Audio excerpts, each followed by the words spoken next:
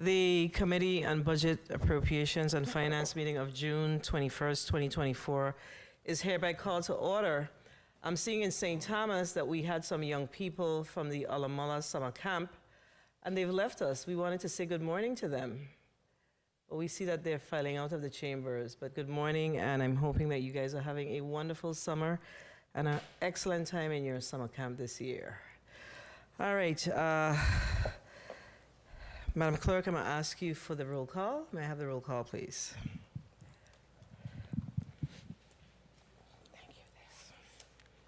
Senator Marvin A. Blyden. Senator Marvin A. Blyden, absent. Senator Samuel Carrion. Senator Carrion, absent. Senator Dwayne M. DeGraff.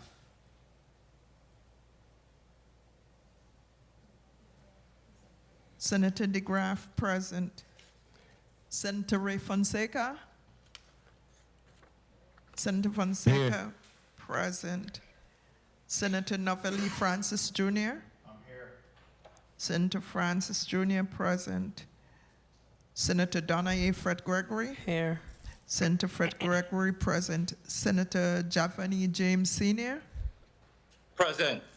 Senator Javani James Sr. present. Madam Chair, it's 5 present and 2 absent. Thank you, Madam Clerk. We have established a quorum. Is there any correspondence to be read into the record? Yes, Madam Chair. You may proceed. June 21st, 2024, the Honorable Donna Fred Gregory, Chairwoman, Committee on Budget, Appropriations and Finance, 35th Legislature of the Virgin Islands, Fritz E. Lawad's Legislative Conference, St. Croix, Virgin Islands. Dear Madam Chair, I regret to inform you that due to previously scheduled appointments off island, I'll be unable to attend today's budget hearing. Please mark my absence as excused, and please accept my apologies for any inconvenience caused, as well as my best wishes for a productive meeting. Sincerely, Marvin A. Blyden, Vice President, 35th Legislature of the Virgin Islands.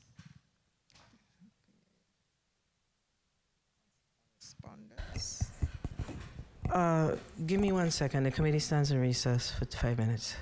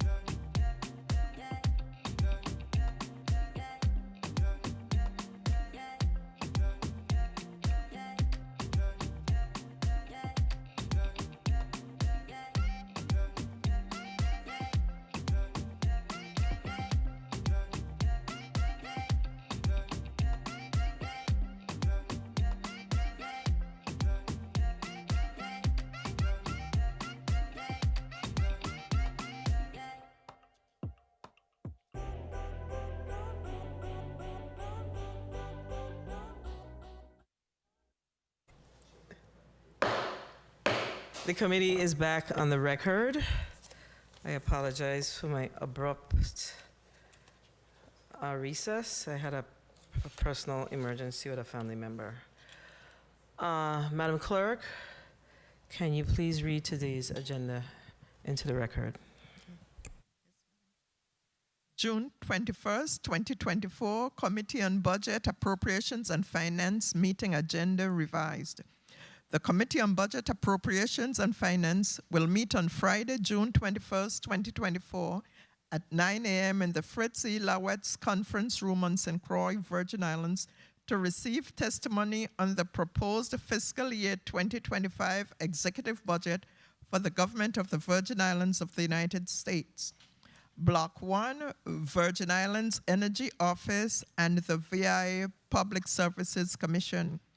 Invited testifiers are Mr. Kyle Fleming, Director, Virgin Islands Energy Office, and Ms. Sandra Satori, Executive Director, VI Public Services Commission. Block 2, VI Bureau of Internal Revenue. Invited testifier is Mr. Joel Lee, Director, the VI Bureau of Internal Revenue. This ends the reading for today's agenda, Madam Chair. All right. Thank you, Madam Clerk. We have the testifiers before us for the Virgin Islands Energy Office as well as the Public Service Commission. We have the officials here. So what I'm going to ask is that you place your name and titles on the record, and we're going to start on my left, your right. We're going to start with the Ms. Satori. Good morning, Senator Fred Gregory. My name is Sandra Satori, Executive Director of the Public Services Commission. Good morning. My name is Magdalene Lawrence. I'm the Fiscal and Budget Manager for the Virgin Islands Energy Office. Okay. Mr. Fleming. Good morning. My name is Kyle Fleming. I'm the Director for the Virgin Islands Energy Office. Good morning. My name is Michael Jaffers. I'm the Deputy Director of the Virgin Islands Energy Office. Good morning. My name is Tess Berg. I'm the Human Resource and Labor Relations Manager with the Virgin Islands Energy Office. All right, Ms. Tess. And I see that we have testifiers in the chambers in St. Thomas. Can you please put your name and title and the department or the agency that you're associated with on the record? Good morning. This is Boyd Sprain with the Public Services Commission. I'm the General Counsel. Good morning. This is Brenda Connor. I'm the Accounts Maintenance Officer for the Public Services Commission. Good morning. My name is Tashawn Hendricks. I'm the Assistant Executive Director for the Virgin Islands Public Services Commission. Good morning, everyone. My name is Alicia Gomes. I'm the Personnel and IT Manager with the Virgin Islands Public Services Commission. Okay, I missed the name of the lady that's sitting next to, I know her, but we didn't get your name clearly. That's sitting next to Attorney Boyd Sprain. Could you provide your name and title again, please? Brenda Connor, Accounts Maintenance Officer with the Public Services Commission. All right, thank you very much. All right, so this morning we have two agencies in this block. And we're going to start with the Public Service Commission. We're going to start with the rose among the thorns. So we're going to start with the lady. So you may proceed with your testimony. Good morning to the Honorable Donna A. Fred Gregory, Chair, Committee on Budget, Appropriation and Finance, Legislature of the Virgin Islands of the United States, in the St. Croix building. Reference the transmittal of the 2025-2026 budget, or fiscal year 2025 budget.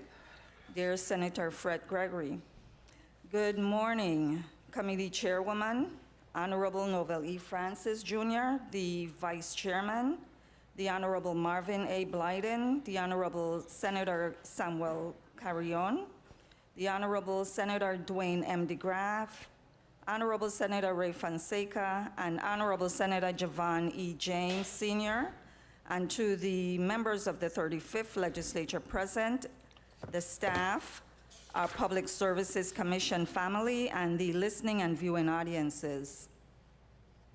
I am Sandra Satori, Executive Director of the Virgin Islands Public Services Commission, and accompanying me today in the St. Croix Chamber, we have Ms. Kiara James, who is our Utility Staff Assistant. We have Jamil Springer, who is our Industrial Engineer, and holding the fort for us at our St. Croix office is Ms. Madonna Abraham. In our St. Croix chambers, we have Tishawn Hendricks, Assistant Executive Director, Boyd Sprain, General Counsel, Brenda Connor, Accounts Maintenance Officer, and Alicia Gums, our Personnel and IT Manager.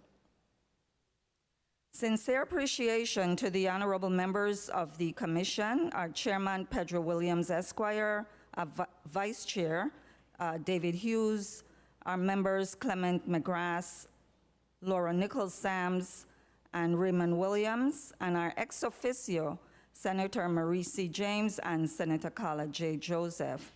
We extend sincere appreciation to you, the members of this 35th Legislature, who have sustained and continues to support our own efforts to improve our services and reinforce the structure of our organization through critical reforms and amended legislation. Fiscal year 2025 finds us again committed to continuing our efforts to fulfill the duties entrusted in us.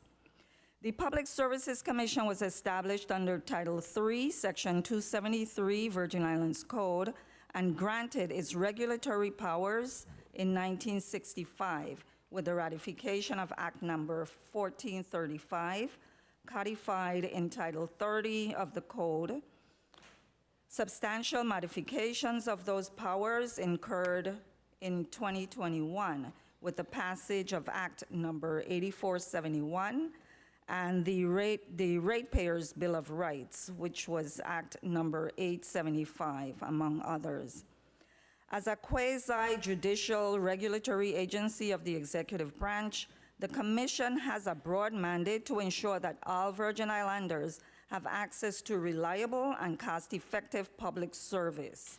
The Public Services Commission regulatory authority includes the review of matters relating to the quality and reliability of service, rate setting, petitions to modify the type or scope of service, and investigation of ratepayer complaints.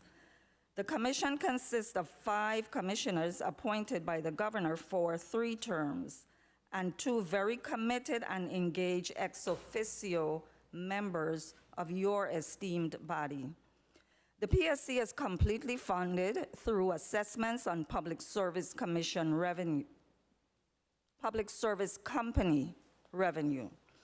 On behalf of our entire organization, the Commission staff here before you today are pleased to present the Public Services Commission's budget for fiscal year 2025. The Commission is, as we have demonstrated in the past years, reasonable, prudent, and even conservative in its budgets and operations. Despite the significant growth in the responsibilities of the Commission, we have kept the specific line item increases to a minimum, and this year have reduced our overall budget request.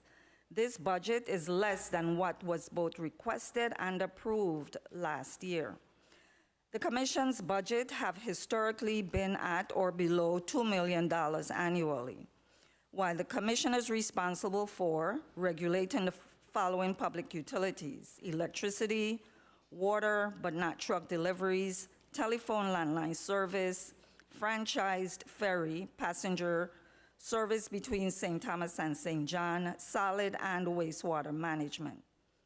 Regulation includes not just utilities rate setting, but also customer service. Rate setting is not an arbitrary function. Rather, it addresses the need for privately owned utilities to have the opportunity to earn a profit, while all utilities, including publicly owned utilities, need to not only cover costs, but have sufficient access to capital markets or borrowing capacity. And the Commission must determine the reasonable and prudent operating expenses of these utilities while being fair to consumers. In addition, the Commission spends an increasing amount of its time and funds addressing telecommunication issues. The Federal Communication Commission, or FCC, delegates responsibility to the Commission for numerous actions, particularly oversight on the expenditure of federal funds to support cellular, broadband, and other telecommunications in the Virgin Islands. Both the FCC and the Virgin Islands Legislature have delegated responsibility for addressing customer service issues in cellular carriers to the Commission. Before we address the current budget, we must address the current and past year's failures of two of the largest entities that we regulate, the Water and Power Authority and the Waste Management Authority, to pay their assessments. This commission, like the majority of public utility regulatory commissions, is funded by the bodies that appear before it. The general operating budget of the commission is funded by the majority utilities that the commission regulates: electric, water, telephone, not cellular, franchised ferries, and waste management.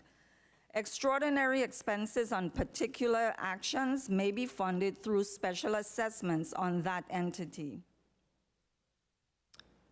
Members of this committee, WAPA has not paid its 2024 annual assessment, creating a budget shortfall of $1.3 million or 0.46%, which is less than 0.5% of WAPA's fiscal year 2022 unaudited revenue.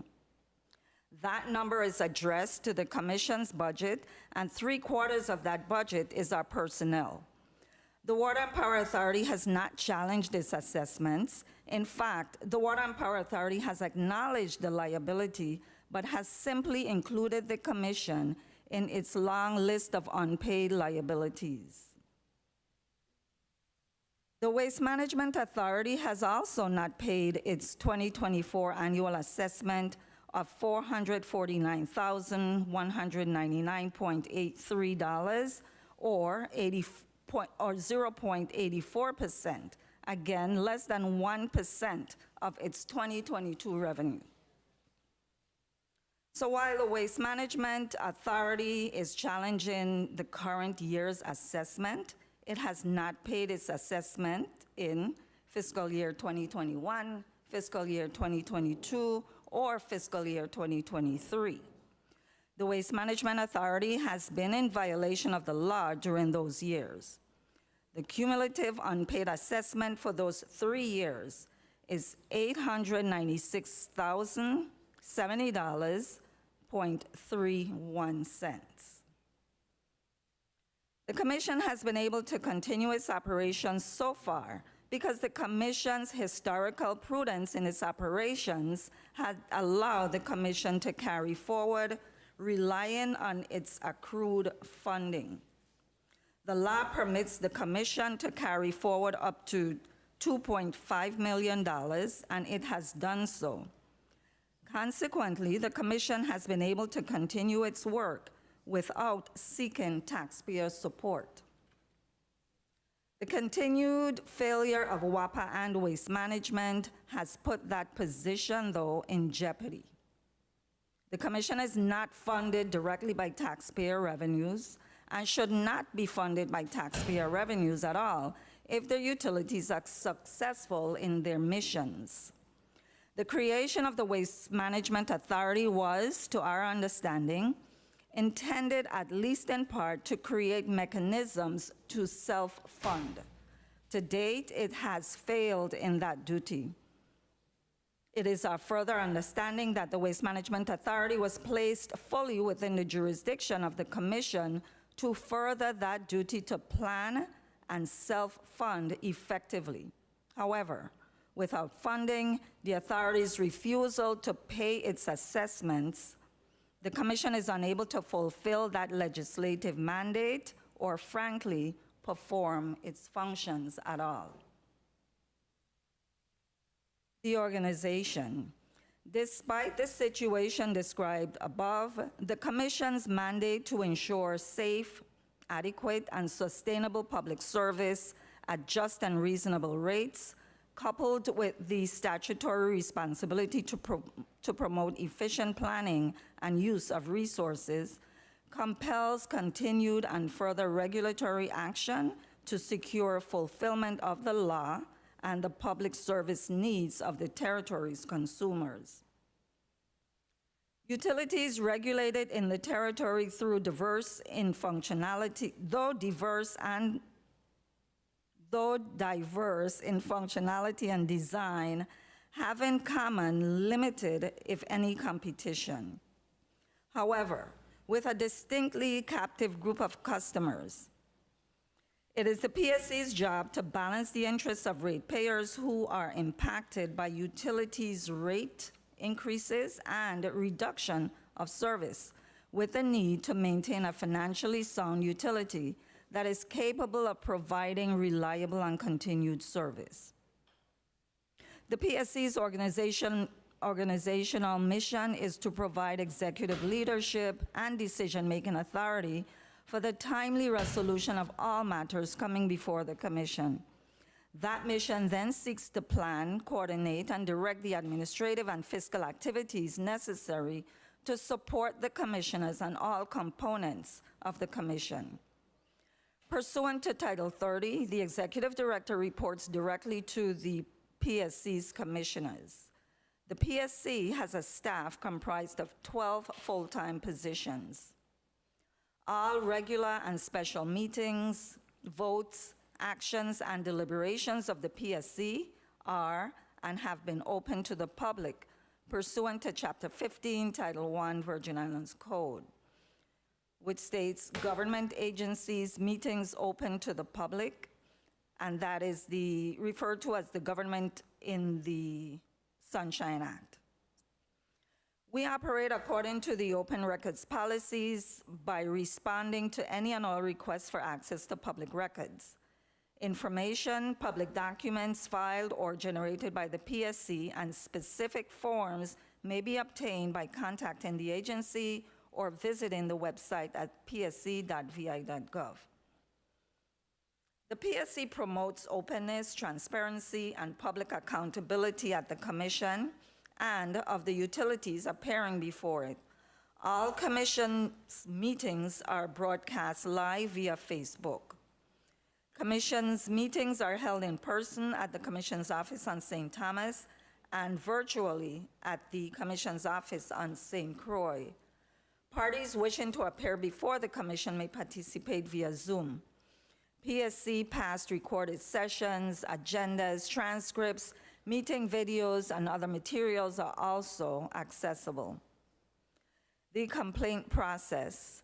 The Commission's complaint processes have been streamlined and are reviewed regularly with improvements implemented and performance optimized wherever and whenever possible. Staff training and development is ongoing, and we experience positive results. Customer service regulations, specifically updated pursuant to the Ratepayers Bill of Rights, which were adopted recently, are effective and proven to be fruitful. Improvement of standards already result in enhanced quality as well as customer and staff experiences.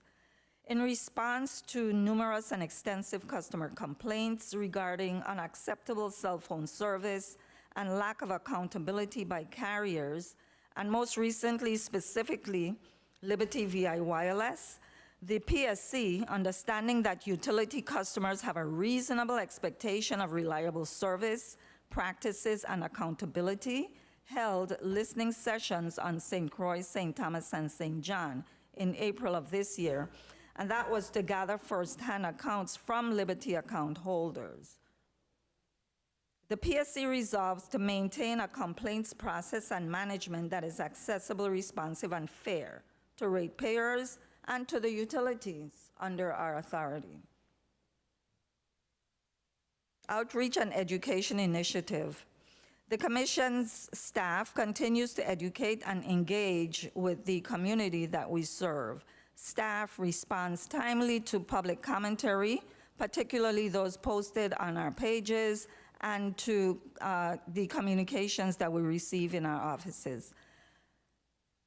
Commission public meetings are broadcasted live, as we mentioned, and the organization has participated in many annual outreach events in all of our communities in our district of St. Thomas, St. John, as well as St. Croix.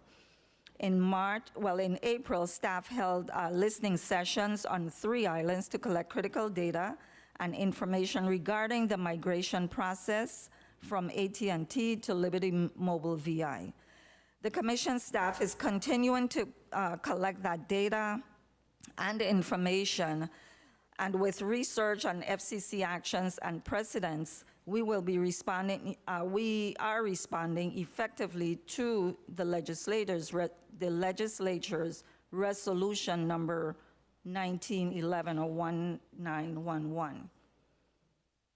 We continue our collaborations with public agencies and organizations, including the Virgin Islands Energy Office, the National Renewable Energy Laboratory, or NREL, and the U.S. Department of Energy regarding renewable energy initiatives, projects, programs, and solutions. Through the implementation of the PSC's website, access to information continues to be used widely by the public, both locally and nationally. Updates and improvements are made regularly to ensure that navigating the site and downloading information, as well as accessing digital and media platforms for up-to-the-minute news and information regarding the Public Services Commission, as well as the utilities that we regulate. The mission of our outreach and education component is to provide customers and the public with the most expedient public information services possible. In addition to fast, user-friendly, and personalized digital access, the PSC serves regulated utilities customers and the public at our centrally located offices in Barbell Plaza on St. Thomas, as well as the Midwest Office Complex on the Queen Mary Highway here on St. Croix. Information technology and communications. Our IT component works to ensure accurate, efficient, and timely technology planning, management, development, implementation, updates, communication, and maintenance to our staff and for the benefit of our customers. The IT mission currently and throughout the upcoming fiscal year is to support electronic interaction effectively with the public and other governmental entities, to implement effective procedures, software, and communication with the public to allow them access to both access, retrieve, and submit data, forms, and other documents. Also, to effectively utilize information technologies to enhance intra-organization communication and performance. And then finally, to provide the public with video and audio broadcast of meetings and decisions for communication, participation, and transparencies.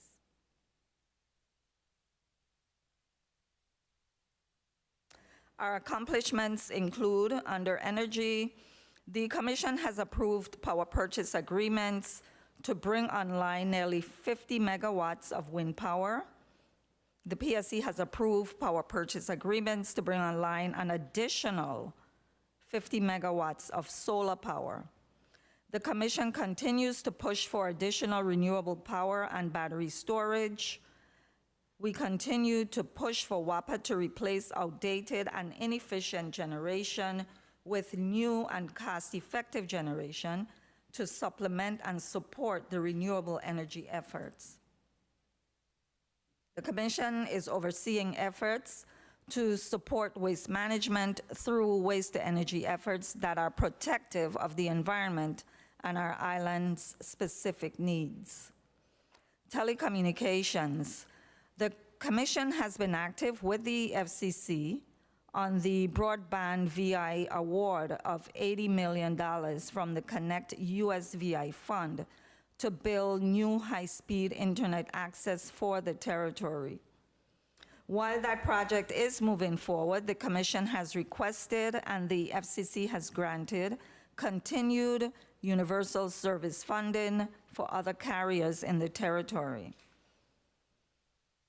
The Commission has also adopted new regulations to implement the Ratepayers' Bill of Rights as amended by the legislature. The Commission reviews the operations of the Waste Management Authority as part of its new mandate to oversee the public utility, although hampered by the financing issues that we mentioned earlier. The budget.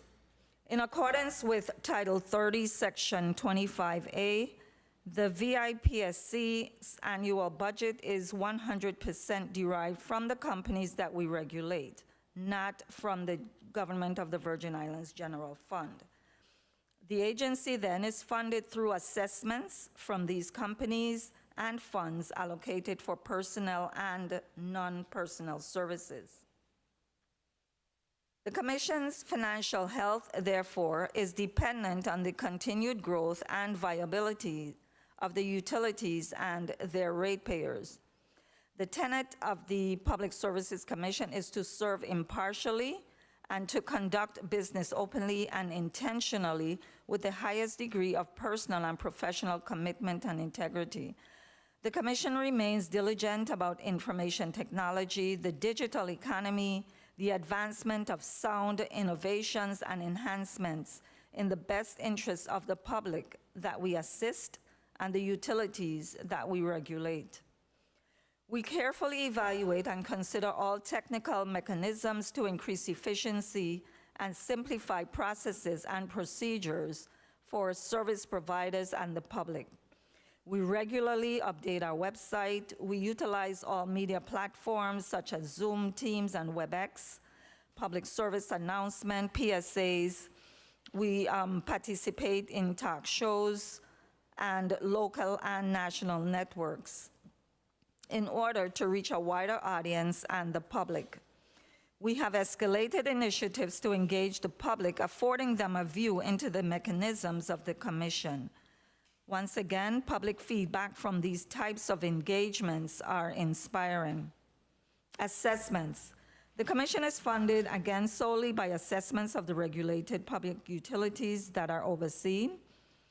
Assessments duly paid by regulated utilities and qualified providers to the PSC are deposited into the Public Services Commission revolving fund for the operations of the PSC. Entities subject to assessments. Every regulated public utility, that is electricity and potable water, solid waste and wastewater utility, telephone, franchised cable TV, and franchised ferry services regulated by the Commission, is subject to an assessment on its gross operating revenues in order to produce sufficient revenue for expenditures allocated by this legislature to the Public Services Commission. Revolving fund established pursuant to law. The portion of the total assessment applicable to each category of public utility is based on an accounting by the Commission of the portion of the Commission's resources devoted to matters related to each category. The PSC determines the regulated utilities assessment annually prior to August 1st and assesses each utility for its pro rata share for expenditure during the fiscal year, which begins October 1st. Each utility must pay the assessment charge to the utility on or before October 1st of each year. An exception has been granted to the Water and Power Authority that pays its annual assessments on a quarterly basis.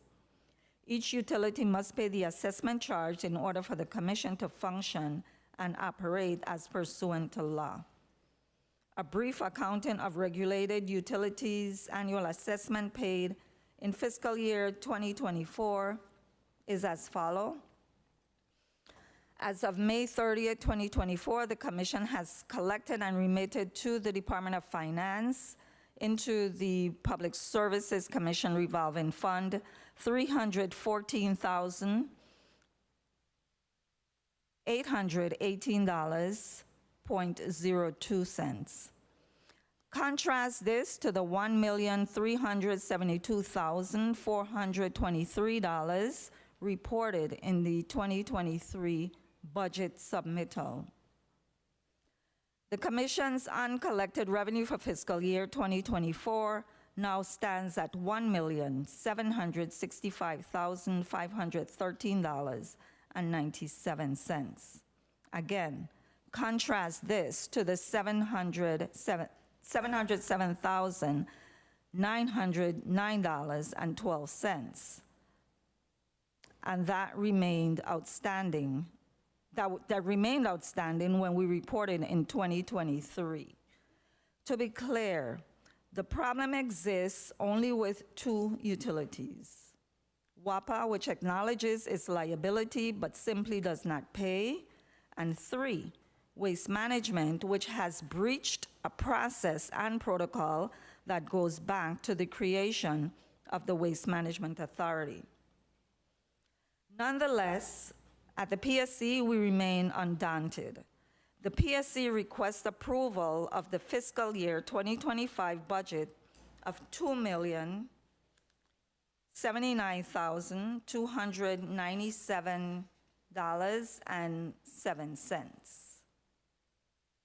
As outlined in our detailed description, we request that funds remain available until expended. Personnel service comprise salaries to staff 13 positions to include the executive director, assistant executive director, general counsel for administrative purposes, and also included our stipends budgeted for 5 commissioners who annually oversee 4 regular and at least 8 special meetings, and any additional meetings necessary for the PSC to accomplish the needs of the utilities and the ratepayers.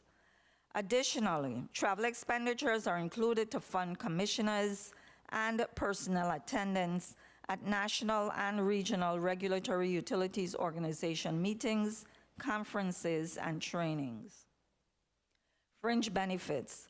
The Government Employee Retirement System, or GERS, contribution is at 23.5%, which is consistent with the prior year's end and reflects all eligible employee salaries up to $65,000.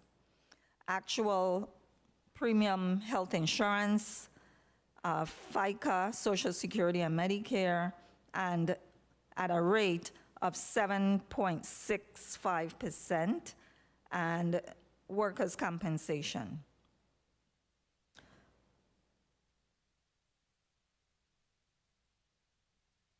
It also includes utilities, which are the electrical services, as well as other utilities for 2 of our office sites. Office supplies, St. Thomas and St. Croix locations to include general office supplies, legal periodicals, cleaning supplies, vehicle supplies, gas and maintenance, etc. Rent, repair, and maintenance. 2 rental properties on St. Croix and St. Thomas. Both facilities are ADA compliant and meet the needs of the public that we serve. They are ground level properties and located on public bus routes, major roadways with adequate parking accommodations. Professional services. Any contractual services rendered to include legal, consulting services, and janitorial service contracts, etc. Training, registration fees, and related costs for conventions, workshops, and regulatory study programs for commissioners and staff. Communication, upgrades and new communication and media equipment for commissioners and staff members, including postage, post office box rentals for both facilities. Transportation, non-travel, and that includes air freight and municipal parking. Travel, which includes hotel, airfare, and transportation to participate in meetings, conferences, and training, utility and regulatory study programs, and inter-island travel to outreach and promotional events. Insurance, full coverage of all registered staff of 4 vehicles, 2 on each island. Other services includes the stenographic services for all of our meetings and are included in this category. Also, any unexpected, unallocated expenses that the agency may incur. Capital outlay, and that includes facilities improvements, computer system purchases and upgrades, and office equipment. In closing, we are grateful to the administration of the Honorable Governor Albert Bryan Jr. and the Honorable Lieutenant Governor Tregenza A. Roach, Esquire, to the Offices of Management and Budget, to the Department of Finance, Department of Property and Procurement, and all other entities who assist and partner with us as we fulfill our mission and our mandate. Again, to the members of this esteemed body, the honorable members of the 35th Legislature and staff, thank you for your continued support. We acknowledge appreciation to our own valued staff, which is the backbone of our accomplishments, whose vital experience, hard work, and commitment cannot be overlooked. Madam Chair, we are happy to assist and answer any questions or provide information on our budget report or our operations. Thank you for your testimony, Ms. Satori. We'll now hear from the Energy Director, Mr. Kyle Fleming. You may proceed. Thank you. Good morning, Honorable Chairwoman Donna Fred Gregory, and members of the Committee on Finance, and other distinguished members of the 35th Legislature present here today. I'd also like to extend my sincere greetings to the audience present in the chambers, as well as to those observing remotely as well. My name is Kyle Fleming, Director of the Virgin Islands Energy Office, a position that it has been my honor to hold for the past 5 years. Allow me to begin by thanking the Finance Committee for the opportunity to present testimony in support of the Virgin Islands Energy Office's annual budget and initiatives as it relates to the executive budget for fiscal year 2025. I'm joined today by Michael Jaffer, the Deputy Director, Lynette Sierra, my Executive Assistant, Tess Berg, Human Resources and Labor Relations Manager, and Magdalene Lawrence, Fiscal and Budget Manager as well. Delivering relief today is the mantra that the Energy Office has taken up in fiscal year 2025. A call to action that reflects the commitment that runs from top to bottom throughout this agency, namely that is within our power to design and administer programs that remove the barriers inhibiting everyday Virgin Islanders from experiencing reliable, affordable, and clean energy. The Energy Office's ability to act on this mantra has been greatly enhanced this year by a generous influx of federal funding, one through the dedicated efforts of our staff. This once-in-a-generation investment in the territory's clean energy future is being powered by the Biden administration, which through legislation like the Inflation Reduction Act and the Bipartisan Infrastructure Law are helping to fund these efforts to make homes for seniors and low-income citizens more energy efficient, reduce the cost of installing battery backup systems, and steer investment towards even greater penetration of renewable energy generation on our electric grid.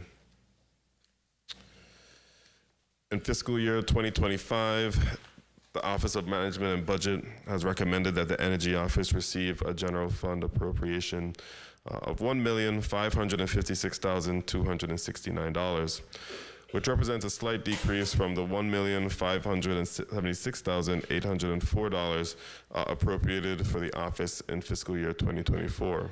It's a variance of approximately $3,186. The vast majority of the department's fiscal year general fund allotment has been earmarked for personnel services, which amount to 56% of the fund. or $873,489. The next largest chunk of the general fund allotment is taken up in fringe benefits, which accounts for $391,105. Finally, the remainder of the Energy Office's general fund allotment is distributed between supplies at $25,300, utility services at $14,000, and other services at $252,375. I've included a 3-year comparison of the general fund, or the Virgin Islands Energy Office budget for reference. Relative to the personnel and fringe services, the Energy Office personnel services budget for fiscal year 2025 details the funding needed for 18 full-time staff positions. There are currently 15 unclassified, 2 classified employees. As far as funding sources for paying out wages and benefits, 15 of the agency staff are funded through an allotment from the general fund, while 3 positions are partially funded by the general fund and 3 are wholly funded by federal dollars. The projected total of fringe benefits due to the Energy Office employees for the general fund and federal sources is $501,602. And the projected total of personnel services due to the general fund and federal sources is $1,118,974. Although the Energy Office makes great use of the federal sources to help craft renewable energy policies and design innovative programs that foster cleaner, more reliable power generation, we cannot do this work without significant local investment and buy-in into our mission.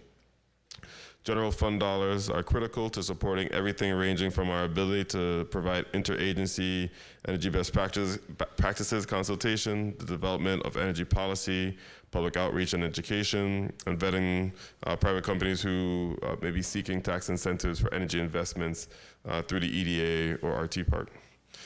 The Energy Office's diverse realm of responsibility means the agency cannot afford to rely solely on federal funds, as that would make it impossible for us to deliver the critical services we provide to the Virgin Islands community.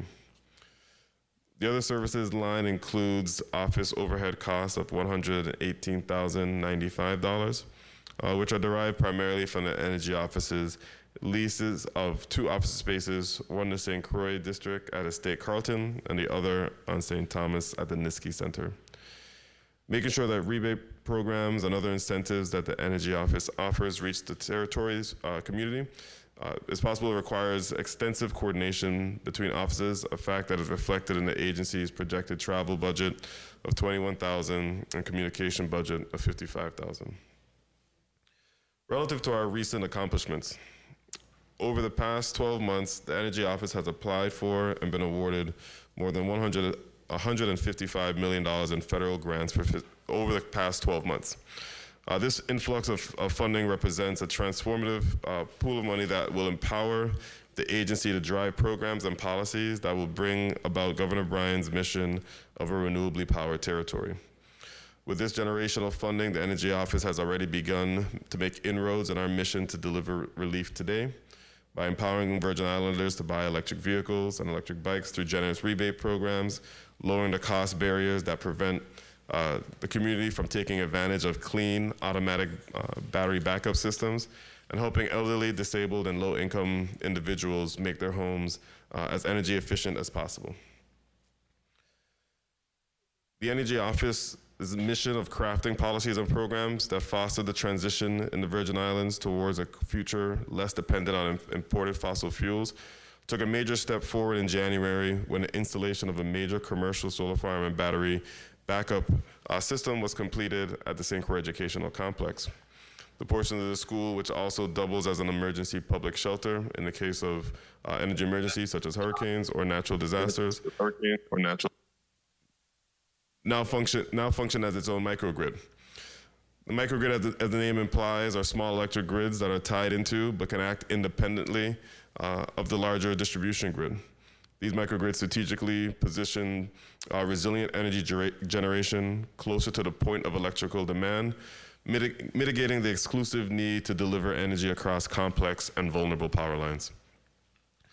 Now, because of the Energy Office-led technical upgrade, the Educational Complex Hurricane Shelter will be able to function reliably during extended power outages and significantly reduce the school's reliance on fossil fuel generators as an emergency backup system that have proven difficult to maintain and costly to fuel. Additionally, under blue sky conditions, the solar microgrid will aid in offsetting approximately $10,000 a month in utility costs the school would otherwise incur. The Equitable E-Mobility Rebate Program, launched in January as well, is another generous Energy Office rebate program helping destroy the price gap that has kept many people from being able to buy electric vehicles. And it's also a national priority as the U.S. aims to pivot away from the historical dependence on fossil fuels. Once an emerging technology, and electric vehicles have become a significant force on the road, offering on average lower maintenance and operational costs, as well as operating on simpler electric motors that typically require less servicing than their combustion engine counterparts. The Equitable E-Mobility Rebate Program has dedicated over $300,000 in federal funding that the Virgin Islands will use to defray up to $5,000 off the cost of purchasing an electric vehicle, or even $500 off the price of an electric bike. Oops. Virgin Islands residents, small business owners, and nonprofit organizations can apply for this first come, first serve rebate program. Only battery electric vehicle and zero emission vehicles are eligible for the rebate. And even new vehicles purchased outside the territory and shipped in are eligible, as well as used vehicles as well. The program still has ample funding available, and applications are still encouraged. The Energy Office is not just content in offering rebates and hope that it will lead to widespread adoption of new technology in the territory. The Equitable E-Mobility Rebate Program builds on a foundation that the agency established in 2022 when it revolutionized the government's motor pool by facilitating the procurement of 20 light-duty all-electric vehicles. Since then, EVs have started to become a vital part of the government's fleet, with agencies across the government buying into the Energy Office's electrification strategy. The Virgin Islands Water and Power Authority recently added to their fleet of electric vehicles, bringing in 13 heavy and light-duty trucks into their service across St. Thomas, St. John, and St. Croix. Similarly, the Energy Office also has 8 F-150 Ford Lightnings on order, and it will be deployed into the territory later this summer, early fall. The Department of Planning and Natural Resources has been aggressive in its procurement of EVs, using its own resources to purchase approximately 4 electric vehicles in this period as well. The technology has become a part of the territory's public transportation network as well, with three all-electric 10-passenger vans being purchased, 2 of those adopted by the Vitran fleet for service on St. Croix. The electric van parked up outside the Legislative Hall today. One of the units is actually parked outside the Legislative Hall today, and we welcome senators to come tour and explore and even test drive following this hearing as well. But while the Energy Office has championed the importation of EVs into the territory, we know that in order for the technology to flourish here, we need to foster an environment where these vehicles can be serviced and maintained, and people can readily learn those skills.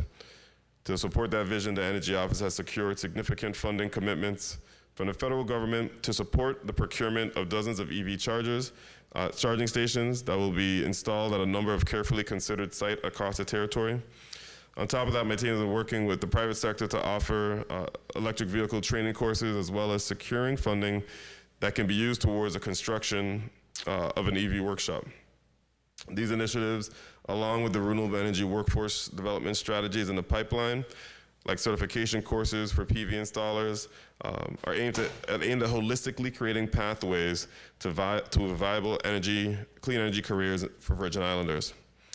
Earlier this year, the VIO, the Energy Office, facilitated EV fleet inspection and service by a certified level 4 Tesla technician. This experience provided Department of Property Procurement and VIPD mechanics the opportunity to shadow the technician and learn the basics of the EV diagnostics.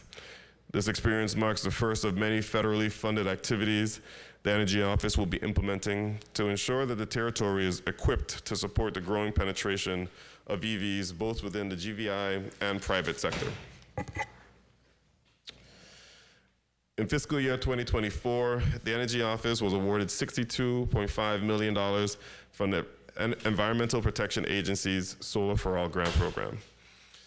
The territory won the highest per capita award for any jurisdiction in the nation, a testament to the dedicated staff of the Energy Office who left no stone unturned in the fight for funding the territory's energy revolution.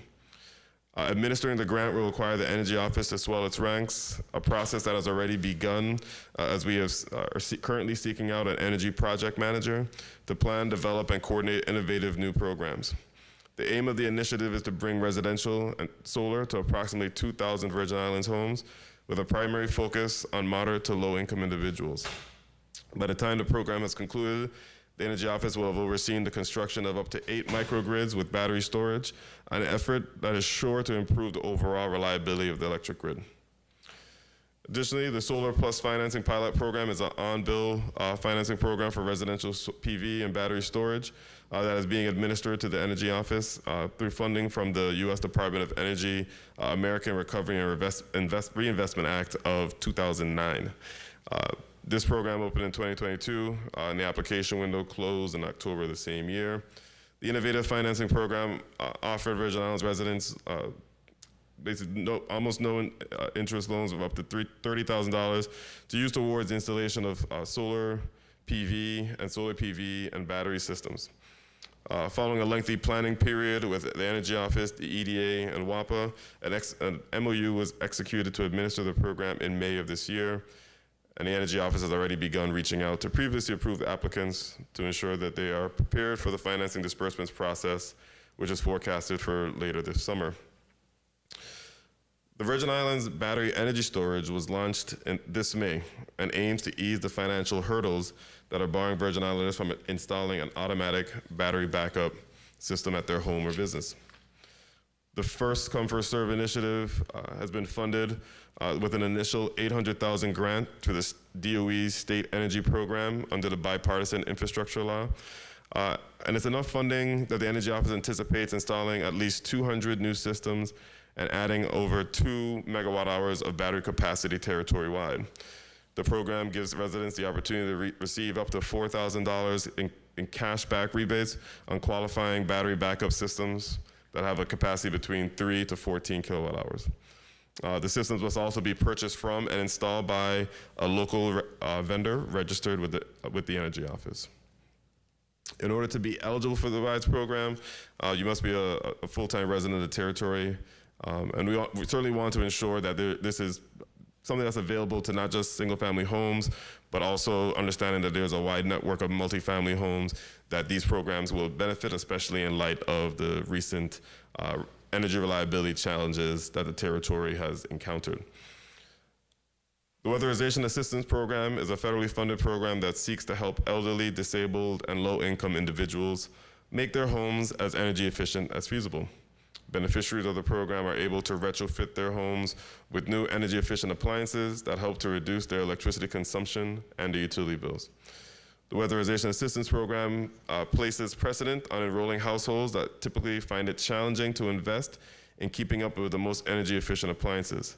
Applications are assigned a score depending on how many of the eligibility requirements are met, with priority for appliance installation being given to households with the greatest need for energy efficiency. Factors that impact eligibility include whether an applicant's household income falls below double the federal poverty level for a particular family unit, if there's a disabled household member, or the family has a child under the age of 5. Other criteria include if the family has older members with more than 20% of the household income goes towards energy bills, or families with usually high energy consumption needs.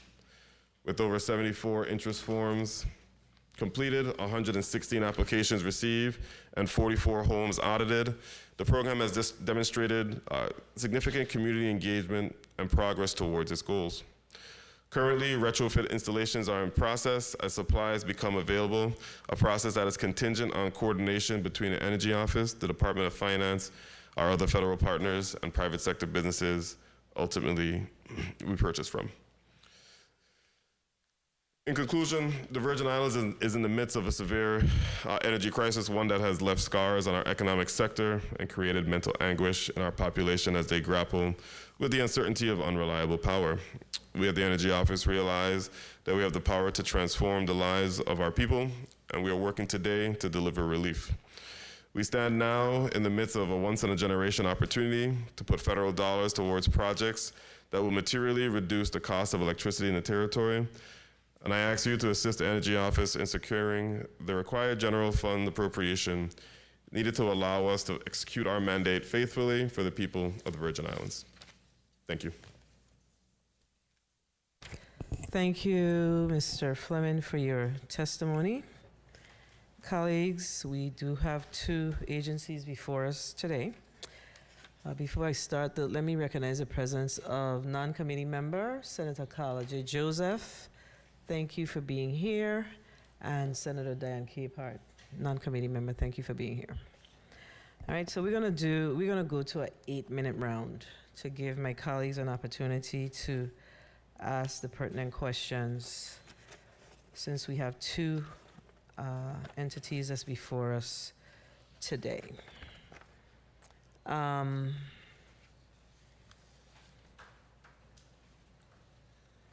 Mr. Torrey, I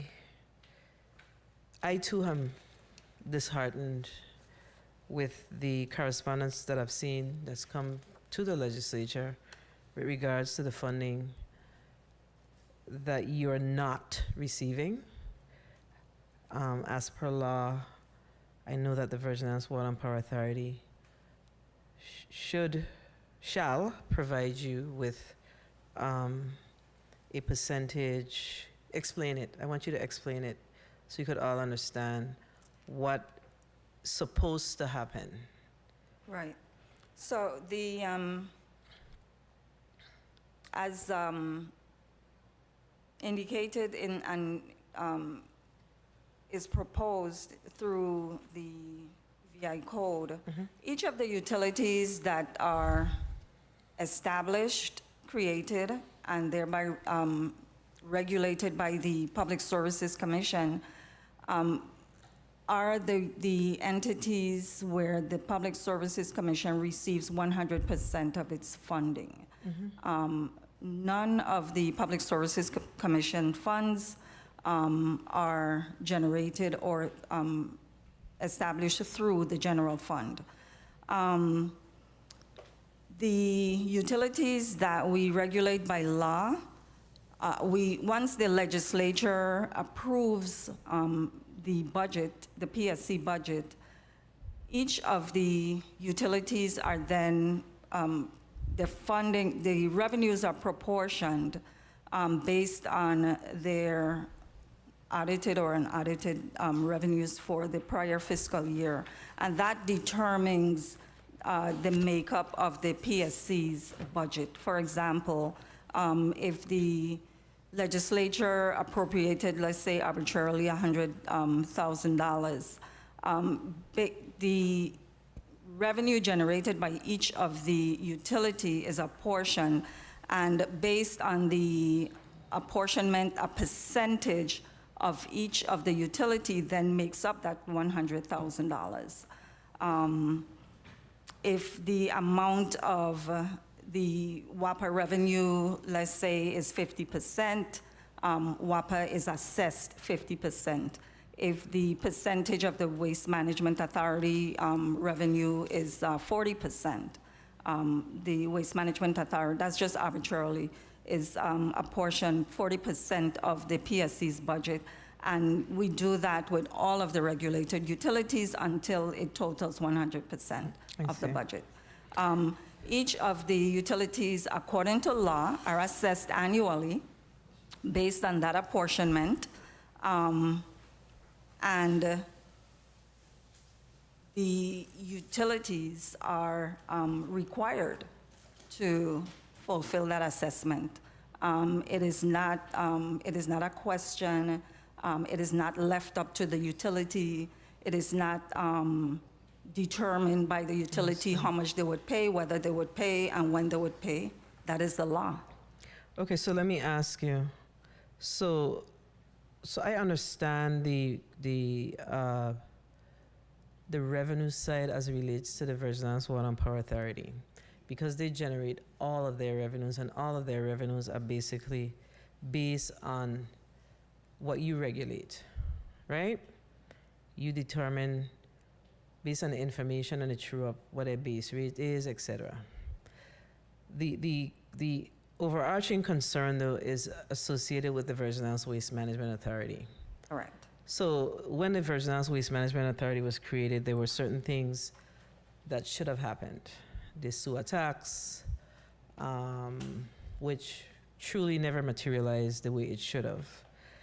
And then recently, the small, what is it? The tax was actually a fee. The wastewater. The waste, no. Waste. Okay, then the wastewater fee, but the other one, that's the tipping fee. The tipping fee. Right? Okay. But the majority of the Waste Management Authority's funding, which would be considered their revenues, come from the taxpayers, because we appropriate the funding for their operations for the most part. I think our last budget was, I think it's approaching 40 million, if it's not more, right? So are you assessing them on the overall number, or are you assessing them on the revenues that they generate? Are you, basically what I'm asking you is the funding that they receive from the central, from the appropriations from the legislature, are those included in your assessment? I think that's where some of the confusion and the lack of payment is coming in, because when we appropriate the money to them, we don't give consideration for the fact that they have to pay that fee, because that's not fees, revenues that they generate as a result of fees. That's revenues that's tied to the taxpayers providing that funding to them in the budget. So that is something that we need to resolve once and for all. And that's quite clear.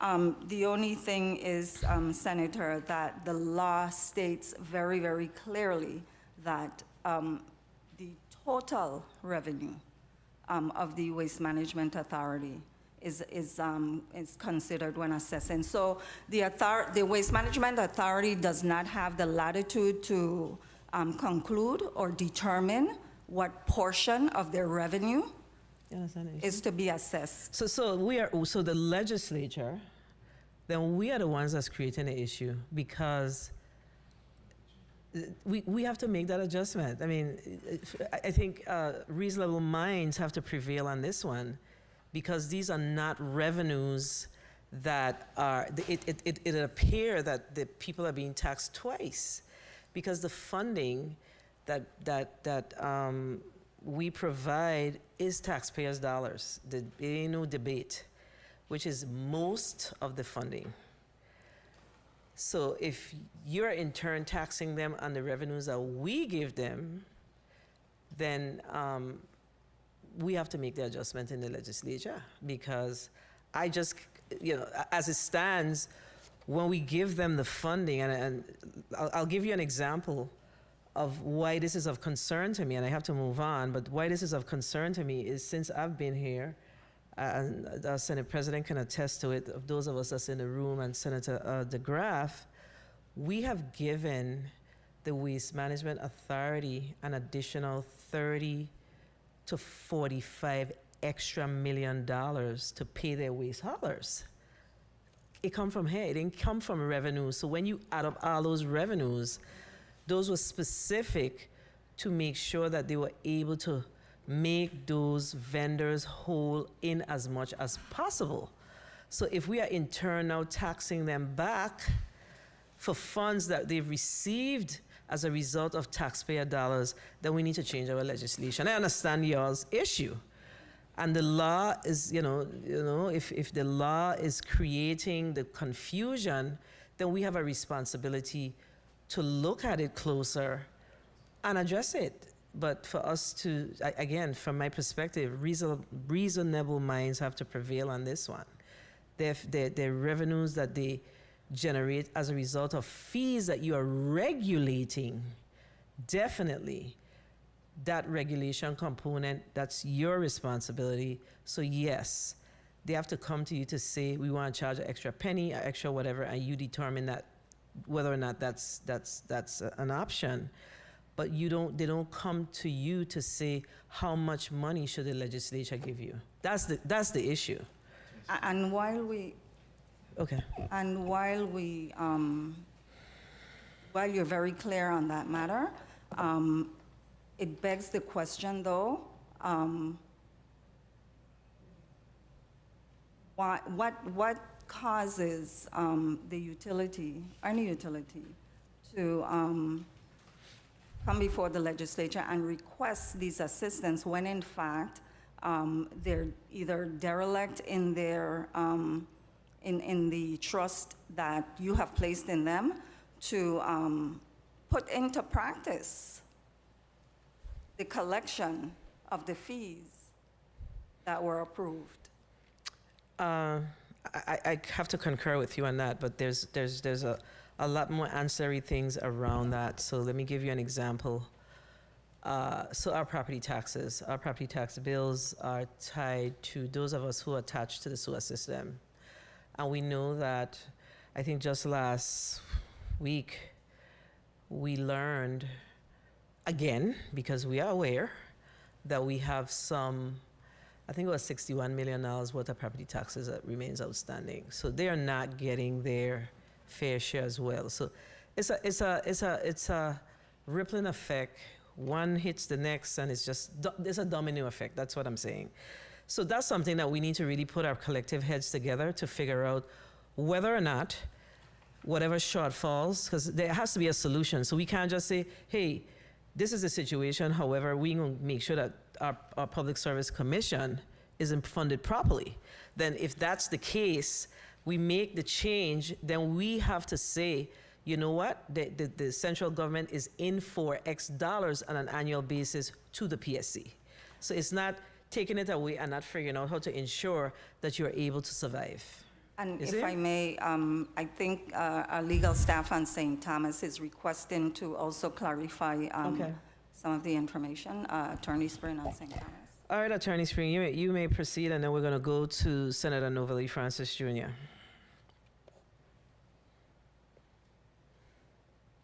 Can you hear us?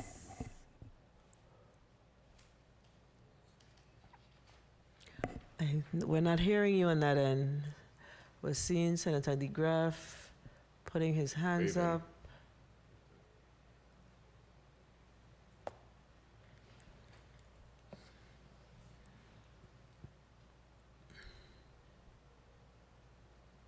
Okay, something is happening with media on St. Thomas. So we're going to go ahead with Senator Novalee Francis Jr. And once they get that matter resolved. Morning. Good morning. Boyd Oh, you can hear Sprain, me? Public Services Commission. Okay, can we okay, go ahead. Can you hear me now on St. Croix? Yes, sir. Proceed. Services Commission brought the issue of funding concerns to the legislature's attention at the creation of the Waste Management Authority. It wasn't addressed in the legislation, and we were just included at that time. Consequently, our then General Counsel sat down with Waste Management's General Counsel and negotiated an approach where we looked at it, and in compliance with the code, Title 30, Section 25A on annual assessments, we looked at the operating revenues of the Waste Management Authority. And in looking at the operating revenues, we look at those that are used to actually operate. Waste Management has, in its current exclusions, argued that grants are excluded. And we agree, we exclude grants where grants are used as capital contributions, where you're building projects and you're doing grants. But where funding is approved for the operating costs of the authority, and the legislation approved by this body identified many of your dollars going to the Waste Management Authority as for operating expenses, those are properly included within our determination of the revenues. It's not that the Waste Management Authority has never been aware of this. Waste Management included this in their budgets at least through fiscal year 2021. They simply stopped paying. We have a very issue we clearly need an address, but we don't believe we are being inappropriate in our interpretation of the law as it currently applies. And we do not believe we're in violation of the agreements we had with Waste Management as they were developed. This is a change in Waste Management's position because Waste Management has become a bigger budget item and they are losing money. We recognize that. That doesn't change the liability they have for these assessments, in our view. Thank you. Thank you for your response. My position remains the same because you referenced the fact that the law is clear, and we are not disagreeing that the law isn't clear. But when the law was created, the law expected that by now the Waste Management Authority would not be on the coffers of this government.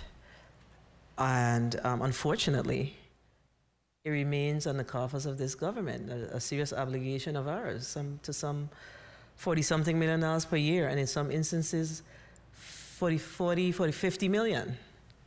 So we have to make the necessary adjustment, and if we have to backfill the PSC, then that's also a responsibility of this government. So we have to make sure that we balance this so we don't have government entities fighting against each other. There's one government. So we gotta figure this out. That's all I'm basically saying. They have not lived up to the expectations, and in some instances, you know, it's not necessarily any fault of theirs. The legislation that was created needed to ensure that there were clear revenues that were going to be collected as a result. I mean, I will venture to say this, and I say it all the time. I haven't said it in a long time, but we don't pay for trash in the Virgin Islands as individuals. Individual homes, only some people that pay for trash pickup. If you go throughout the country, everybody pays to pick their trash up, and that's part of waste management responsibility. So it's now passed on to our tax base, and we gotta figure it out until we could figure that part out. So it's something we gotta work on. Okay, Senator Francis, you're recognized for your 8 minutes. Thank you very much, Madam Chair, and good morning to everyone. And we're all eating from the same trough. At the end of the day, you know, I think that that's what we're up against, and waste management, all they're gonna do is turn to us. Turn to this very same general fund in order to be able to backfill this funding for the Public Service Commission. Similarly, with WAPA, we're all eating from the same trough, and because, and that's the reason why we're seeing that our general fund is being so hard hit. Well, guess what happened? It means that we have to reduce services because, again, we have to backfill all of these needs from the Public Service Commission, from Waste Management, from all of these entities.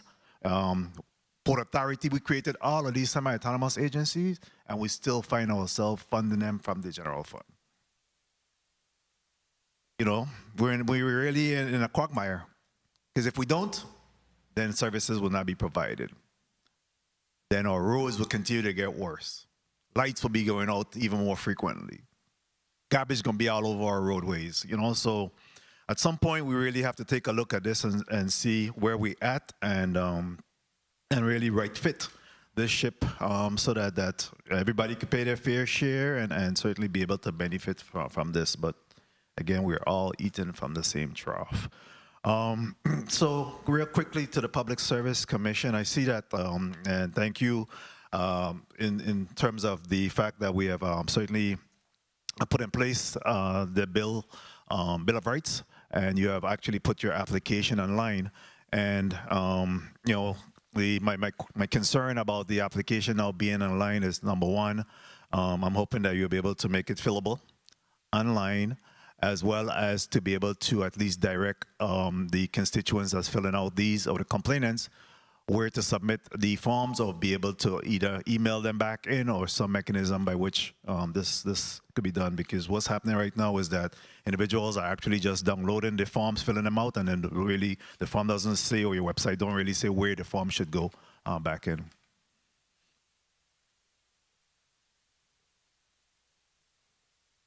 You agree with that? Can I respond to that? Yes, Yes, yes. definitely. Yeah. We are working on making the form fillable as we speak. But yes, once they download the form completed, they can upload it back onto the website. In all of the cases where we receive complaints from the ratepayers, our staff also monitors those complaint forms and contacts the ratepayer immediately to ensure that the complete and sufficient information is submitted. We agree that, not everyone has that capability or capacity, and so we work with them to do that. Okay, yeah, so we have to continue to make this as user-friendly as possible. Also, have you seen an increase in the number of complaints coming in by complaints regarding WAPA billing, one, and two, the cell phone issues that we're experiencing? The complaints fluctuate, to be really honest with you. There are times when we have a maximum number of complaints, the complaint rate increases, and then there are times when there are lull in the complaints. And basically that matches the sentiments of the ratepayers. Again, that's why the Public Services Commission is proactive in that sense. We literally monitor social media as well as the airwaves to find out exactly what it is that the ratepayers are experiencing. And so that works also. And are you doing timely feedback to the complainants? Because Absolutely. obviously, my office, and I'm sure other senators are also experiencing the same thing where they're notified or called when individuals believe that they're not being timely responded to. Yes, and let me clarify that. Ratepayers get very, very prompt feedback from PSC staff where they may not get immediate results from the utilities. We make sure that we keep the ratepayers up to date on what the status of their complaint is. We engage with the ratepayers where they can feel free to contact our utility staff at any time, on any day. We also reciprocate and contact them even when we're waiting for the utilities to respond to us or to submit results in a timely fashion.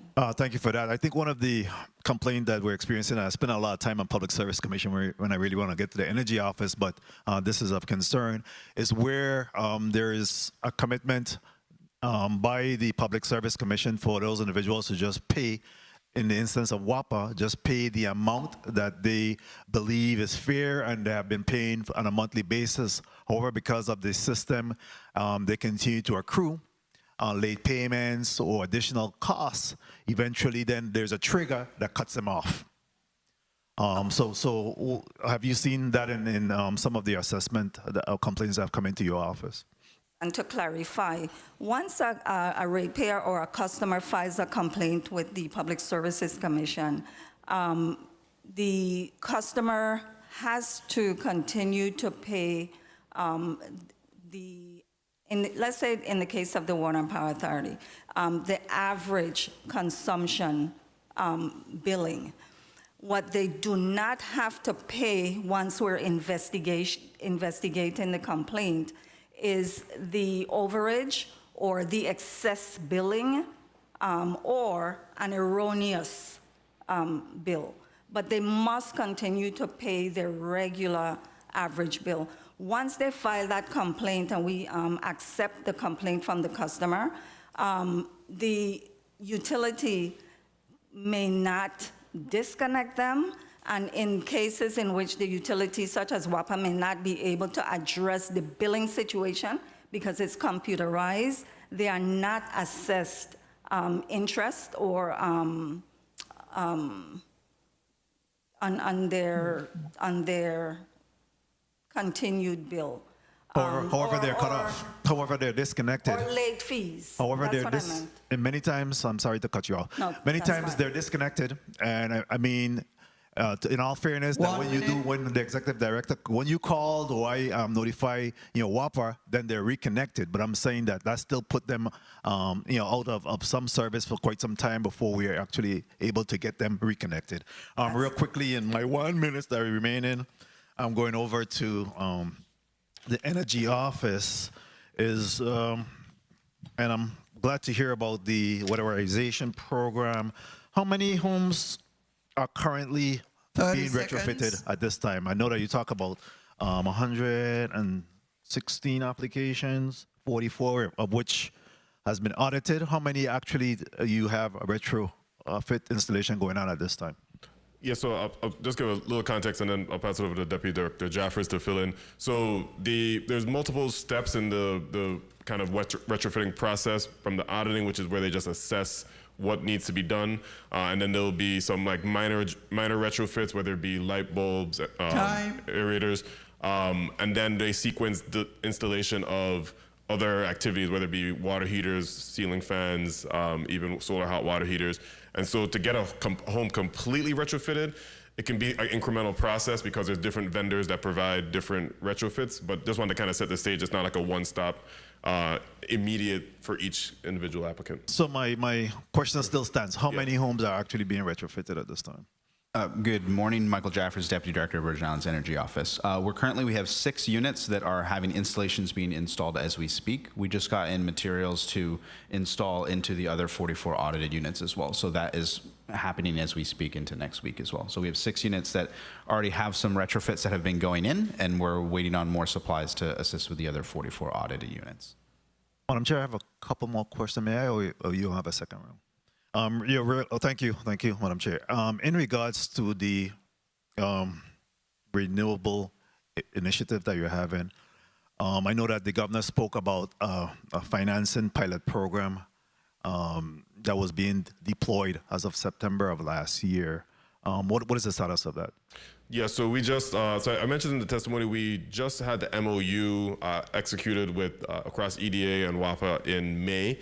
So right now we're in the process of re-engaging with customers, letting them know that we're going through preparing them for the loan disbursement process. So we're doing title checks on applicants, making sure that all the information, also making sure that they're still interested, because we know that there are some customers that, due to the lagging time, have maybe gone and done their own separate investments. So we're essentially kind of refining our application list, making sure everyone can get prepared for the loan disbursement. So in 9 months, nothing have been done so far on this?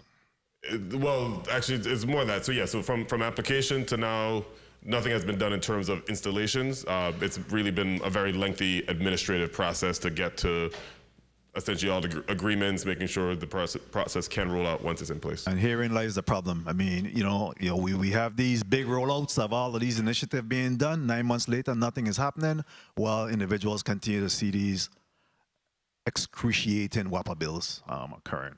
How many solar installers do we have in the Virgin Islands? Do you have a quick number on the vendor list? And is there any engagement between the Energy Office and these installers to make a determination as to how many individuals, how many homes have received renewable energy of late? So not so much, like we don't necessarily rely on the vendors to tell us. We rely on our interconnection application program to define the number. And we've seen just for example, since 2020, we've had over approximately 900 applications be submitted and those are primarily solar and battery systems. And those are just the ones that get into our pipeline. Not everything kind of falls under the process, but I mean, we assume that's a vast majority, but it's significant growth. Net metering was a 15 megawatt program, right? That started in 2009. It didn't reach 50 megawatts till 2017, so almost 8 years. In the last 3.5 years, we've seen over 12 megawatts of solar just through our application pipeline. So the rate of deployment is growing exponentially, as one would expect in this environment. I have many questions in this area, but I'll yield to my other colleagues. But yeah, WAPA is in trouble in terms of the WAPA as we know it. And I think that we really need to start to mine the data that we're experiencing, because there is a lot of growth on the other side of the fence, as well as we continue to see the operating cost of WAPA continues simultaneously. Again, put us in a quagmire. So I'll yield at this time. Certainly, if I have a second round, I have some more questions in that area. I'll make one comment to that. I do think that some of the things that we are looking at doing in terms of like our battery program and some of these on-bill financing structures, we're really striving for those to be, not necessarily pilots, but like really the gateway to how the appetite for these type of technologies are growing, looking at ways where the utility can actually participate, so it's not just third parties that are essentially benefiting as vendors. The utility is actually involved in the process, so we can diversify some of our services that we offer, because I agree fully that there's competition. Thank you very much. We have a work cut out for us in that area. And thank you, Madam Chair. Thank you, Senator Francis. Senator Joseph, you're recognized for your 8 minutes.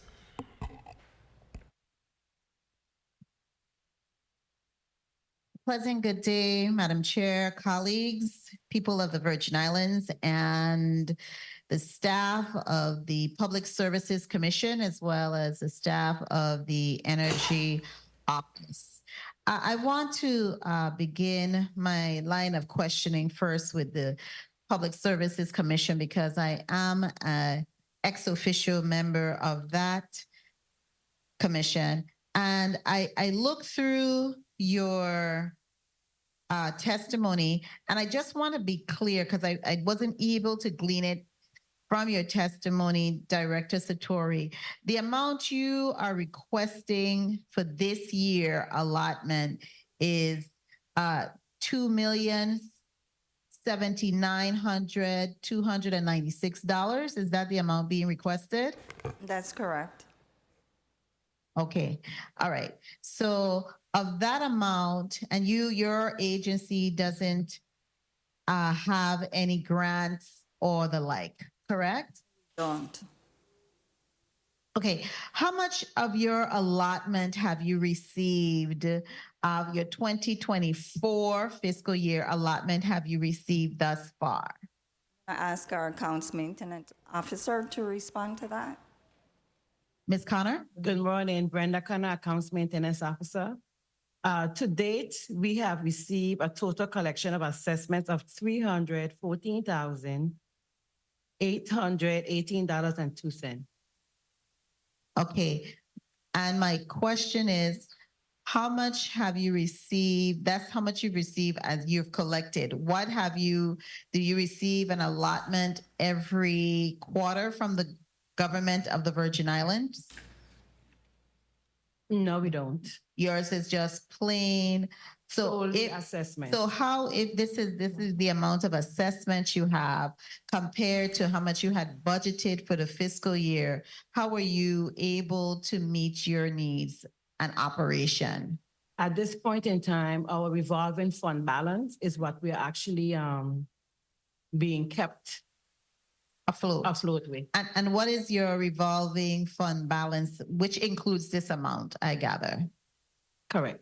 What is the total as of today, or maybe as of the ending of May? As of May, it's about 1.3 million. And you anticipate that funding will take you how far, that funding level? It should take us to the end of this fiscal year and hopefully to begin the next year, but it will not take us into December. It wouldn't take you into December. You will have a shortfall. Correct. Do you have a projected amount that the shortfall will be? Not offhand, but I estimated if it's about, we're looking at the salaries and everything. Let me see, give an estimate.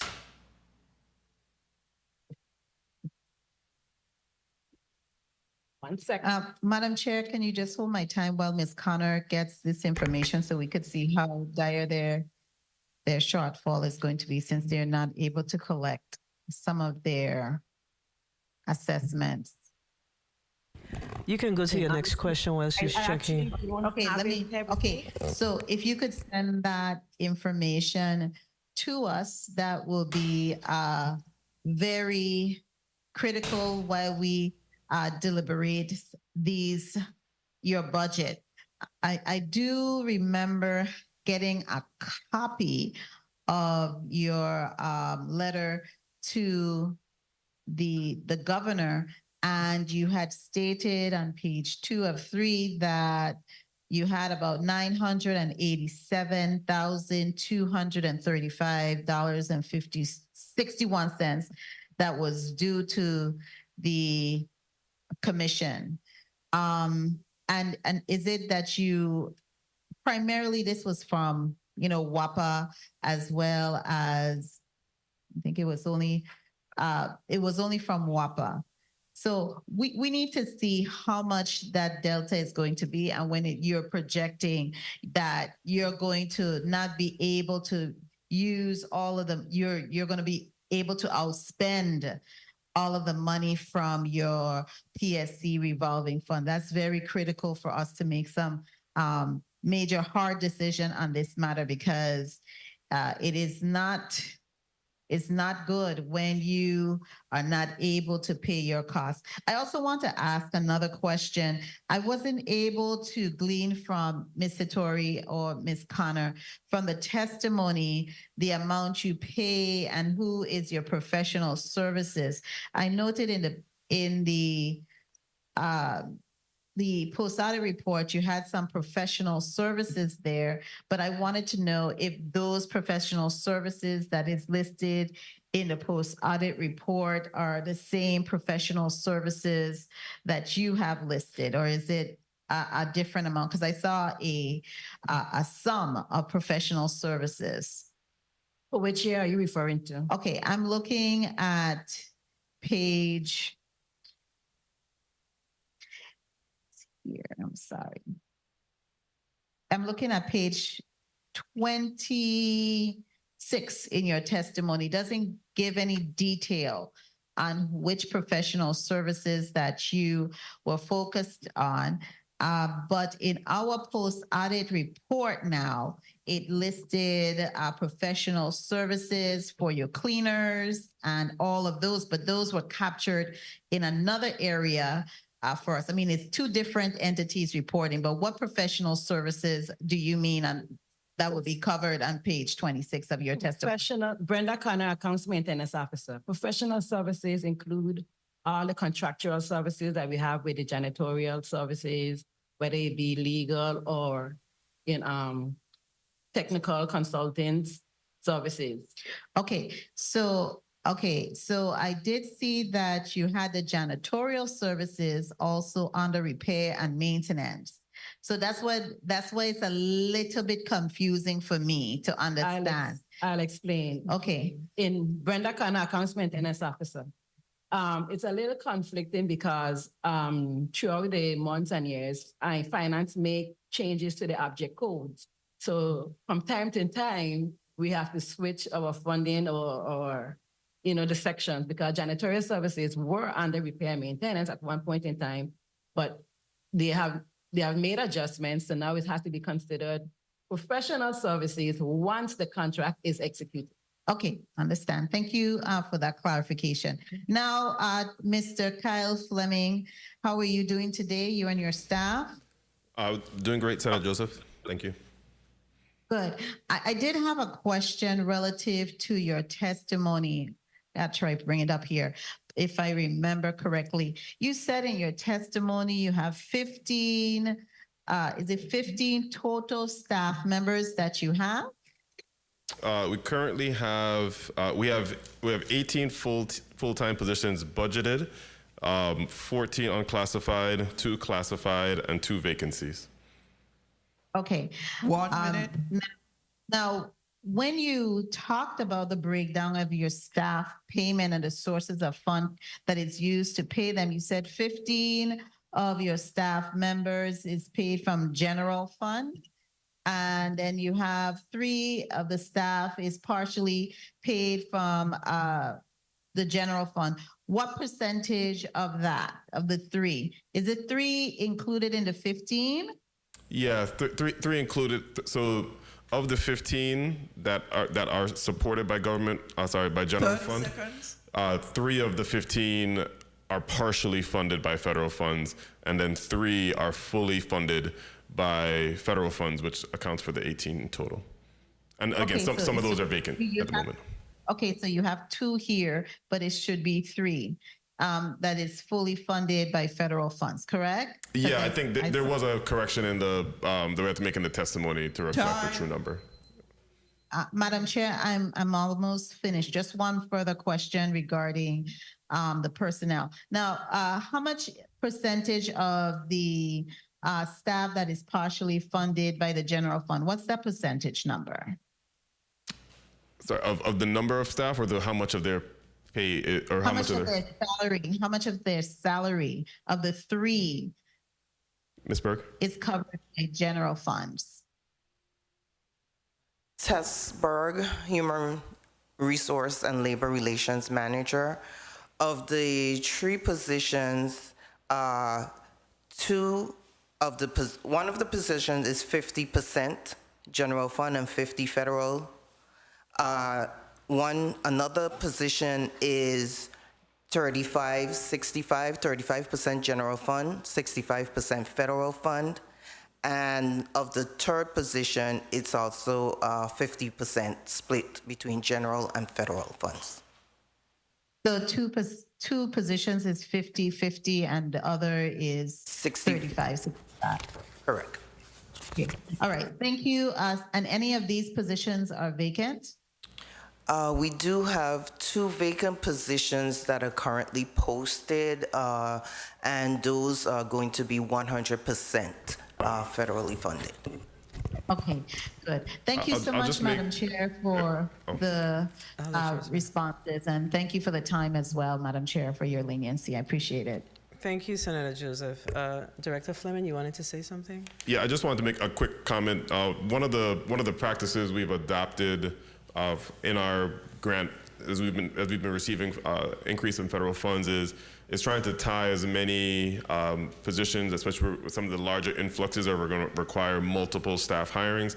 And we've been incorporating a lot of the future vacancies, which aren't necessarily reflected in here because some of those funds are still in the planning and obligation phase. But we will be seeing more positions added that are wholly federally funded. The resources are actually dedicated for that. Many of the grants not require, but strongly suggest that the administrative actions of these grants are considered, and they're more than able to support those. So we expect to see more growth, specifically in fully federal positions as well.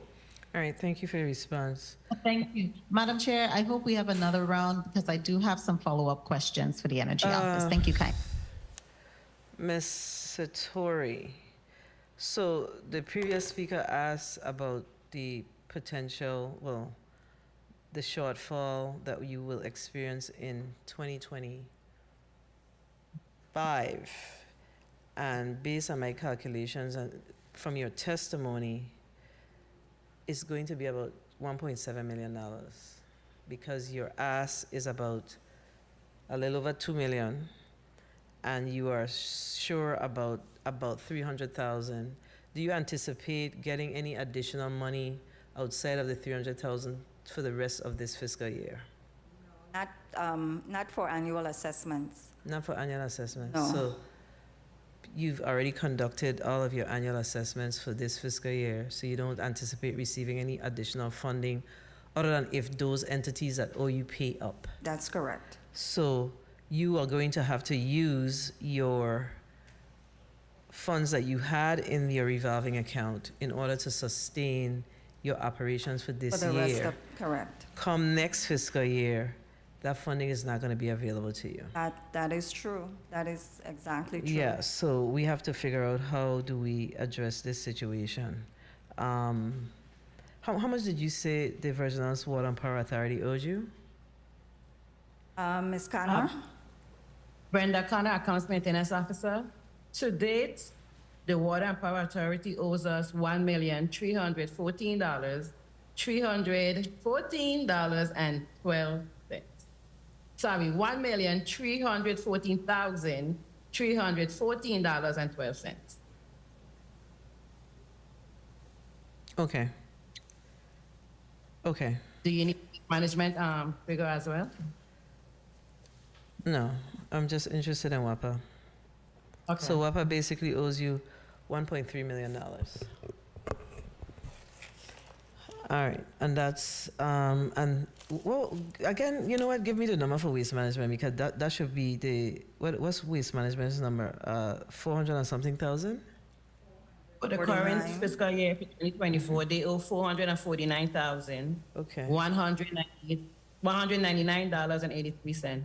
And that'll make up That's just for bring you, 2024. that brings you back to the 1.7. Correct. Okay. And again, we just want to stress for the record that concerning waste management, that's only the 2024 assessment. Well, you know, for us, the intention is to go forward. That other stuff that's in there, that's not, you know, based on my opening statement, there are challenges with how the legislation clearly is written as creating this issue. There was intent, and the intent did not work out. So there is a responsibility for the legislature to revisit exactly what was the original intent of the creation of waste management and the intent of the language associated with the PSC when it comes to waste management proper. So that's something that we have to work on. Senator DeGraff, you're recognized for your 8 minutes. Chair, good morning, colleagues. Good morning, testifiers, all viewers, listeners, and present. You know, I go with PSC first. I saw a little bump up in terms of personnel. What is a wage increase? And personnel? Yeah, from 1,027,000 to 1,036,000. You're looking at the post-audit. Post-audit report, correct. Okay, when I look at those figures, I realize those are actually 2023. Because 2024 is the same 1,036,714. Oh, okay. So no wage increases. No. Okay. I just want to make sure. Then the fringe then is still. Everything, I was looking at it, everything that I'm seeing here on the post audit, it says 2024 budget, but it's actually 2023 figures. Okay, so the 23 figures are what you're using for 25. Not necessarily. Okay, so what post-audit report has for 25 is actually, you know, in actuality, it's about, you know, it's not exact, but it's within the same ballpark, give or take. Okay, so personnel for 25 has not changed. It has not changed. Correct. Fringe? Fringes have been. What's the number for fringe? Fringes for 25 or 24? For 25. We did 25 is below, is correct. 438,825. Okay, that's good. Supplies? It's the same, 94,480. Okay, other services and charges? 427,776.76. Utilities? 36,000. Okay, and then capital outlay? Capital outlay is 45,500. Okay. Now, I see that your utilities went down from the 24 budget where it was approximately 60,000. You went down to 36,000. Correct. We were using the actuals from 2023. We have been trying to conserve energy. We have better equipment like for the ACs and stuff. The staff is instructed to be mindful. Sound good. Okay, so with that, what do you pay on average a month? On a regular month, maybe 1,200 for St. Thomas and like maybe between 700 to 800 for St. Croix. Okay, that sounds good. The energy office working good too. Okay, so so personnel fringe covered. For PSC, now one question I had in terms of the state of emergency, based on where he's talking about WAPA, the companies that you regulate and charge fees based on their gross earnings, I think it is, you say. So then the state of emergency where this millions of dollars were paid up for WAPA, would that be added and assessed to actually charge a fee to also? I guess Attorney Sprain might be able to answer now. Good morning, Senators. Boyd Sprain, General Counsel. To my understanding at the present time, the money that has been paid into WAPA through the state of emergency has been the payment of bills that were already outstanding. It's not new money. Okay. So it was already part of WAPA's budget and anticipated revenues, which would be calculated in the next year's budget, but it's not affecting our budget at the present time. Okay, so then no fees were paid out of that money to you also? WAPA is assessed annually. They have two changes that apply only to WAPA in the assessment formula. Okay. WAPA is only assessed on their non-fuel revenues. The LEAC isn't included. So WAPA already gets a significant part of their revenue excluded from the calculation. Okay. And then the base revenue portion of that, whatever has been paid towards their bills, will ultimately be included. But it's part of, WAPA the government has paid its bill. It hasn't given WAPA extraordinary money. It simply paid the bill. Okay, I got you. Now, also, PSC in the post-auditor's report, it highlighted on page 4 of 8, I don't know if anyone mentioned before when I stepped outside, the commission received an additional $170,933 for total FY 2024 budget. What was that money regards to? Brenda Canna, Accounts Maintenance Officer. That $170,933 is actually DACA specific. That's our non-appropriated account in which it's the special account in which the utilities are assessed based on consulting services that were performed by a consulting firm or a technical consultant.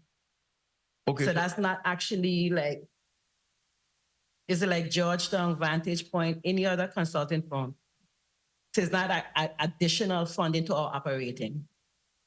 Okay, so who did that money come from? Through assessments and the utilities.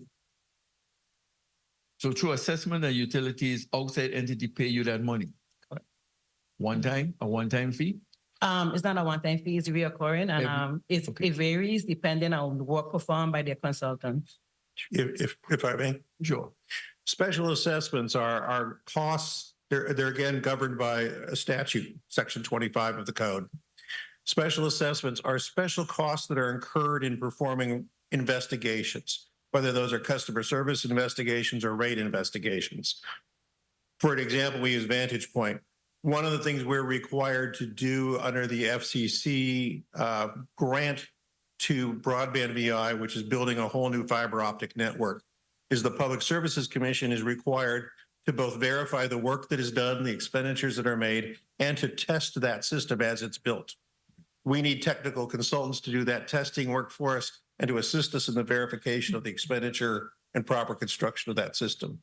Those charges are included in special assessments because they are not paid to us as the commission, but rather to us as consultants. They are charged based exactly on what we get billed by those consultants. So they are specific to the work that's done on their behalf on specific matters. And is that money spent specifically on something? Yes. What is it specifically spent on? In this case, the one I used, we're specifically paying this consultant to do testing of the fiber optic network as it's being built and verification of the work being completed properly. Okay, good. Okay, thank you for that. VI Energy Director, good day. I see your utilities 30 are seconds. 14,000. What on average do you pay on a regular for a WAPA for monthly? Yeah, Maggie. On average, we pay between $900 to $1,000 for WAPR. In the St. Croix office, St. Thomas office does not have any WAPA bill except for 1 meter where we pay about $100 to $200. And that's to charge Magdalene Go ahead, you can Lawrence. finish it up. Time. Okay, Director, if I may wrap up, Madam Chair. Director for Personal Services, I saw that you went up a little too also. What is your current personnel and fringe? That 873,489 is what you're currently asking for 25? That is correct? Yes, that is correct. And for the the fringe is so then I could, 391. Sorry. If I could get your actuals for this third quarter of 24, personnel and fringe. Okay, 1 second. Just 1 second. Okay, so while you look for that also, if I may, like I said, just wait for that, Madam Chair, you could answer in the chair time. I just saw a report where they talk about EV batteries for electric vehicles. And anything over 80 degrees, they're having problems with, and they're losing power. Have you seen that here in the territory? And is it something that we may have to address with the charging systems or anything going forward? And yes. you could just answer the personnel and the chair's time. Thank you. Yeah, I would say most of the EVs that for example, that we have in our fleet currently have cooling systems for their batteries. So and usually that is what ensures that the temperature doesn't get to any non-functional or non-serviceable point. We haven't had any issues. We did have one recently that the cooling system that cools the battery seemed to have we're investigating it right now. Seems there might be a leak in the reservoir, and so we're exploring that because that in the absence of the cooling system, you can see some performance reduction on the batteries for certain vehicles. But we just experienced one that we're investigating currently. Okay, thank you. And Madam Chair, one FYI, also there's a hidden latch in the electric vehicles for when the batteries go dead for the individuals to not get locked inside for them. So, Director, if you could speak of that if you're aware of it. Thank you for the time, Madam Chair. Yeah, there's a mechanic like most electric vehicles. There's very little analog or manual devices, but we do have while even though your door latches are typically electronic push buttons, they do have mechanical emergency, which is not just for if the battery is dead. They also have it, for example, if the car is submerged, you can actually ensure you have a mechanical way to open it in case the electrical system gets compromised. So yeah, we've seen that in the trunks as well, where there's a internal release system, so you wouldn't be, to avoid any level of being trapped, at least in the vehicles that we've purchased so far. All right, thank you for your response. We're now going to go to Senator Fonseca. You're recognized for your 8 minutes. Yes, pleasant good morning, and thank you, Madam Chair, for the time. I'd like to give special welcome to our distinguished panel of testifiers here from the Public Service Commission, and on St. Croix we have the VI Energy Office.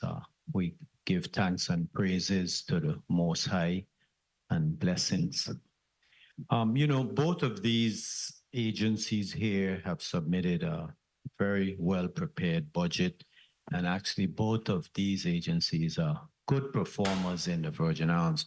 I'm going to start first with Mr. Kyle Fleming, the director of the VI Energy Office. So you have a total of 17 positions, 15 unclassified, 2 classified. Are there any vacancies? Yeah, so we, just a quick correction. So we actually have 18. I think the testimony that was sent yesterday removed 1. So we actually have 18 full-time, 14 classified, 2 classified, and yes, we currently have 2 vacancies that we're actively advertising for at the moment. Okay, so I noticed in your fiscal year 23 actual expenditures, it was 813,242. And in 25, the recommendation is 873,489. So basically the rate variance is $32,000 more, the recommendation for your personnel services. Do you plan any raises, increases for your staff with that 32,000? What is your plans? So we have. Have they Yeah, so there hasn't been anything necessarily tied specifically to that 32, but I would say that we've certainly, as the work product of our agency has grown exponentially, we've certainly been striving to ensure that we're aligning the compensation of our team with the effort and work product that's been delivered. That could be answered with a yes or no answer. Are you planning any raises for your staff? Planning? So yes, we are planning. Okay, thank you very much. Okay, you know, part of the success of the VI Energy Office is part of the reason why the poor performing WAPA is doing so bad, because your programs have actually helped and benefited many Virgin Islands, especially with the solar panels on the roof and the battery backups. And I understand with your system, you can be without power for up to 8 hours just on your battery. So that's excellent, and continue the good work. I want to go quickly to Public Service Commission. Okay, so your 25 budget, as you mentioned, is $2,079,297. And what is the balance in the Public Service Commission revolving fund? I don't know if that answer was given. Do you have that balance? Brenda Connor, Accounts Maintenance Officer. As of May, it is about 1.3 million. 1.3 million. Okay, good. So you mentioned that WAPA owes you 1.3 million, $1,314,000. And they can pay in quarterly installments? That's correct. Okay, good. So I wanted to ask now, here on page 5, the 449,189 for Waste Management Authority assessment, the scale shows from 0.84 to 1%. So you are authorized to make your annual assessment on 0.84 to 1% of the revenue that you that the utility generates. Is that how that's read? That's correct. No. Wait, sorry, explain the question again. Okay, on page 5 of your presentation, right? The assessment to the Waste Management Authority was 449,189.93, and then you have next to it 0.84% to 1% of its revenue. May I respond to that? Yes. Boyd Spray, General Counsel. What that calculation is what the percentage of that assessment is to to Waste Management's actual operating budget. Okay, good. Because, you know, you already explained it, because I was going to ask you that question for WAPA, because based on that, WAPA would be a lot more than 1.3 million because they generate, but you said that's only part of the fuel and the LEAC. Which one is excluded, the fuel or the LEAC? The LEAC is excluded. Okay, good. Because WAPA would be a whole bunch of money if you included the LEAC. Okay, very good. So you have $1.3 million more or less in that account, and you need $2 million to operate. Okay, I want to go real quickly to the telephone landline assessment, right? And I want to understand this because VIA, right? I was out to VIA paying my bill, and I see about 5 different business licenses. They got Virgin Islands Telephone Company, they got VI PowerNet, they got all these things. So how many different businesses actually is VIA? Boyd Sprain, General Counsel. VIA is comprised of Virgin Islands Telephone Company, St. Croix Cable Company, Caribbean Cable Company, which is St. Thomas, St. John, Vitelcom, which is a cellular service, They also own Choice, which was the old AT&I competing service, but they've kind of are in the process of merging those together. To the last of my knowledge, they have not been completely merged, so they're separate companies. And they also own something called VI PowerNet, which is their broadband services entity. So I was wrong. It's not 5. It's actually 6 different companies. Okay, good. So the landline service is the only one where the Public Service Commission regulates. Is that correct? Yes. Okay. So We have an involvement with other entities, but not regulatory authority. That's correct. okay. Because, you know, VIA always raising the fee, you know, it's like every year your VIA bill going up, you know. We're talking about WAPA raising the fee, but VIA doing it too. They check your bill on VIA, it going up all the time. Okay, so now I want to get back to the VI Energy Office and the federal funding, the Inflation Reduction Act, you know, that's 1 minute. very good. The battery backup systems, is there any chance of re-implementing the program that you had a few years ago that helped so many Virgin Islanders with the low interest loans and the financing? Mr. Fleming, is there any possibility of re-establishing that program? Yeah, so that's actually one of the programs that we highlighted in the testimony today is our Solar Plus financing, where what that used to be was just for solar hot water heaters. 30 seconds. We actually were able to have the DOE expanded the eligibility of that financing product to include solar and battery systems, and we actually have over 80 applicants in our well, we have more than that, but we have approved applicants of about 80 that are in the pipeline to be administered those financing products. And we expect to grow that as well, because our Solar for All program I mentioned, the $62 million program that we received, that is exactly the type of programs that we're looking to, or funding that we're going to use to expand existing programs to even drive the reach of those renewable energy and energy storage access even further throughout the community. Time. Excellent. Madam Chair, can I just finish up my question here? So excellent, awesome, you know, and you know, Mr. Fleming, I am encouraging you to continue that program, because that has helped many Virgin Islanders be able to, you know, reduce the burden of these constant power outages. And so we need to continue to encourage those. And, you know, I'm glad that the program is, you know, is fully reinstated. So thank you very much. And both of these agencies, I am definitely in favorable position of recommending your budget as is. Thank you for the time, Madam Chair, and blessings. Thank you, Senator Fonseca. So I'm sitting here and I'm actually smirking because I was like, well, God has it that PSC and the chair of the WAPA board right in front of us together.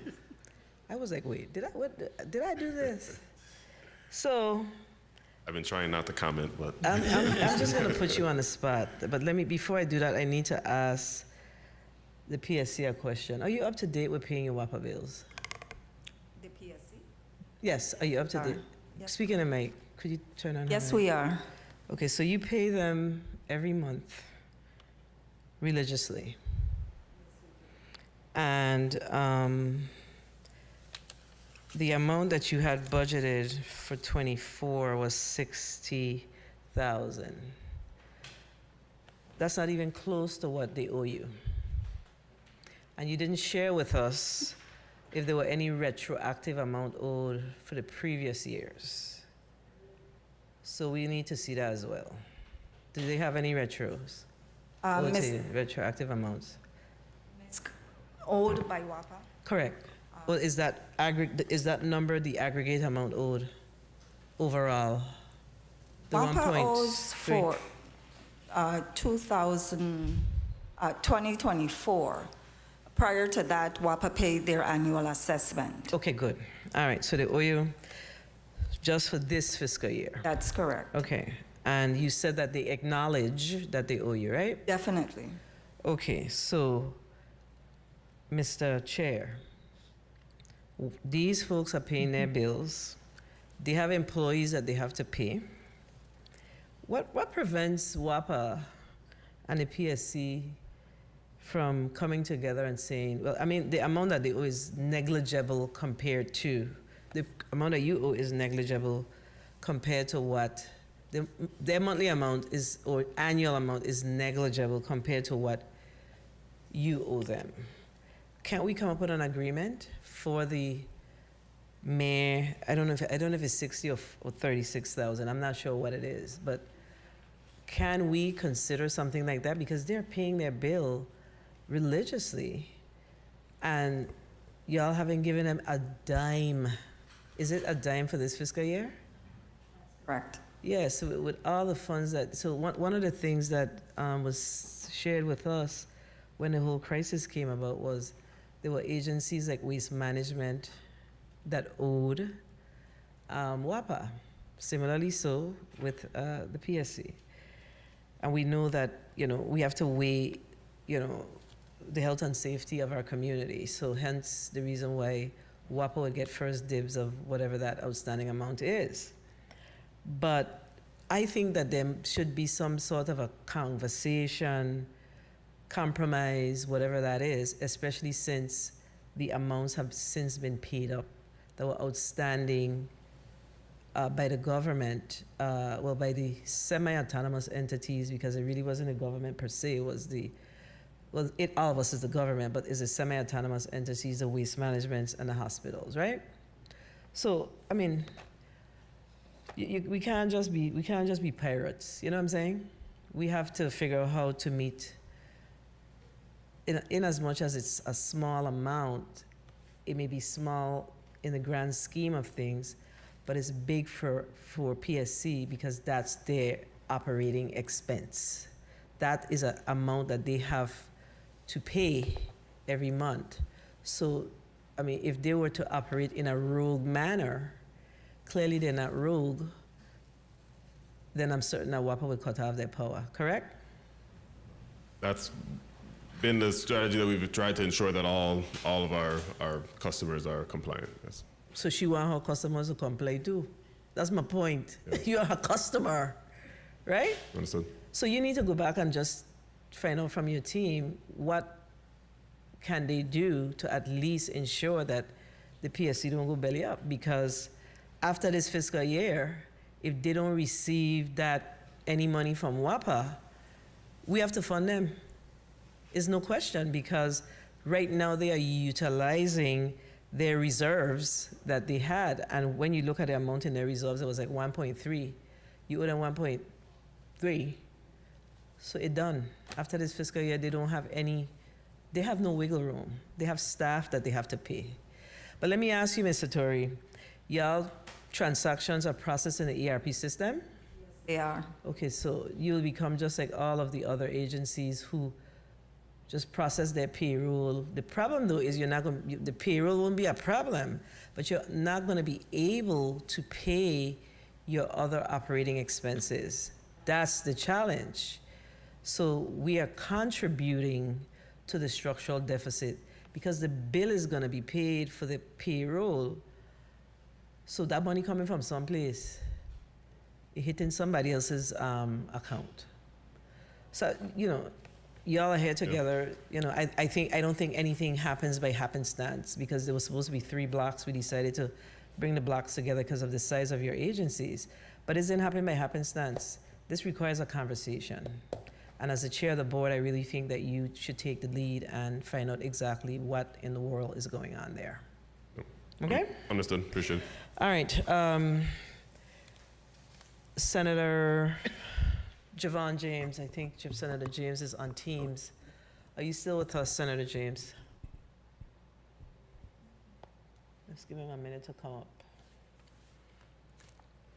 Can media check to let me know whether or not the senator is still up on Teams?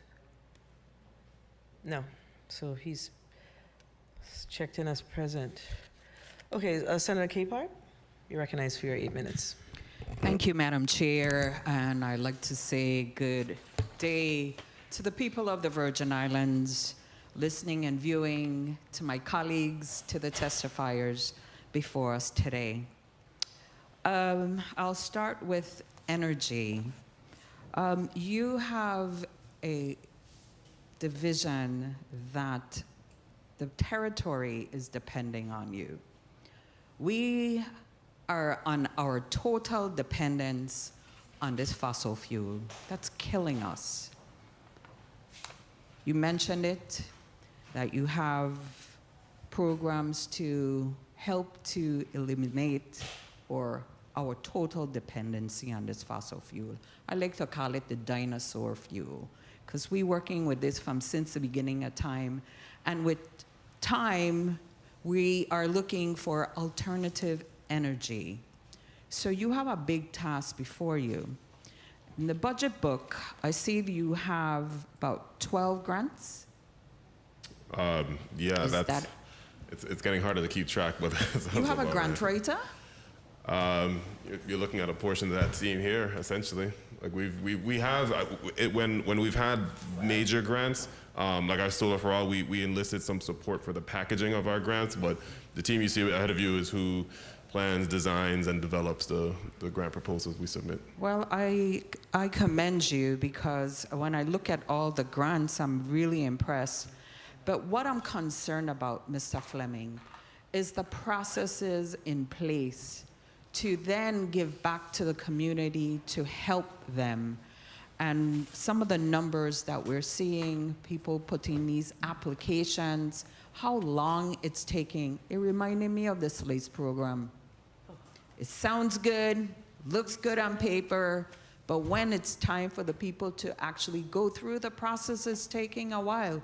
Can you just, I got 8 minutes and I want to go to PSC. So can you just give me the process, how these applicants go through all the 99 documents they may have to submit to you? Just tell me how the process works and how long, or why is it taking so long for these individuals to get the assistance?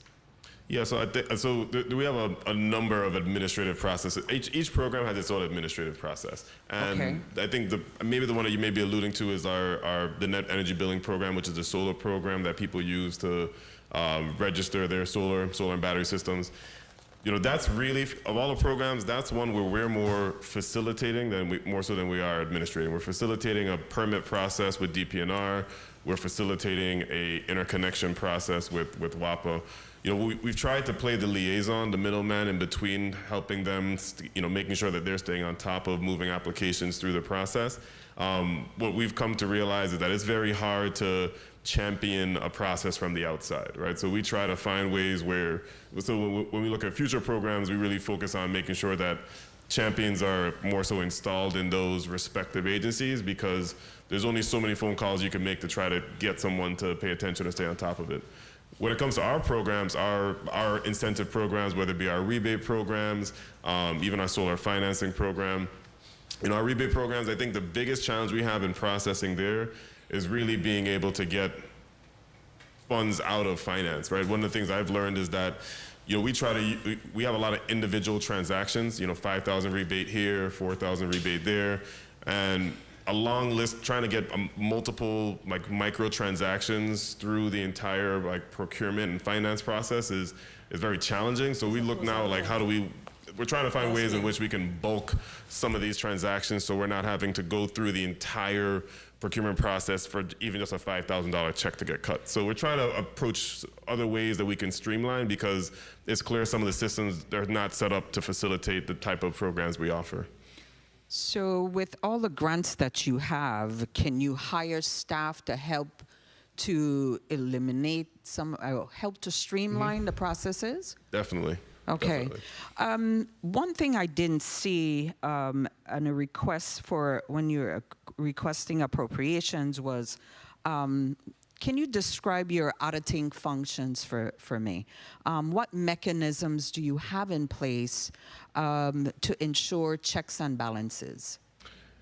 Do you So- have internal auditing? Do you have external auditing? Can you explain that? Specifically for the finances or for our programs? For financing and your programs. Okay. Okay, so I'll speak to Magdalene Lawrence. I'll speak to the finances. We do have internal forms. When there is a purchase, we go through, we have a form that outlines exactly what's expected, who's supposed to be signed. Do you need justification letter? Do you need a contract? All of that is on that form. And so we begin with that. So once a purchase is requested, we fill out the form, and then we just take it. If the director has to sign off based on the amount, he signs off. For our office, we have the director signing off anything over $10,000. That's a given. And then I would sign off as the fiscal budget manager, and then the supervisor, program manager, all signs off. And then we keep track of it that way, and then we go through the process of obtaining a purchase order, contract, whatever it is. So we do have good internal controls. Okay, thank you. I know that, Mr. Fleming, you have been pushing the electric cars. I think they're pretty. I think they're great. I know it helps to minimize, keep our air clean. But what about maintaining? When you are encouraging our community to go out and get electrical cars, have you really thought about that big scheme? Who's going to maintain these vehicles when they break down? Yeah, and so I think we're trying to fight that battle on two fronts. One, we're hoping to empower our existing local vendors. So the large dealers that already have service centers and that also offer electric vehicles, they are the prime candidate for us to support, and we've actually received significant funds to support whether it be training of technicians, whether it be equipping shops with any specialty tools that they need. So we're working on that front. Also, we've brought in technicians into the territory as well. It's not ideal because you have to fly in, and you want something to be more permanent, and that's why we're also looking at training.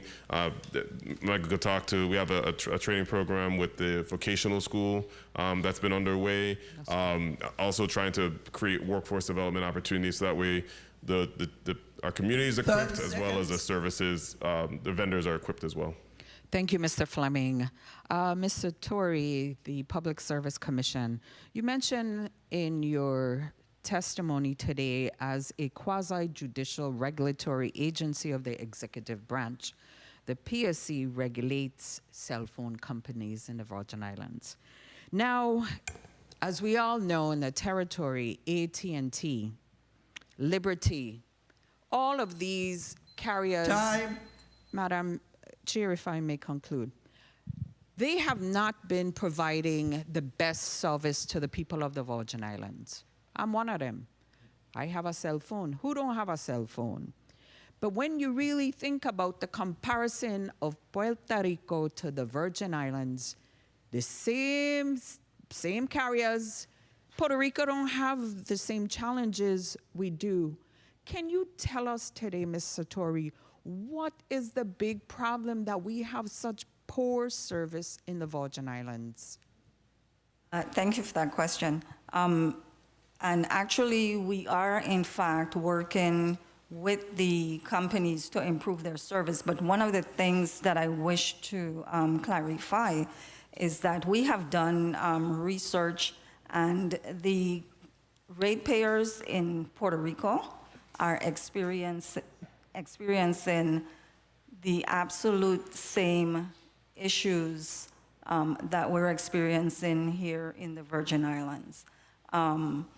But to go back to your question as to what are we doing, and I let our attorney respond to this as well.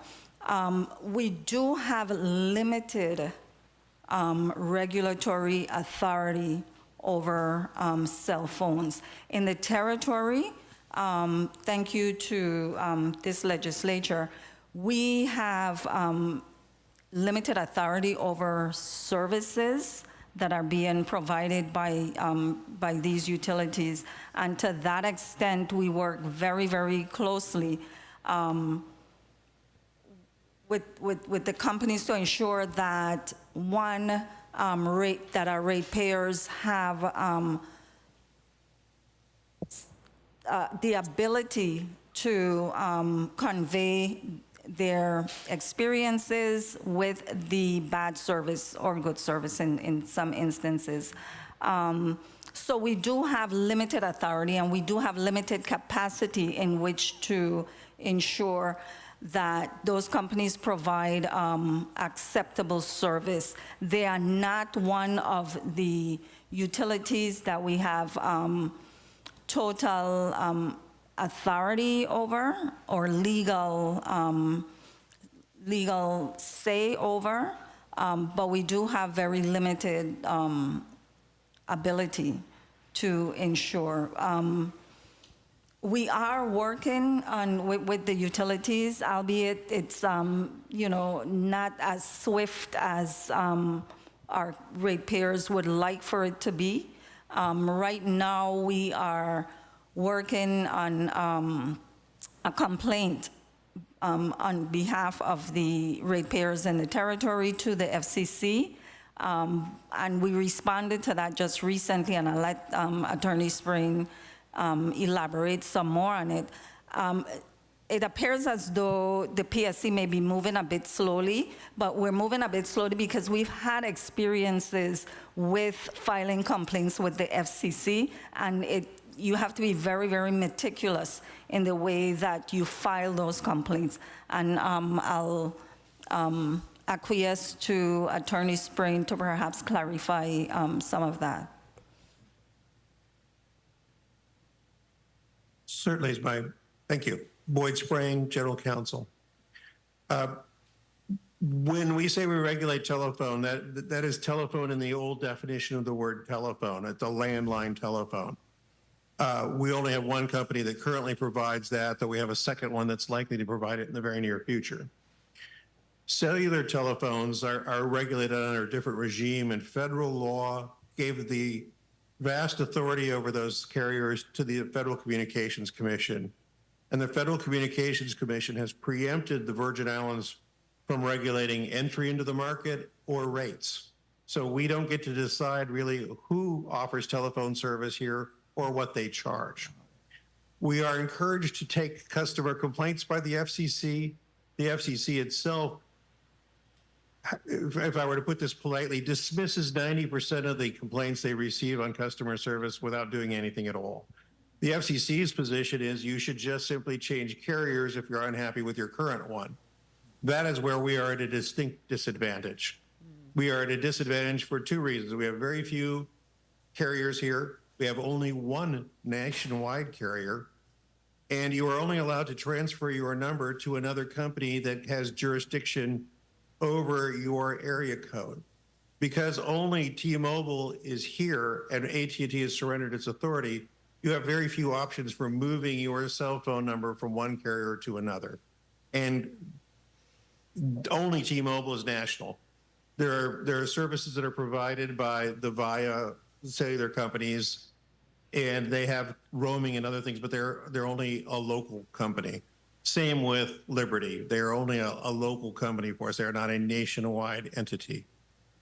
We are looking at how to try and get the FCC to change its approach to number portability and to look at what it did in authorizing the AT&T and Liberty transfer, and look at perhaps revisiting that because we think it was handled in a way that certainly disadvantaged the citizens and the residents of the Virgin Islands.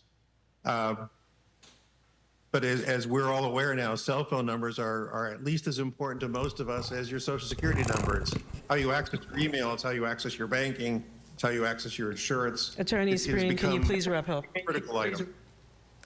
So we are very aware of that, and we're very carefully moving forward to try and get FCC attention on the situation here in the Virgin Islands and in Puerto Rico and other territories. Thank you so much for your response. That leads me to ask this question. A few months ago, we moved, I think that's where you were thanking the legislature, but you didn't finish your thought. Yeah, I realize that. For the resolution that we moved, have you gotten any feedback whatsoever around that resolution to take complaints from the community, send it to the FCC? What has been the response?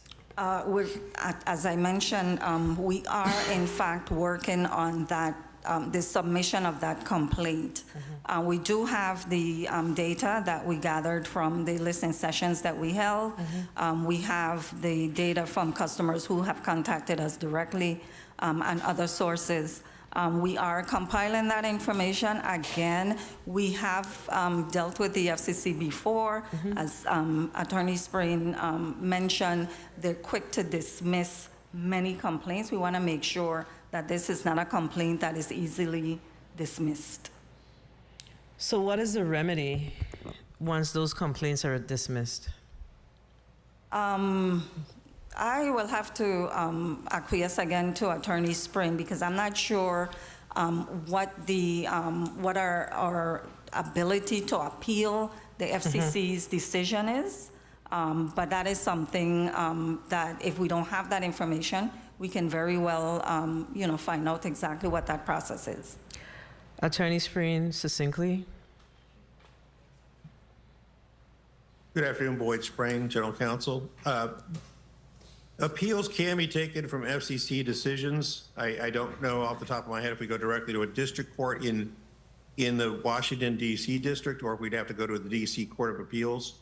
But there are appeals available for the kind of complaint we're talking about. For individual customers going to the FCC, I don't think there's really any remedy at all shy of trying to sue your carrier, and suing your carrier is almost certainly going to be governed by an arbitration agreement. Okay, so I don't think that this conversation gives us any hope. That's extremely concerning because, I mean, I don't know any of us that has cell phone service in a territory that hasn't been impacted. And not to mention, we are paying a premium dollar for cell phone services in the Virgin Islands. So, there must be a remedy. There must be a remedy, whether it's a class action. There must be something that can be done, but, we cannot continue to suffer the way we are here. I mean, we can't suffer in every bucket that we look at, we suffer in.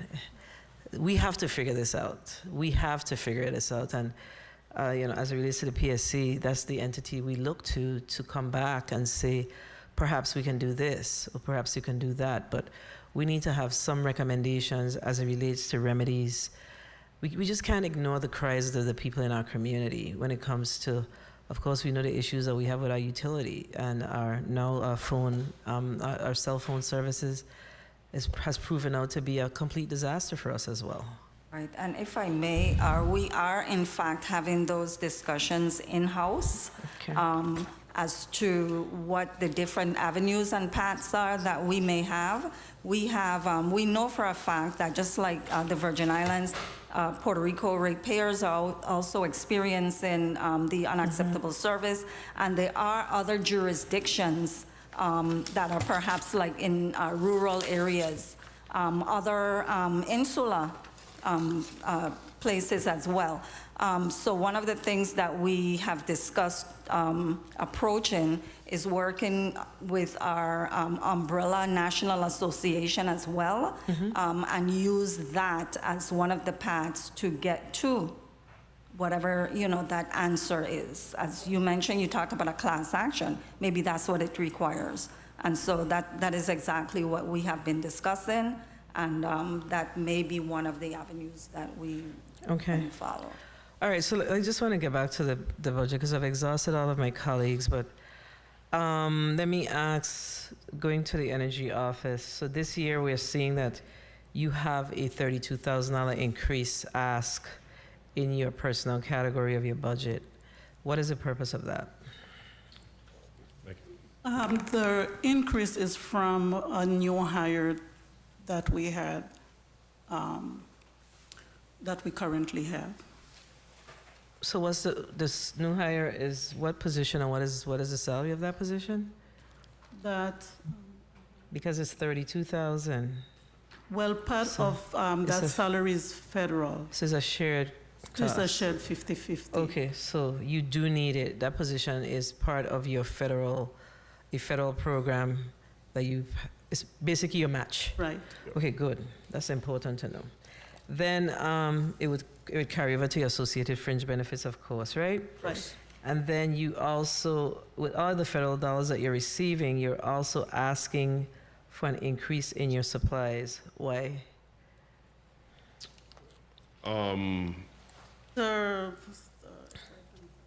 It's an insignificant amount, but based on where we are with our financials, we have to make sure that we are squeezing out every dime. Yeah, it's a $3,200 increase. I think the increase is generally for computers, small tools, office equipment. Are you purchasing new computers? For the new Yes, we staff, are, yes. for new staff. So why aren't we using the federal funds to purchase the supplies for the new staff?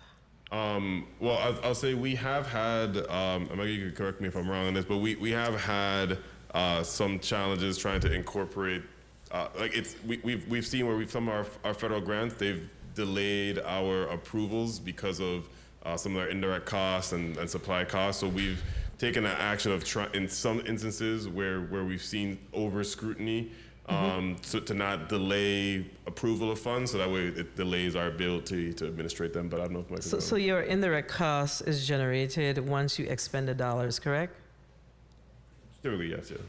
So the indirect cost comes directly back to you. It goes into the government's part of indirect costs. Well, we do not at this time have an indirect cost rate. And so we could get administrative money for administering the programs, and they were scrutinizing some of it. So you're not getting any administrative costs or indirect costs right now for the federal funds that you're managing?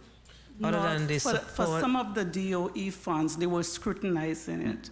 So when we have to hire an employee, we just put in the extra, but it's only $3,000. It may seem like it's only $3,000 when you start to add it up.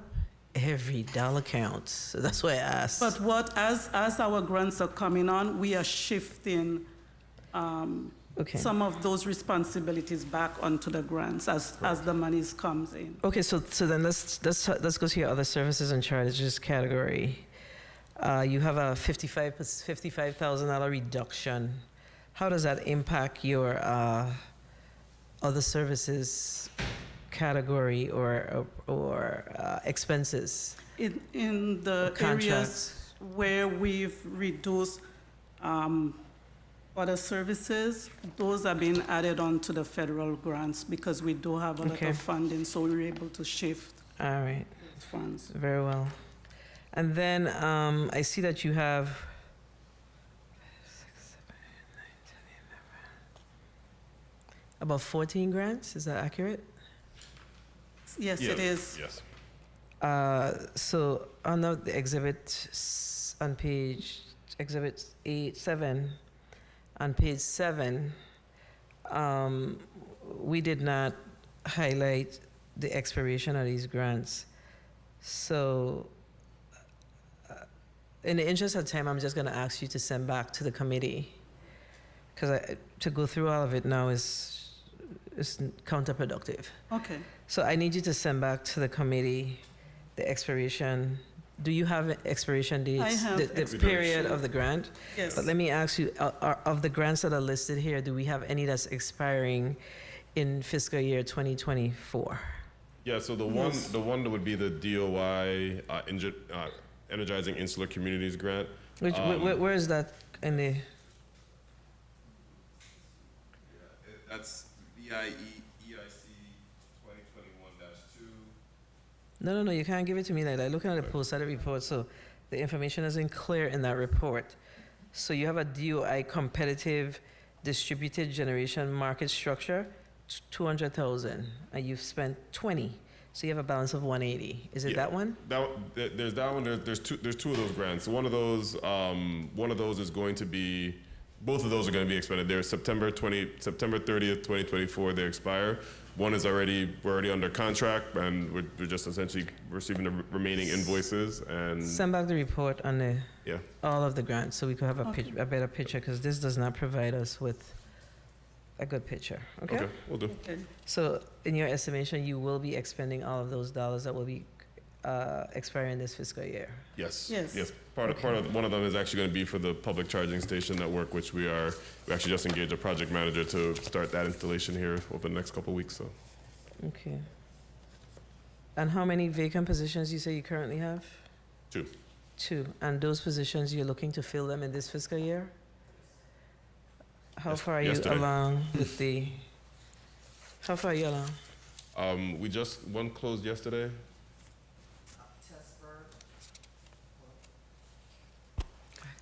Tessberg, Human Resource and Labor Relations Manager. The Energy Project Manager vacancy ended yesterday, and the Audit Inspector position has an additional week for posting. So you have your, what do y'all call them? PRF, whatever. Yes, we do. So you have approved PRFs? Correct. So the likelihood of you filling these positions in this fiscal year is high? Yes. Good. That's important to know. Point of information, Madam Chair. And then, 1 second, Senator Joseph. And I just need to get clearly from the PSC, what's the reason for the reduction? I know the question was asked, but the answer wasn't very clear for me. Is it that the 60,000 was just a projection, and your invoices, your bills are coming in around the 36,000? That's what it is. Is it that? I'll have Ms. Connor respond to that question. Brenda, Accounts Maintenance Officer. It's about the electricity. We've actually reduced it about estimated 2,400 from 2024.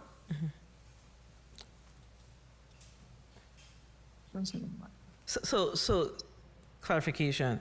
So your bills in 24 will come in around 36,000. We estimate about 38.4. So then why are you just noting 36?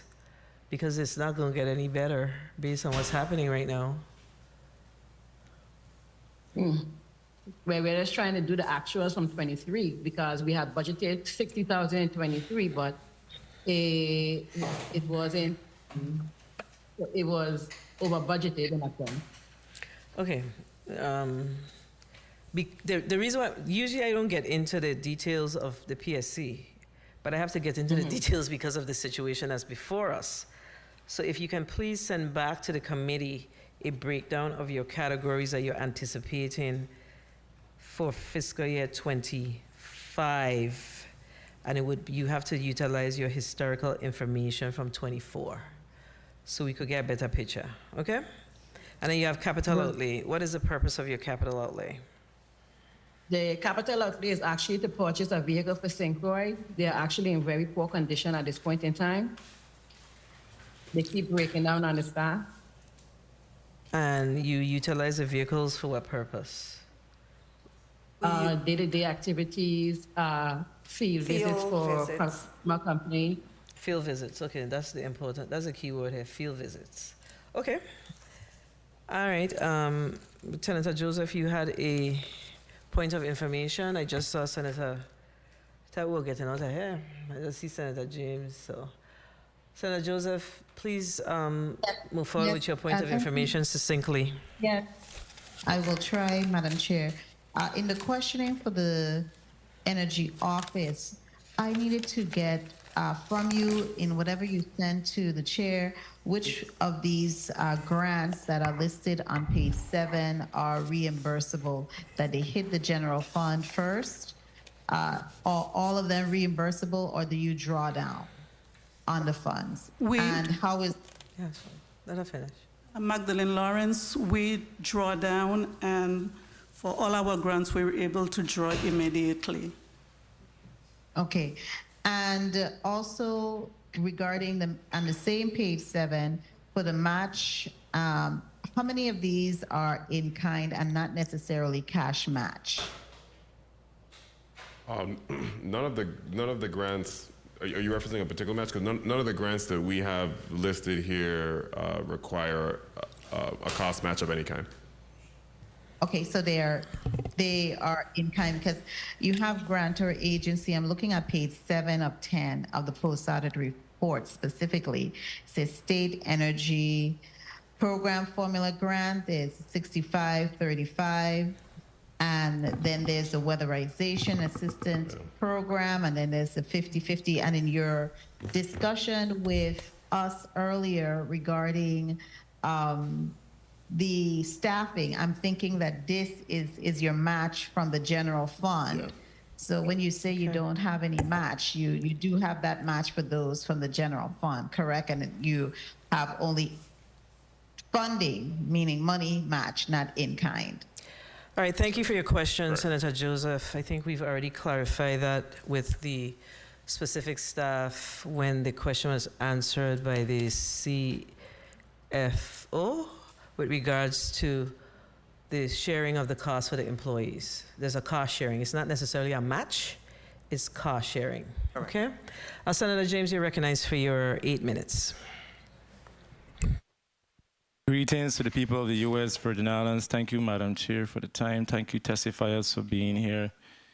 My question is to the Director of the Energy Office, specifically to the federal grants. And I see where you're basically managing over $163.7 million in federal grants. And if I ask any questions that was answered before, I apologize, I wasn't here. But as far as the team that is responsible for managing these grants, you have a specific position, and if so, who is the person in charge of that?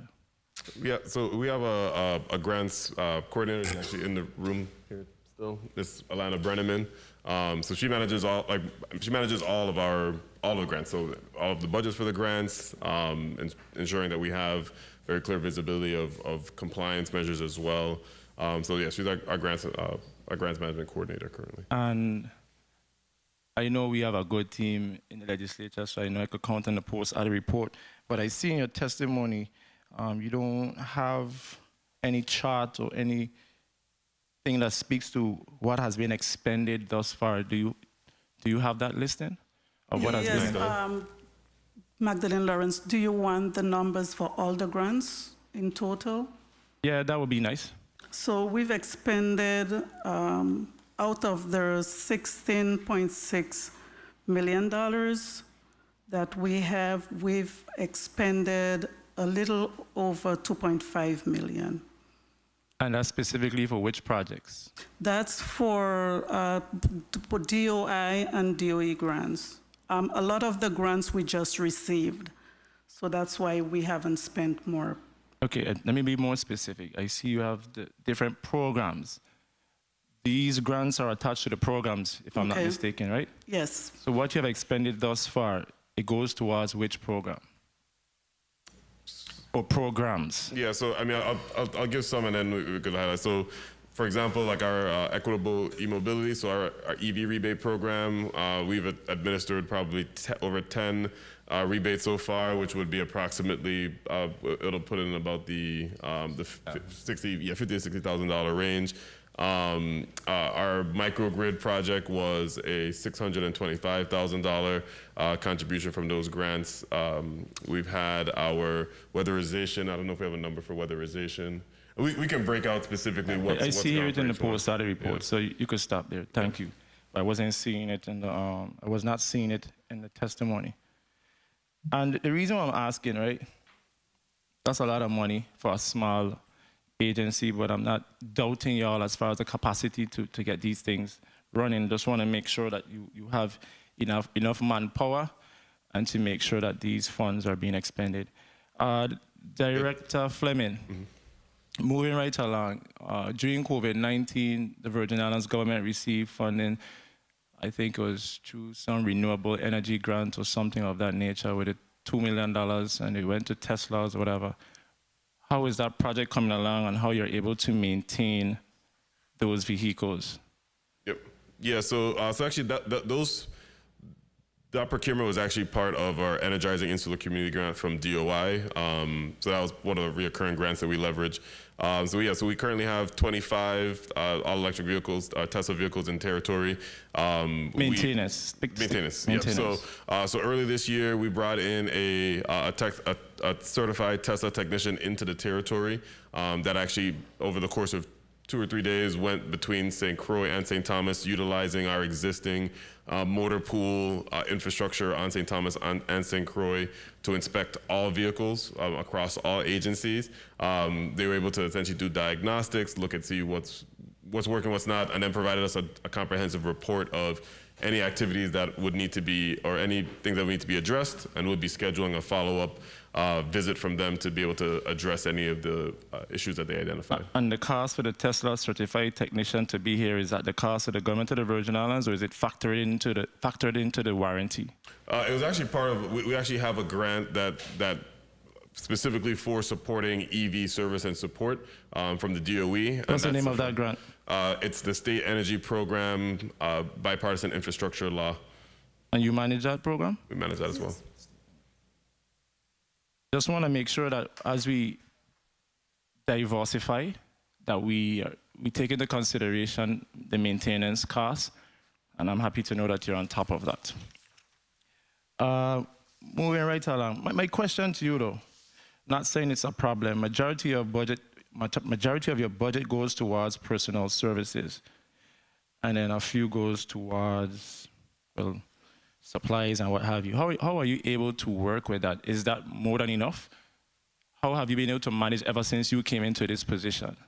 Yeah, well, in terms of our personnel, I mean, I think what we've seen in the last year and a half, it's clearly shown that we need to grow, and it's why we've been growing as much as we can, so that way there's, I use the term champions a lot, that we have more champions of various activities. I think when I started, it was very much, everyone kind of had a hand in everything, and it became very clear as we've gotten more resources, more programs, more initiatives, that we need to be distributing more dedicated efforts. So instead of using the general fund to scale up, while we have in some areas to offset some of the costs, we're trying to use as much of our federal funds to do that. So usually now when we apply for a program, maybe my team could speak to it, I ensure that we have a role associated with that program, because just bringing in the dollars without someone to manage it, the full life cycle of it, doesn't necessarily yield the impactful results and the timing that we would like. So it's a process, but we're certainly evolving as the growth has allowed us to. Okay, thank you for placing that on the record. And our Governor of the Virgin Islands, Governor Albert Bryan Jr., I think that was even during COVID as well, if I'm not mistaken, and he made that announcement about lighting up St. Croix with power, whatever the case may be, with solar energy. And I think that's the energy project, that's a solar financing program, right? And you say you're trying to get an energy project manager to plan, develop, implement, and coordinate. I don't like to assume, is it a part of this budget, or is it going to be federally funded? Federally funded as well. And the cost for that? I think the position is 1 minute. Is 83,000, Pittsburgh. For how many years? There's no timeline on that. Okay, but is there a cap as far as the amount given to the Virgin Islands to be able to fund this? Or just from a pool of money? So we set aside, it's a 5-year, for the block grant is a 5-year grant. And that is correct. Yeah. Okay, so it's a 5-year grant. Correct. Understood. Just want to make sure that you have all the resources to be able to get that program up and running. And it's promised to help 2,000 Virgin Islanders, which is a decent amount as we start to transition into renewable energy. I'm not sure if my time was called. I would just end by saying this. The President Biden administration, the Biden-Harris administration, they have been working hard to get renewable energies into the conversation. I just hope and pray that with your team that you have, that you can be able to take advantage of these opportunities as we move forward and forward away from fossil fuels. Thank you, Madam Chair, for the time. Thank you. Thank you, Senator James. And I'm just hoping that at some point we will have a hearing in the appropriate committee of jurisdiction where we really talk about renewable energy, moving away from fossil fuel, and how that will impact the energy plants that we have here in both districts in particular, because I know that, you know, the capacity of the plants will light up the whole island. So does that mean that, you know, are we giving consideration rather as we move to renewable energy? How are we ensuring that those individuals who are still on the plants, on the grid, if you will, how does that impact their bills? I don't want to get into that detail, but it's my hope that that is being seriously considered as we talk about building new plants, new energy plants here in the territory, because that's a huge consideration. Do you agree? Are you following? No, I mean, you should yeah. follow easily what I'm saying. You're building plants, we're going to renewable energy, the plant's still here, the plant have to, when you turn that switch up, what's being pushed out to those homes and how does that impact? So are we making sure that once we have the renewable energy laid out in the territory, then our plants should be at a lower capacity? I think that's what I'm trying to say. That's what I'm trying to say. No, So is that heavily being considered? Because we weren't here, we didn't think about that.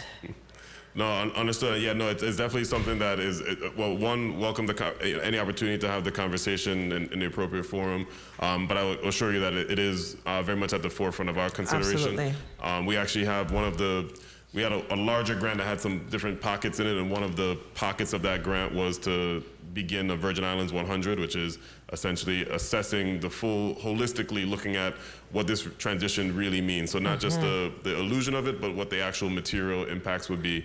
So we're very much so keeping that in mind. And I think I became very informed about that about 4 years ago, when one of the COO, Hedrington at the time, he talked about when you turn that switch up, all the energy is still getting pushed out and it's being passed on to us, regardless of who gone to solar or not.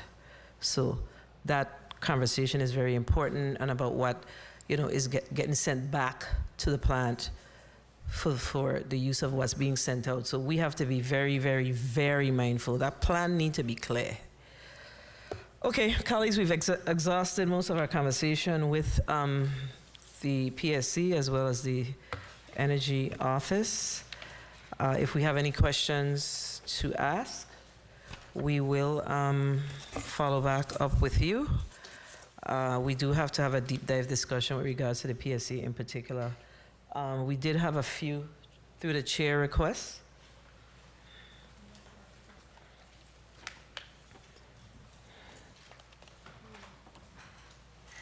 Okay. So for the PSC, we asked, which one? This is for the PSC, the breakdown of your categories for FY25, and the reports on the expiration date of all grants for FY20, on all grants, the start date, the expiration date, and your expenditures to date for all of your grants associated with the Energy Office. Okay, you will receive correspondence from us regarding that, but I shared it with you so you could begin to collect the information.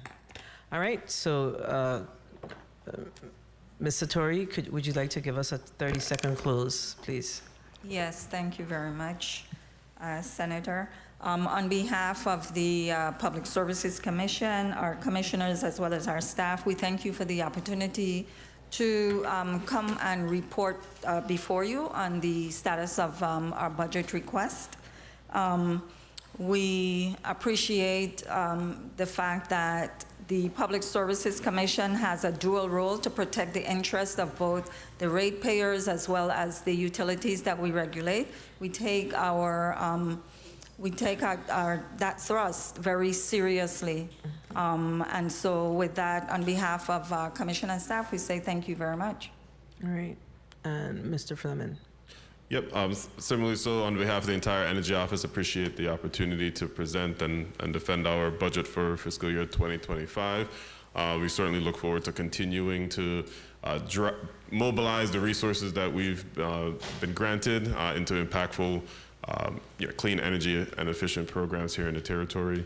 And I guess my final, be remiss if I didn't, for all senators who are here, we would appreciate a photo op with the newest all-electric vehicle in our fleet. We do have our all-electric passenger van that we brought most of the team here with today, and would welcome a photo op with the legislature. As you guys have been the driver of Act 7075, the legislation which has pushed for the electrification of the GVI fleet, we'll welcome that. All right. That being said, the Committee on Budget Appropriations and Finance will stand in recess until 1 o'clock. That was kicking.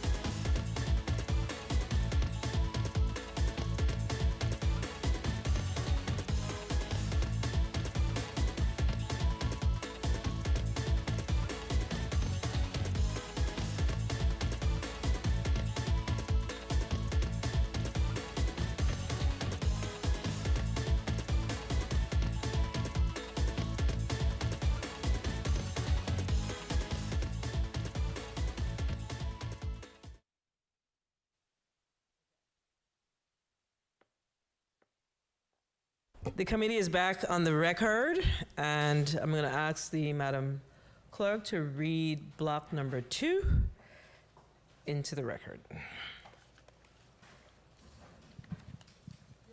Block number 2, VI Bureau of Internal Revenue. Invited testifier is Mr. Joel Lee, Director, VI Bureau of Internal Revenue. This ends the reading for today's agenda, Madam Chair. All right, thank you. We do have the leadership of the Virgin Islands Bureau of Internal Revenue, Mr. Joel Lee and his team. And I don't know if Senator Fonseca is over there, but if he was in the room, he would be saying something like, "Well, Sapupa, see money." So, you always have to have a light moment. But good afternoon to y'all. I am going to, unfortunately, I am going to have to leave early because I have a personal emergency with my mom. So if I appeared a little distracted and disheveled today, I am. I have an emergency with my mother, so I'm gonna have to leave early today. Yeah, so Commissioner, I have to ask you to put your name and title on the record, right? So can you put your name and title on the record, Director Lee, and then I'm gonna ask your team to do likewise. Are we gonna start with you, and then we'll start from my left, go all the way up. You may proceed. Good afternoon. My name is Joel A. Lee, and I am the Director of the Bureau of Internal Revenue. My name is Tavis DeWin, Chief of Computer Operations. Good afternoon, Sharima Hughes, Chief Financial Officer. Hammy Smalls, Chief Counsel. Good afternoon, Letitia Smith, Deputy Director. Pleasant good afternoon, Ophelia Hector, Human Resources Director. All right, thank you. Director Lee, you may proceed with your testimony. Greetings, Honorable Donna Fred Gregory, Chairwoman of the Committee on Budget, Appropriation and Finance, and other honorable committee members. Greetings to the honorable members of the 35th Legislature present, as well as the listening and viewing audience. My name is Joel Ailey, and I am the Director of the Virgin Islands Bureau of Internal Revenue. Here with me today are members of my management team, Ms. Letitia Smith, Deputy Director of Operations, Ms. Sharima Hughes, Chief Financial Officer, Attorney Tamara Smalls, Chief Counsel, Ms. Ophelia Hector, Director of Human Resources, and Mr. Tavis DeWint, Chief of Information Technology. We are here today to present the Bureau's proposed fiscal year 2025 budget of $12,958,658, which is fully funded from the general fund.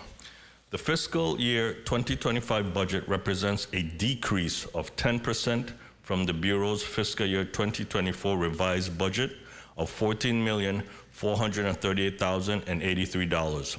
The fiscal year 2025 budget request is comprised almost entirely of personnel costs totaling $10,683,648, $7,062,186 for personnel, and $3,621,461 for related fringe benefits, which is 82.45% of the Bureau's total budget. Allocated supplies are budgeted at $224,500, other services and charges at $1,906,908, utilities at $93,601, and capital expenditures of $50,000. Personnel services. Our fiscal year 2024 budget funds a total of 152 positions.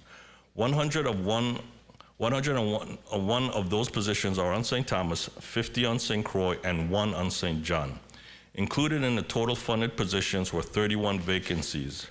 For fiscal year 2025, the budget request of $10,683,648 for total personnel services will fund 134 positions comprised of 112 active positions and 22 vacancies, resulting in the elimination of 18 critical positions based on budget reduction. Supplies. The supplies amount of $224,500 covers day-to-day office and operating supplies, repair and maintenance supplies, small tools and minor equipment, and data processing software. Other services and charges. Operational costs for fiscal year 2025 are budgeted at $1,906,908. The major expenses in this category include repairs and maintenance. Repairs and maintenance of $241,476 is comprised of IT maintenance support only.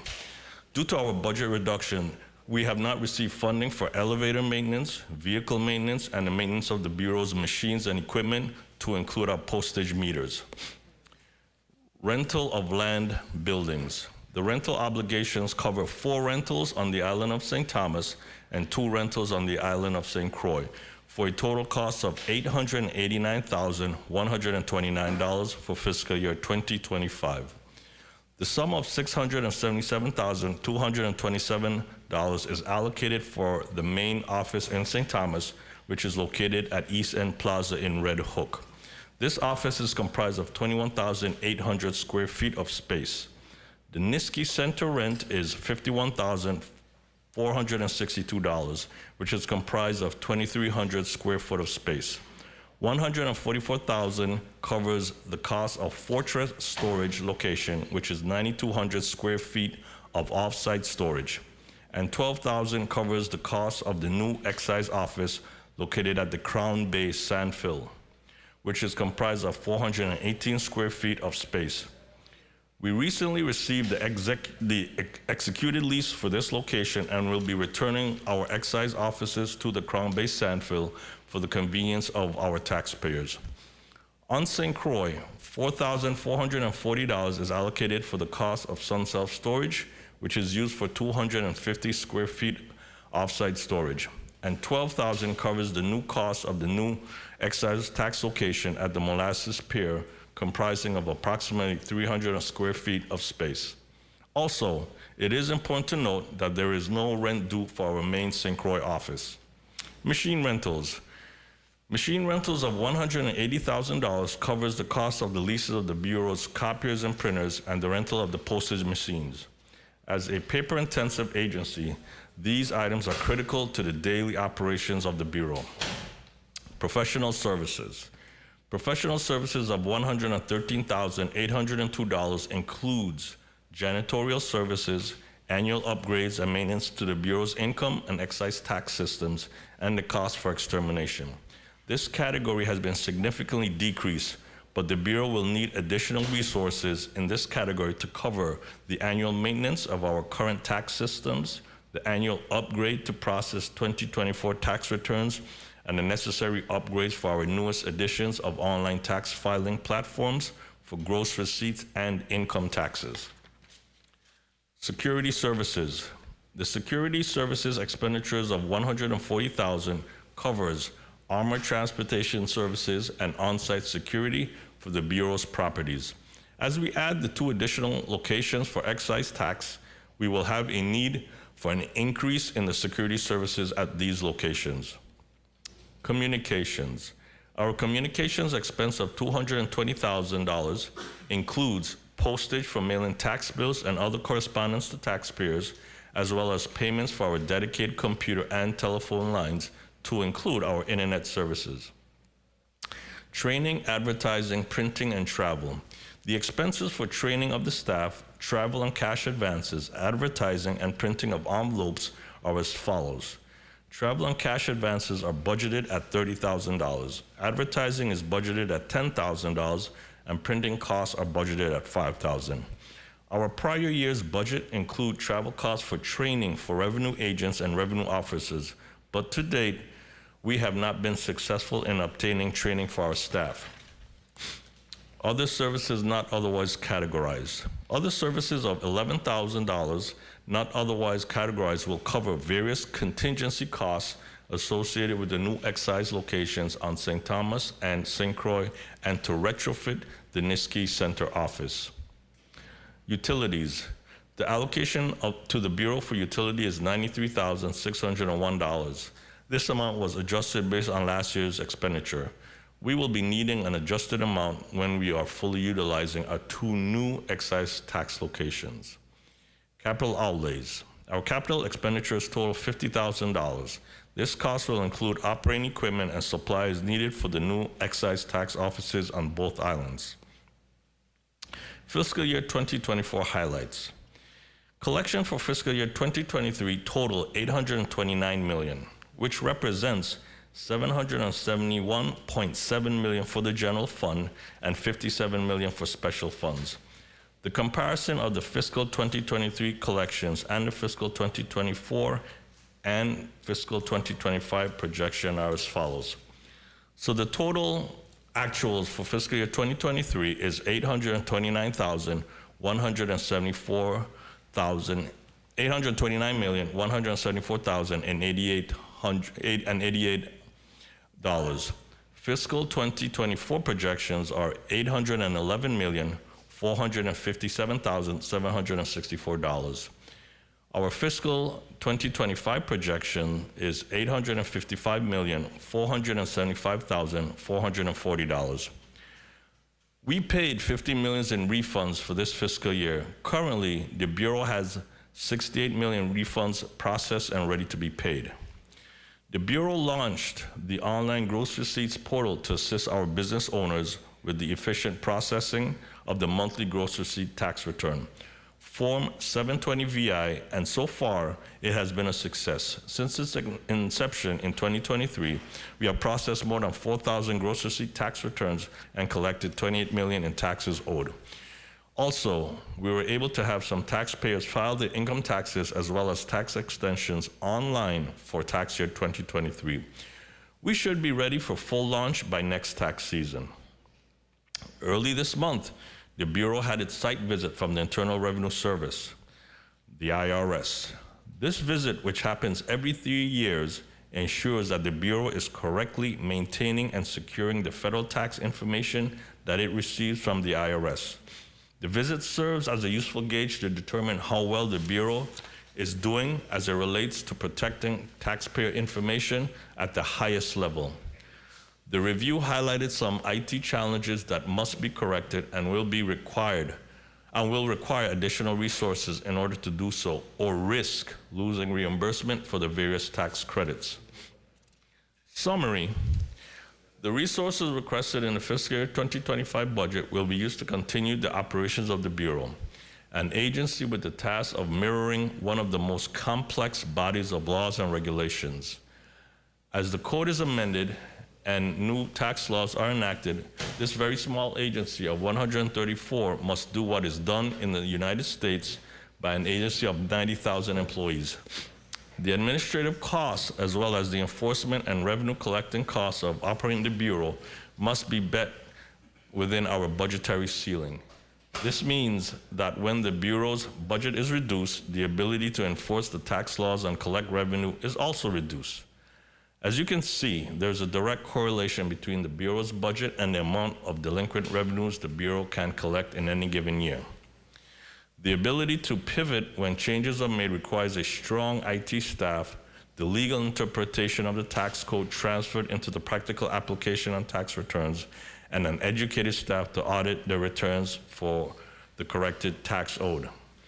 The Bureau is charged with 4 main responsibilities: collecting the revenues daily, 2, provide customer service, whether by answering telephone calls or obtaining additional information to correct and process tax returns, 3, conducting office and field audits, and 4, collecting revenues to include setting up payment plans, preparing liens and levies, and visiting taxpayers to remind them to pay the outstanding liability.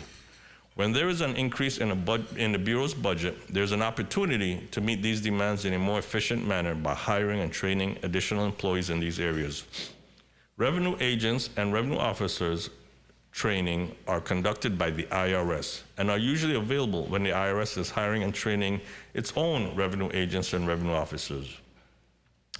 This year, they hired fewer than they planned, so the expected training opportunities did not come to fruition. It should be noted that the IRS, too, has had struggles in hiring accountants willing to leave the private sector to work at reduced government salaries.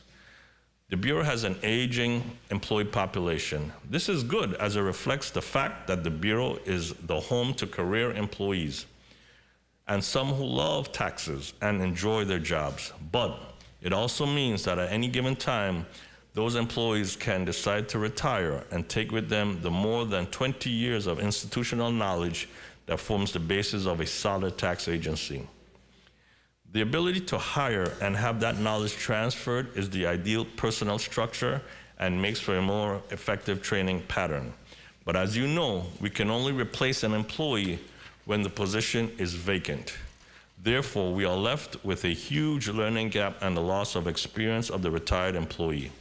Once again, the onboarding of the employee followed by the required training within the same fiscal year would definitely result in more revenues being generated. To determine how much the additional funding will generate in terms of a return on investment, the Bureau offers the formula used by the Congressional Budget Office for calculating the IRS's return on investments on new initiatives. The IRS was granted a significant budget of more than $59 billion over a 10-year period to reorganize itself. This is derived from looking at expected revenues divided by the cost of new initiatives. It will take an investment in the Bureau in order to employ additional employees, initiate new collection efforts, and recognize a significant increase in revenues. We share the return on investment calculation of $1 provided to generate $3 increase in revenue. Conclusion, the Bureau continues to administer the Merit Code to the best of its ability as required by congressional law. I take this time to really thank the employees for the dedication of this effort. Madam Chairwoman, this concludes my testimony. My staff and I are available to respond to any questions that you and any other members of this body may have. Thank you, Director Lee. This is a critical agency, so colleagues, we're going to go to a, I would say, 7-minute round for the Bureau. Like I've shared earlier, I do have to leave at some point, so I want to make sure that I get certain information clear from you before I leave, and then I'm going to go to my colleagues. Oh, I forgot to recognize the presence of Senator Kenneth L. Gittins, non-committee member. Thank you for being here. Yeah, so I see that overall you have a $1.5 million reduction in your budget. Correct, 10%. 10%, yes, it's a 10% reduction. How does that impact your operations? And it's very important for us to know and get it straight, because the work that you do is very, very, very important to the work that we do, and is very important to our economy and getting the information right. So we need to understand, what does this mean for the Bureau of Internal Revenue? Well, in a nutshell, Senator, it's no secret at this point that the territory is expected to receive a lot of projects through FEMA. I recently heard the replacement of the St. Croix WAPA plant, along with some generation replacements in St. Thomas. So we're looking at significant dollars coming in territory. So our budget shrinking kind of goes against that concept, simply because as more dollars are coming in, we should be ramping up to be able to be in position to get every penny that. So tell me how it affects you. How does it impact you? We understand. Yeah, there's a number of services that we are required to provide or have to satisfy IRS's requirements that we're not going to be able to. And as such, risk losing the reimbursement credits that they've been giving us. So give us, what are those things? So as I had mentioned in my testimony, IRS had came to us earlier in this month, and they had some critical findings, more in the IT world, and I'll have my IT chief speak to that. And, Mr. Tavis DeWint. Well, before he speaks to it, I see that the bulk of this reduction is in your other services and charges category. So what particularly in your other services and charges category, that's a 29% reduction, is being impacted? A maintenance of our software, the upgrades that were needed. Every year we're required to upgrade to accommodate the new tax returns. So there's funding that's needed to satisfy that. That's just simply not there anymore. No, For example. no. It is not recommended to be there, but we have a responsibility to do what we have to do. Understood. Okay, so that's what I see in front of me is very concerning for your agency. Understood. So let's hear from your technology guy. So, good afternoon, Madam Chair. Tavis Diwen, Chief of Computer Operations. So two of the findings that were critical from the IRS side is, the one finding is the back of our mainframe or data center is exposed, so it doesn't satisfy the two barrier requirements for IRS. So we have to find a contractor to actually go and make a security gating to secure the back of that server. The second one is our VITAX system.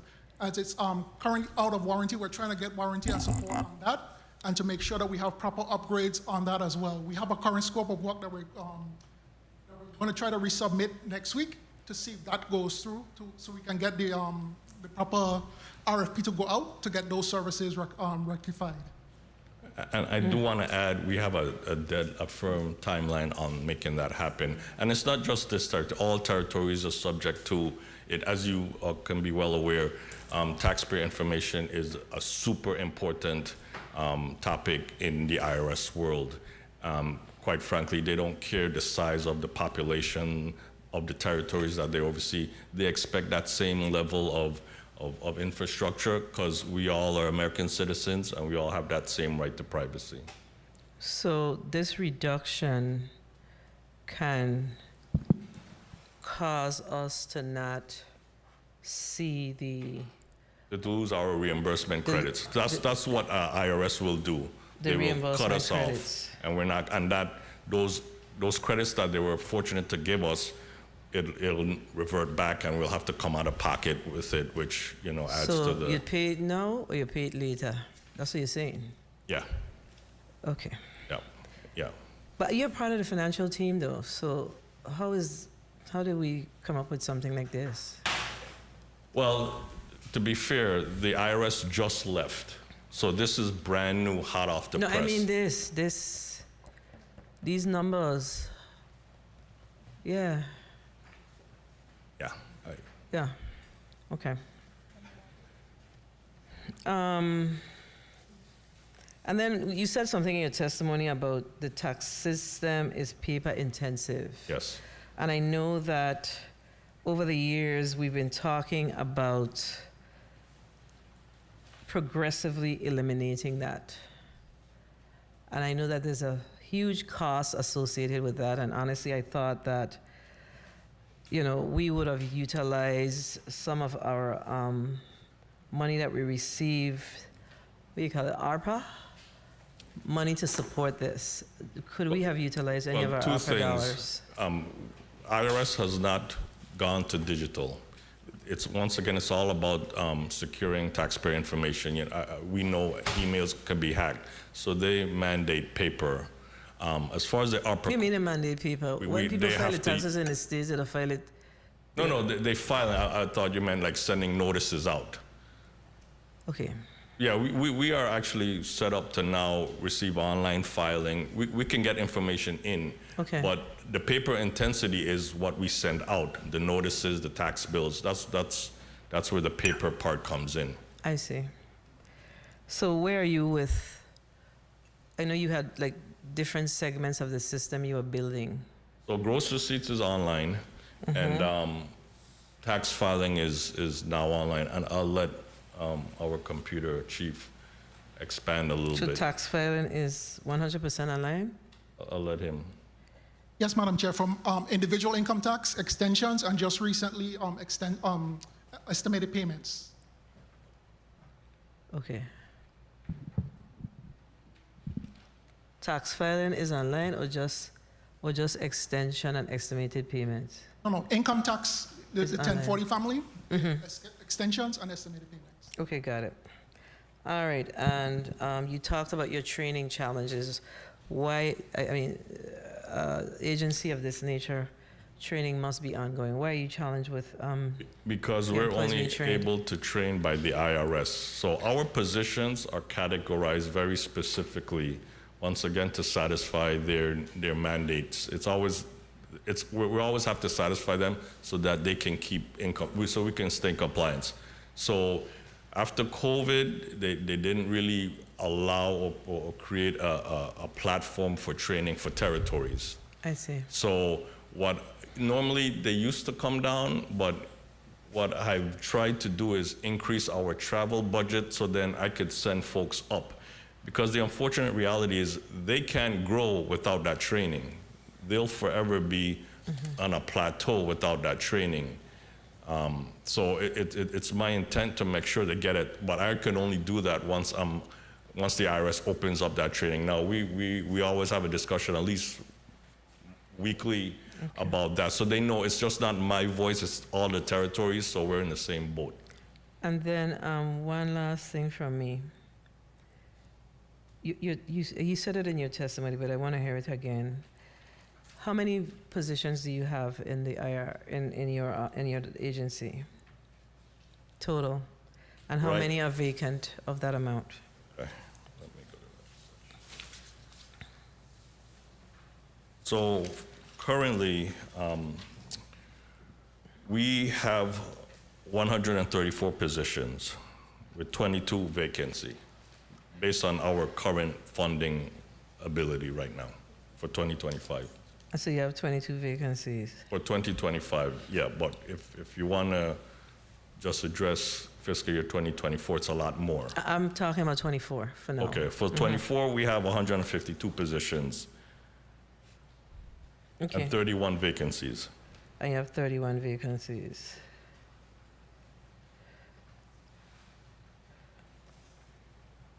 Okay, I see what you're doing. Let me make sure this is right for me before I move on. So,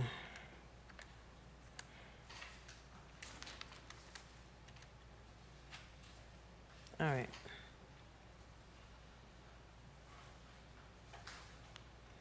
Okay, it's correct. All right.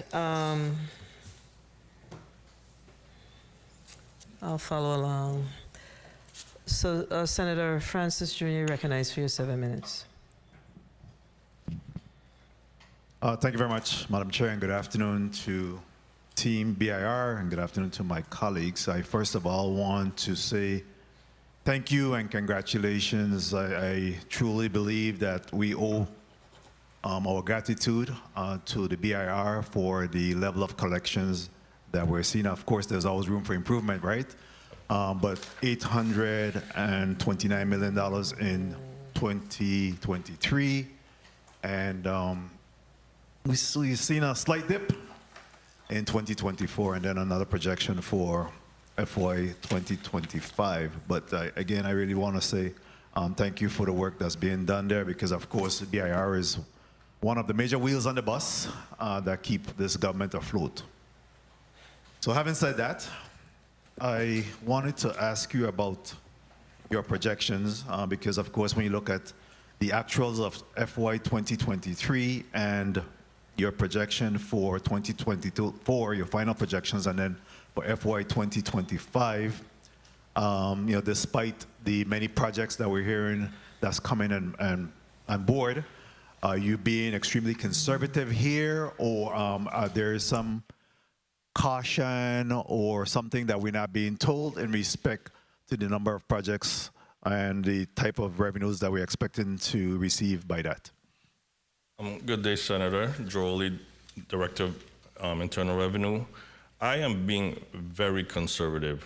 If you look at the budget book projections, it's a little bit more, simply because the expectation is all of the projects that we're hoping that comes through ODR comes to fruition. I kind of made that gamble last year. Unfortunately, they haven't started yet for legitimate reasons. Lack of labor, the procurement process took longer than expected. So rather than be aggressive with our numbers, which then translates to how you guys dictate the costs across the board, I wanted to kind of prevent what we're going through a little bit now with an over expectation. So my numbers are conservative, just to be fair. So is there an expectation that equally that this legislative body should be cautious as well as we continue to review these budgets? I saw that there were a number of agencies that come before us, that spoke about some decrease in their numbers. You see the need for us to trend in the decrease mode more so than increase or level? If to be honest, if I had a crystal ball, I'd be buying lottery tickets. So I don't know. I mean, projects can jump off, but there's so many factors because of where we're located that makes it a little challenging. Once again, one of my personal concerns are the ability of the labor force to satisfy all these projects.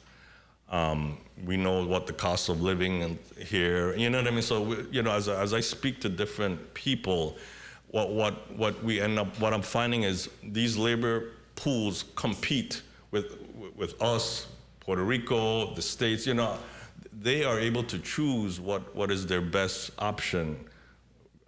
Making a nice salary with a lower cost would be the ideal picture. So that formula is just beyond my scope. No problem. I'll move on from there. So we had a recent revelation under my questioning about bounce check by the government recently, and we discovered that the almost $2 million or a little bit over $2 million of bounce check was at least 1.7 was attributed to the BIR. What is being done in your space to address that? Well, I wanted to address that when that came up. The reality is, because when I started hearing that, I had my team research. 900,000 has already been collected. And the reality is only about 200,000 is actually bounce insufficient funds. Because we have folks who write big checks here, the bank will reject it because the signatures are not quite right based on their signature card. So that is where I see a lot of our rejects happen. And, because, we reach out to the taxpayer, sometimes the taxpayer are aware before we get notice, they'll come in and make the correction. So I don't want to say the bounce checks are just totally folks are just writing bad checks. Because the nature of what we do, we don't really get that. The nature of bad checks is if you're buying a service or you're buying a product and you leave, you get something. We don't really get that for taxes because you don't leave with anything tangible. They know if it bounces, that bill is still there. We can go after it by any means necessary. We don't have to retrieve a product or service that we've already given up. So the nature of bounce checks in our shop is not quite the same as if you go into a store, buy something, and you take it home and your check bounces and then the store has to now recover.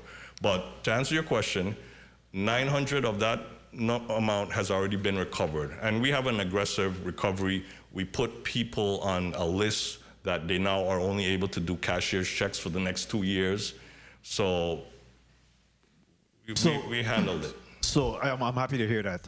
One, first of all, and then I was concerned whether or not there were deposits being made in a timely fashion. Do you have a requirement within your office to ensure that these deposits of these checks are made in a timely fashion, that we're exercising the telechecks option, and also if there is an opportunity, if you see the need, that there should be a cap, so that individuals would then be required to come in with a cashier's check if it's over a certain amount of money? The telecheck is being used. Checks go to the bank. Ranger comes daily. If there may be 1 or 2 days lag, I am discouraging a cap because we do have a lot of businesses who frequently write checks for over the $25,000 amount, and it would be a big inconvenience to tell them they have to go to the bank and get a cashier's check. We don't have a cashier's check. We don't have that problem. Once again, the majority of our issues is the signature is not quite right on our bounce situations. Okay. All right. And when is the next income tax refunds coming out? Unfortunately, I don't make that decision. The powers that be look at all of the needs across government, and if they are able to say, oh, we can afford to send some, then they contact me and they say, oh, you're the power to be, you're the financial team. Yeah, but I don't see the costs across government. I just, lack of a better word, stay in my lane. I bring it in. if there are needs that pop up, I don't see it. So they'll say, hey, we're in a position to release X number of million. Can you send us the next round of folks? And that's kind of where we are. You're a heavy hitter. Exercise those muscles. Yeah, right? but You I don't have to answer. You don't I have to still don't respond see to the that. need, you know what I'm saying? You're a heavy hitter. Exercise those muscles. $829 million you're bringing into this government. I appreciate move on from that, there. Senator. All right. Time. Madam Chair, if I could just wrap up 2 points real quickly. In terms of training, I think it's critical. I know that you mentioned that the training has to be done by a certain IRS approved, but I think that some level of training still need to exist, whether it's at the University of the Virgin Islands, whether it's just accounting. I think that there should be. We have in-house things as new years come out with new tax years and direct. We do have our own in-house, But exposure, being able to go off and experience this with similar type individuals, I think is critical. Yes, in I upward agree. mobility. There's conferences, which is why we're hoping our travel budget and training budget is increased a bit. Very well. Thank you very much. My time has been called. Thank you for the time, Madam Chair. Thank you, Senator Francis. So I heard you, and you, both yourself and Commissioner McCurdy, are part of the financial team.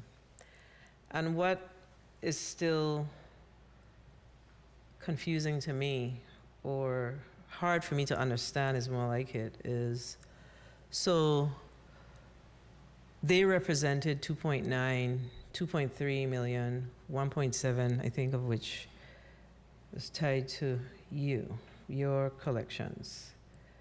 Weren't they aware that those checks were, what is that? There's no real mechanism. What's that system? Yeah, what's that system? We're the ones who, based on our, operations, bring it in, we dictate the amounts and what have you. So we just don't control the bank account. So when a check gets returned, they get notice, they let us know, and we do what we got to do. There really isn't a mechanism to say, oh, by the way. But what happened after that? Well, we collect it, we make the payment, we deposit it, and it goes in as a new deposit. But you see what the issue is, right? So when they report, when you send them your flat file for your revenues that you collect in any given month, and there are any challenges with checks there, you work to get the funds back. Correct. But then how are they updating their financials? The information has now been placed on the system as far as the revenues that's collected within that period. How are they reconciling back? Yeah. You see the issue? Yeah. Yeah, that is an issue because they were unable to tell us. They were not aware that you collected an additional, you were able to recover, rather, Correct. that's the word, $900,000 of that money. So there is Understood. that communication component that's missing, because once you begin to collect that money, there should be a opportunity or a system, a structure in place where you are now notifying them that, hey, these checks were paid, so they are now responsible for updating their financials for that particular period. Because Understood. then if they don't, then they're understating the revenues that's being collected within the year. Yeah, that is a conversation you can makes have sense? with them. But once again, they control the bank account, so we are just like I did here. So we don't want the revenues understated. So that Understood. communication piece is missing. Okay. Yes. Senator Joseph, you recognize for your 7 minutes. Thank you so much, Madam Chair. Pleasant good afternoon to everyone. Director Lee, I really want to thank you so much for all that you and your team do to collect our taxes on behalf of the people of the Virgin Islands. I want to take you with me to page 4 of the post-audit report, because I'm always having this challenge. The challenge is based on what we as this legislative branch, who carries the purse strings of the Virgin Islands government, and what is typically sent down to us in the budget book. Now we have on that page, fiscal year, the column fiscal year 2024 expenditure per Act 8759. And we have for personnel services $7,135,636. However, in the revised budget book, we see that there is a slight increase of $134,000. So it brings us to $7,270,245. Kindly indicate for us, why is there an increase there in your revised budget that this legislative body didn't approve of $134,609? I'm going to let my Chief Financial Officer address that, Ms. Sharima Hughes. Sharima Hughes, Chief Financial Officer. For fiscal 2024, the revised budget shows an increase of $134,608. This is due to the USWM increase that was given to our agency. Okay, so that's your increase based on, when you say USWM, help me with that acronym. United Steelworkers. Wage Okay, increase. so your personnel who are unionized worker, they received an increase. Yes, they did. Okay, I believe we had put that in a separate portion of the budget. Okay, now I'm following you. And how many employees did this increase affect? I will hand that over to Ms. Ophelia Hector, our HR. Senator, 90 employees were affected. 19 employees. 9-0. 9. 0. Okay. Okay, and this brought them up to step until when? Are they current? Yes. With this increases? Okay. They are current up to 2024. Okay. All right. Thank you. Based on the agreement.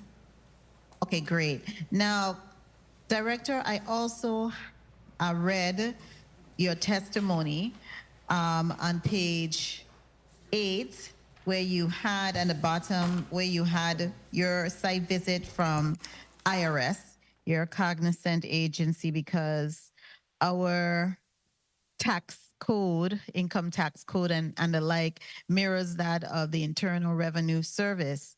So I noted they mentioned that most of the issues that needs to be corrected has to do with IT. Given that, are there any recommendations that you think or your IT team thinks that can be done and what the resources you would need to make these corrective action based on what they found out? You indicated you would need additional resources in order to do so, or risk losing reimbursement, which we can put at risk, for various tax credits. And I'm thinking that's the child tax credits and also the earned income credits, tax credits. That's correct. Okay, so what are they recommending? What type of software, and do you have a preliminary cost? Yeah, no, we do have the cost. They were very explicit in what they needed, and I'll have my chief of IT explain that and the amounts. Good afternoon, Senator Tavis Duen, Chief of Computer Operations. So, good afternoon. Yeah, so one of the critical findings was to make sure that the backs of the servers are secured. That way we can satisfy the double barrier requirement given to us by the IRS. We do have a vendor that that are coming in next week to give us a quote on that. In terms of the scope of work for the VITAX, that's the other critical finding, because it's out of warranty support. So we need to get the software updated on that. So we have a revised scope of work that's going in. It's estimated to cost us about $300,000 for each of the developmental environment and the production environment.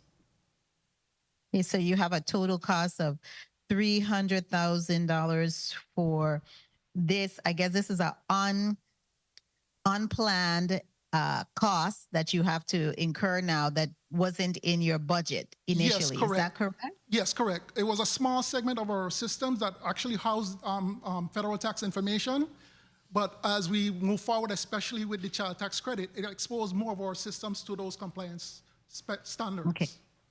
Okay, so we need to also note that. Now, my question, Director, during the budget oversight was regarding how much money that we have on the street. How much money is owed to this government? Because that's one of the things we haven't been able to really pinpoint. How much money does your agency have on the street that's owed and to you? That's an ever-changing number, but the more collectible number is about $150 million. 150.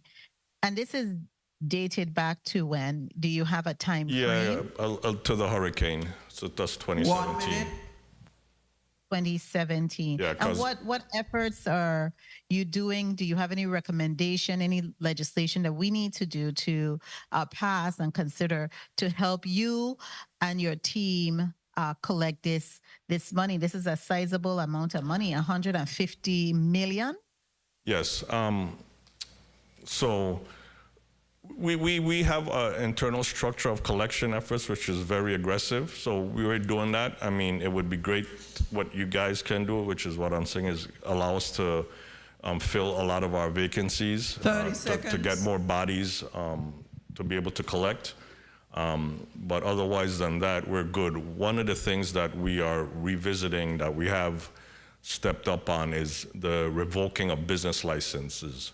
When that mechanism was in place, a business could not get their license, which they needed to satisfy banks, insurance, and a number of things. So when that mechanism was taken away, you know, a lot of businesses, quite frankly, are just getting their license without us. But we have allowed enough time to kind of settle in, and we are now revamping that licensing revocation with DLCA. So that has actually been very fruitful. Time. Okay. All right. Thank you so much, Director. Madam Chair, I don't have any further question for this testifier, and thank you for the opportunity. Thank you, Senator Joseph. I know that you feel that the issue with the bounce checks is we have collected $900,000. We need to collect all. Understood, but once again, 200 is realistically insufficient funds, which we are pursuing. The other stuff, signatures, somebody put the wrong date, you know, we don't have a problem collecting those, and that's coming in as we speak. Yeah, but the issue for us is the vendors are calling us and saying they're not getting paid. Understood. So we have to, whatever that system is, we can make whatever suggestions we want to make. However, internally, you guys are doing this every day. So there must be some system, process, procedure that y'all put in place to mitigate this issue. Something have to give. Whether it's a wrong signature or not, whether the signature is not clear, something has to give, because once you report that these are the revenues that you generate, and then Department of Finance takes, so we're trying to figure out, why is it taking you so long to update your revenues? And they say, well, we have to scrub the files, then there are discrepancies, you know, the information is not timely. So I think that, you know, we have some good people at the table that should be able to come up with how we can mitigate this issue. Understood, but if you think of it in terms of, based on the total dollar we collect, our uncollectible bounce checks are less than 1%, which is pretty amazing compared to industry standards. And while we're saying 1.7 has been bounced, we've collected most of that back. So it's. Do you have years when you don't collect any? When you have individuals who never come back and pay? Then they go to the delinquent thing, and we still do our. No, question. Do you have individuals who write you checks who you have not been able to collect from? That's the issue. So that's what I'm saying. We have to figure out how to mitigate that. As negligible as it may seem to you because of the work that you do, It is a bigger issue for those on the other end who's responsible for writing checks. It's an issue for us who are trying to balance our budget and trying to align our revenues versus our appropriations. So I don't want us to dumb this down. We can't dumb it down. $150 million since on about 2017 on the streets. Yes, any further than that, a lot of businesses have just shuttered and left the territory.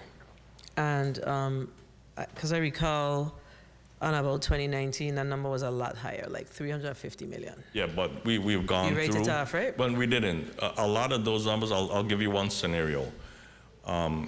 There's a mechanism called upfront gross receipts. So what that means is if the government pays a certain vendor over a certain amount, they're required to pull that 5% automatically. The timing throws us off. So a vendor comes in with a gross receipt filing saying, he owes, let's say, $10,000. But because of when we get that money in, let's say we get 7 this month and 3 another month, we can't match it properly. So a lot of that is recording issues, and I've spent a lot of time trying to fix it, but I don't want to have staff trying to fix that then versus collection. So and this has been a scenario that's been, before my time, and the resources to try to do that matching is, the vendor, well, we go after the vendor. He says, I paid it. See, this is proof it was taken. But the gross receipts form says a clean 10, but he showed me a check for 7, showed me a check for 3, and it doesn't come in exactly the way it's filed. So it's not clean, and that's why we were able to whittle down that number to a more realistic number. 250. All right. This remains a challenge for us. You hear folks talking about them needing you file your taxes, you expect if you overpay, you get your money back. But we have to remind our community as well that we have $150 million on the street. If people were to pay their taxes, then that particular challenge that we have, I'm sure, would be minimized significantly. Of course. And that's not only the tax rules, but it's also with our property taxes. So at some point, we have to figure out how do we truly get to collect. Do we have like KPIs as it relates to your tax collections? And if you do, how are you going We about? do, but remember, we are short-staffed. So I could tell you a number, and it could be low, but if I'm like short 20 people for collections, it is what it is. We would love to see that we are able to pay our property taxes in a timely fashion. But there are other ancillary things that go along with that. Senator DeGraff, you're recognized for your 7 minutes.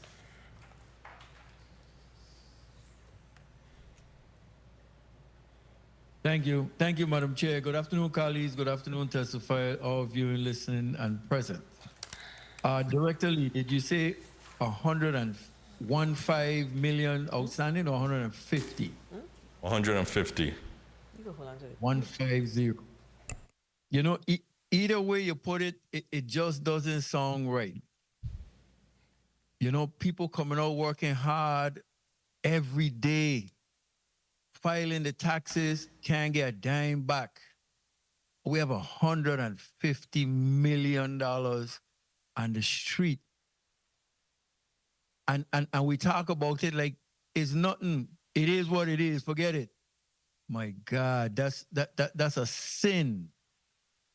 Yet, Director Lee, so if I don't pay my taxes and I write a bounce check, how long would it take before I'm either arrested or my name going to papers? Well, we don't publish taxpayer information in the papers, but what we will do, we'll send you a letter. We'll give you 30 days to come in, and if not, we will garnish your paycheck or garnish your bank account and file a lien. And that's what I say, that's what's happening to the honest taxpayer who working hard every day, maybe a situation come up, they can't afford to pay the taxes this year, they rake through the coal and $150 million out on the street. It's really a sin. Director Lee, I see now that you took a cut. You took a $1.4 million cut, $1.5 million cut. Yes, sir. And then I heard you mention to Madam Chair that some services we're going to cut, basically what she's saying, we either going to pay it now or we're going to pay it later. You're on a financial team, Director Lee. I mean, I don't ever want to sound disrespectful, but it doesn't make sense to come before this body on the record in front of the people to say, hey, we're going to cut it, but then we're going to end up paying through our teeth, probably even more at the tail end. It ain't right. These are the things we got to fix now. If we have to pay more now and find it, let's fix it so we don't fall in a hole, because I guarantee you, the U.S. Virgin Islands will end up paying more later than we have to pay up front. So let's pay it up front. I agree. So, right. So that's what should be said. You know, let's stop treating us like third world countrymen. Hey, we got to come up with this money up front. Let's pay the money up front so we don't have to pay triple on the tail end. It is saddening to hear. And then the people would turn around and say, you know, election year, vote out all them because they ain't doing nothing. To hear what we're hearing, you can't get them wrong. But it's unacceptable to me, man. It is very much unacceptable.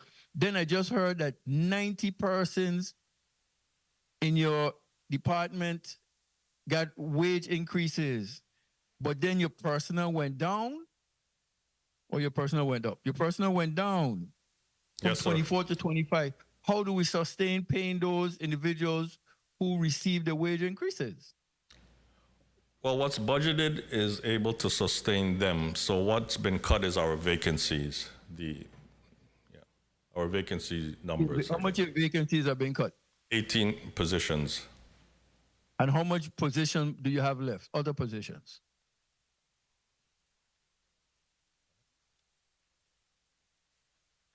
See, again, the calculation doesn't sound right where you just said, if you had more personnel, we would collect more money and have less outstanding. It doesn't make sense to come before us to say, we've cut our vacancies, and then we can't do it. We can't collect the money. We send in mixed messages. We're going to drive people crazy. It's ridiculous to say directly. Again, you know, it really frustrates me to hear that. So you can't cut your vacancies, that you can't collect the money, that we have more money outstanding at the end of 25. So if you need those vacancies to collect more money, let's do it. It's simple mathematics. I would rather we tell the people these things up front, straight, realistic, than what we're doing is selling, oh man, we're selling a cat in a bag. This has to stop to everyone. So I know before my time close out, I would like to get your actual numbers right now for 2024 on personnel, fringe, supplies, other services, utilities, capital outlay. You went for utilities from $380,000 down to $93,601. So could I get your current personnel? What is your current amount now in this third quarter? Personnel fringe. I will refer that to our Chief Financial Officer, Ms. Sharima Hughes.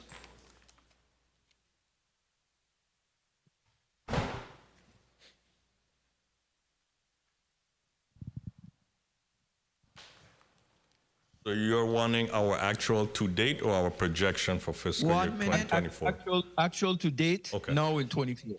So I can see where you are in this third quarter to see what we're going to in 25. Actual to date. Sharima Hughes, Chief Financial Officer. Actual to date for personnel services is $4.2 million. Okay, 30 fringe. seconds. Fringe. Fringe benefits, 2.1 million. Supplies.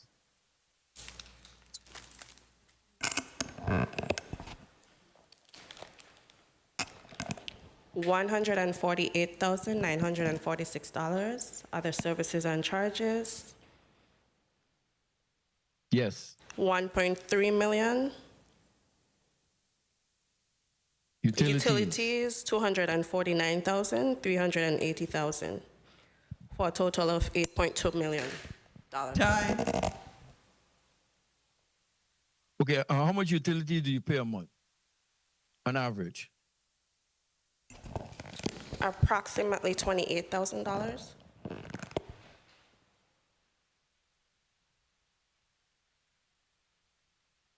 Okay, and finally, just the capital outlay. One last time.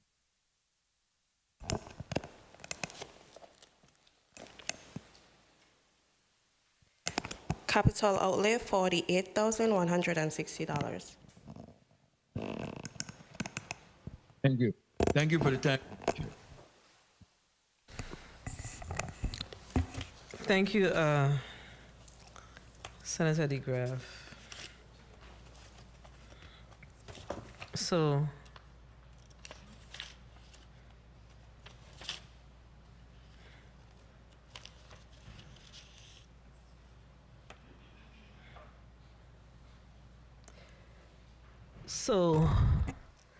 based on the line of questioning from the previous speaker, Director, in your testimony on page 6, you did not share with us that the 93,601 that is presented in a budget for this year is not sufficient to cover your utility. And when we look at the expenditures for FY23, it came about somewhere about 383,000. We gotta get this information straight. Yeah. As you're aware, it goes to that single payer mechanism. That ain't got nothing to do with a single payer. Do not sell me no Wilf tickets. I understand, but That has nothing to do with a single payer account.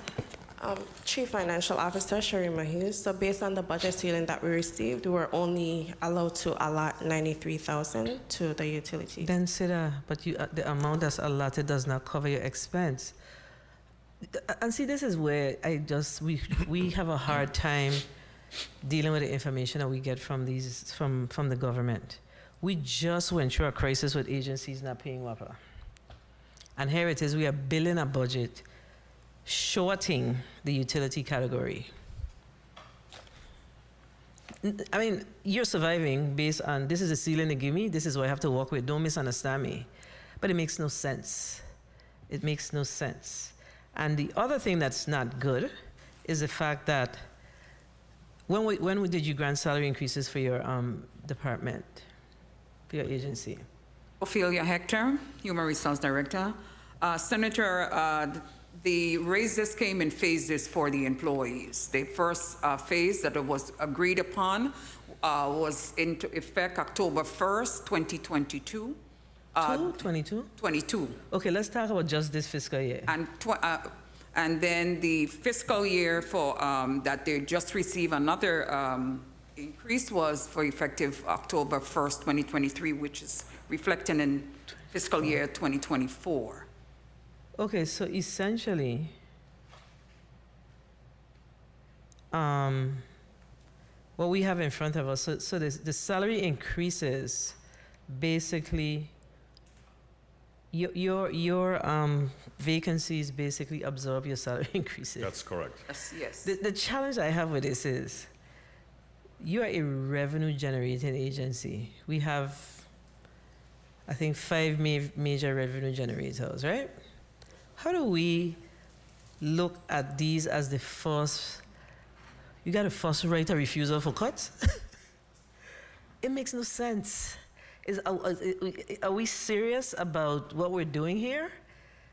So what we need to get from you is your your vacancies that were in the fiscal year 2024 budget. What we passed in appropriation, we know we did it based on a percentage, so the numbers were like half-seas. Correct. We Give have us the that. full amount, and we will decide how we will deal with it. We have that. Okay? Yes, ma'am. So that's we're gonna need to get that from you, because the last thing that we want on our end is for it to be said that the legislature, because we do the appropriations, so not because the recommendation come in a manner that doesn't make sense, that we should follow suit. So Understood. that doesn't make sense. And I know that you have to, basically abide by what was sent to you as far as your ceiling. But we also have a responsibility to look at other agencies who are not so revenue producing or revenue producing, period. But we gotta make sure we collect these revenues. Agreed. Otherwise, none of us ain't gonna get paid. I don't think they get that part. Okay? Senator Fonseca. I think he's absent. Senator James, Junior, Senior.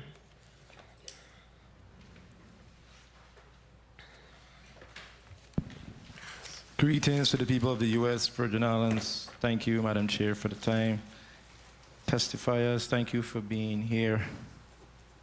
On page 8 of your testimony, you mentioned how many employees you have compared to the U.S. mainland and what have you. But you also went on to say that there are several changes that you want to make as far as having a strong IT staff. So can you just explain to me what's the difference between this budget and last year's budget when it comes to strengthening your IT staff? Well, we have expanded this year to start online filing. Once again, gross receipts and income taxes. And we want that to grow. We want that to be the norm. On the receiving end, we're just receiving way too much paper. So in order to complement that, you need a strong IT staff to prevent hacking, which we always subject to. And in the midst of that, because we're offering it, we are now having to abide by IRS's minimum requirements of security that we can't negotiate on. We can't say, well, we're a smaller territory, we don't need to make it as weak, but we need to stay on the level that they are to protect taxpayer information. Which leads to my question. When it comes to your IT staff compared to last year's budget and this year's budget, what changes have you made to beef it up, your IT staff? Well, I'll let Chief speak, but he has some recommended initiatives that, once again, we need to satisfy. So let me just make it clear. Last year's budget, FY 2024 and FY 2025, in which we're working on right now, what changes are reflected in the budget when it speaks to enhancing your IT staff? So right now, we've been reduced. Okay. If you're comparing this budget to last year, our budget has been cut. So there's For the IT nothing- staff? Correct. Okay, proceed. So to answer your question, it's gone backwards. Okay. Backward. So you're going backward and you're making a wish list, but it's not your fault. That's why we have the handle and the executive branch has the blade when it comes to the purse strings, but that's a whole nother story. But as far as your team, when it comes to grants, who are you have on your team that speaks to grants? The reason why I'm asking, I'm just trying to find out if there are any other grants out there that speaks to enhancing our IT or infrastructure in IRB. Anything out there? Yeah, well, our grants is really small. So our grants come through Department of Interior, and how they see it is they see it territory-wide, not just us, but all the other territories.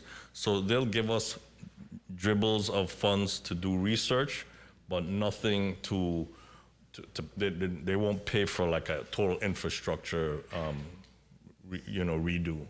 But they'll give us a little bit to do research. But as you can see, our grant monies right now are really smaller than one would like. Because the reason why I'm asking you that, you're speaking to a person who was once a taxpayer on the U.S. mainland, Once upon a time, I could have called the phone, a 1-800 number, put in my social security number, and the list goes on. Gives you an update, and the list goes on. You go on a website. I know we have a long way to go, but I also want to make sure that we have a long-term plan, something that we can do in phases, and that's something I realize. Not saying we don't do it in the Virgin Islands, but something we just want this big house. But in order to get a big house, you have to do it in phases. So my question to you, do you have a long-term plan, 5-year plan, 10-year plan? Yes, so, we started with gross receipts online. Our next thing is income tax online. So, we have a systematic approach. So my question to you, as you speak about a budget, if you have a plan, you have to have a dollar figure attached to it. Correct. So that plan speaks to the dollar figure and in phases? Yes. Okay, so I would like to speak to the IT guy. Now you can speak, go ahead. Yes, good day, Senator. Tavis Duen, Chief of Computer Operations. So as to allude to what Director Lee was talking about, we have our online projects, gross receipt, income tax. So right now we have several forms that are available online for us to file: income tax, the 1040, the estimated payments, and the extensions. As we move forward, we intend to have other forms online in terms of withholding, gross receipts, and of course, to show some of our corporate taxpayers love, the 1120 families as well on that. Yes, but I just want to see a plan that speaks to numbers, because you spoke about a reduction in your IT staff. And I mentioned that we need to have a 5-year plan. And that 5-year plan, as we speak about, that 5-year plan needs to speak to numbers, as we speak about numbers in a budget. But go ahead. Yes, so that's included in our professional services for our vendors, ScanOptics and Raw Data, more particularly ScanOptics, who are handling right now the online income tax implementation. Thank you for placing that on the record, because with AI and all these things we have going on right now, not saying we have to depend heavily on technology, but we definitely have to lead and move in that direction. And that is why I was asking that question regarding your IT. But moving that right along, you said you need an educated staff to audit the returns for the correct tax owed. So that's a training that you're gonna need? Yeah, we need a training. Yes, we do. So have you factored the cost for the training, and are you going to implement it in this? Well, we can't do the training until the IRS tells us training is available. We don't know what the cost is yet. What I'm trying to do is at least have a beefed up travel cost. So instead of trying to bring them down here, I can send folks up there to be trained. But we're dependent on when the IRS opens that up. What's your name? All right, so at some point you're going to need training. Absolutely, we need it now. And so you have no idea what a dollar figure would be like? Okay. No. All right, thank you. Thank you for placing that on the record. And I saw here where you mentioned, I think it's for the excise tax office, $12,000 covers the cost Senator of the James, can you please wrap up? Your time was called. What's called? Yes. My time wasn't called? Time wasn't called? 21 seconds. I apologize. Yeah. $12,000 covers the cost of the new excise tax location at the Molasses Pier. Can you just give us a little insight of what that cost covers? That's the rent. That's the rent. So we used to be at the airport on St. Croix and at Niski and St. Thomas, but Port Authority wants to create, and I agree with them, a one-stop shop. So you can go to excise, then go walk right next door to customs. So a number of agencies that handle importation are going to be housed in the same location. So that's the space and the monthly rent of $1,000 that they've already allocated to us. And my time was called, so it's a thing. Okay, I will ask one more question. As far as you said, the Bureau will need additional resources to cover the annual maintenance of our current tax systems, and that's factored into the budget, right? No. So that's another set Correct. of money you will need. Yes, our budget was cut, so those services have been cut. So you have it of course you have it in the back of your head. We have our wish list of things that we need. Keep that wish list. Thank you, Madam Chair, for the time. Thank you, Senator James, and I apologize. We misheard what was going on because we changed clerks, so my apologies to you. So we also need to get from you a detailed listing of your other services and charges, your critical We have that. professional services, whatever those critical things are. But let me ask you, so you talked about salary increases for your unionized employees. That was granted, so your unions are up to date? Yes. Affirmative. Do you have non-union classified employees? Yes, we do, Senator. Have they received their salary increases? That would be for fiscal year 2025. Fiscal year 25, do we have exempt employees within BIR that have not received salary increases? All have not received salary increases. Why? Did you receive yours? I did. So we give the directors, the leaders, the salary increases, and the supporting casting and nothing? I forgot to ask that around all of the other agencies. We have to find that out. So what's going on with that? I am including it in our wish list to be No, I granted. ain't asked that. Why? When did you all receive our salary increases? How do we have like, so if you were to ask what the morale is in the department, they're No, never going to be good. I concur. I concur. I mean, So there were no salary increases because we know that in fiscal year 23, that's when the salary increases were coming online. 24 come, 24 nearly done, and we have not granted the middle managers salary increases. So do we have middle managers within the? we have numbers that we want that I want to increase their salaries. We ain't for. talking about what we want to do. We talking about what ain't happened. It has not happened. I'm not saying it's any fault of yours. I'm just saying this is why there's so many folks walking around the territory just upset. You make me lose my train of thought intentionally, you know. I was gonna ask you, do you have on your team, as a result of the salary increases that were granted, do you have individuals on your team, your senior leadership team, your C-suite, who are making less than individuals on your in the unionized employees?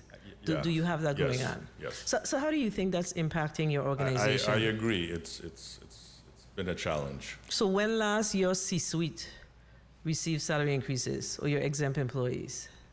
I'll ask Ms. Well, yeah. Ophelia Hector to. And then I have to go because I have to catch my flight. I have to go back to St. Thomas to take care of an emergency. I was just searching in my mind, 2016.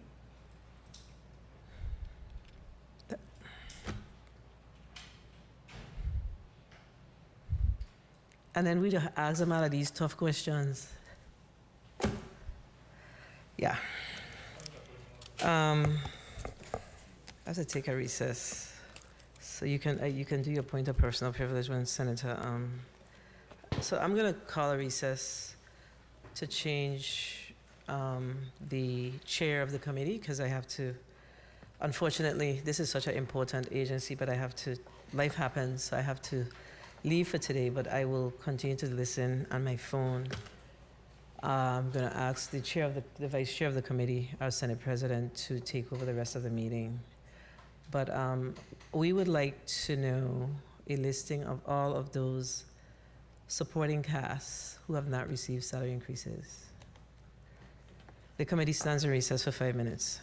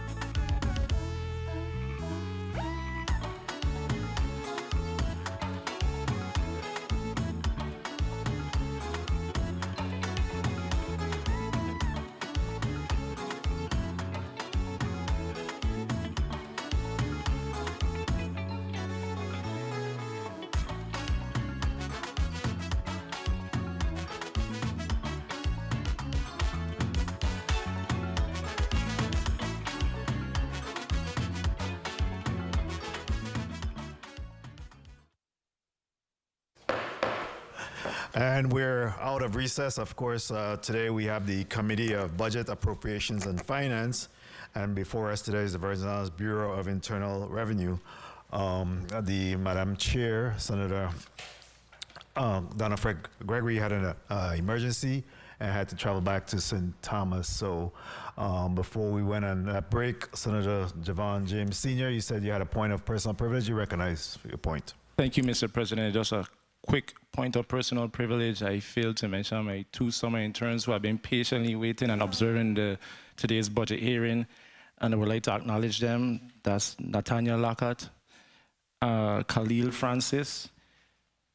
They are both working with the office of Senator Javon James, and we have several others: Janaya Rivera, Amira Christian, Alicia Watley, Jomar Rosado, Jaheem McIntosh, Harmony James, and Ednan King. So thank you, Mr. President, for that point of personal privilege. Thank you very much. And youngsters, please, again, at least learn as much as you can. This is a wonderful opportunity, so, engage and, pay attention to what's happening. At this time, the chair will recognize Senator Diane T. Capehart for her 7 minutes. Thank you, Mr. Chair, and good afternoon, colleagues. Good afternoon, people of the Virgin Islands. Good afternoon, the IRB team, Director Lee. I have to commend you ladies that you look great in my favorite color, green. More money, right?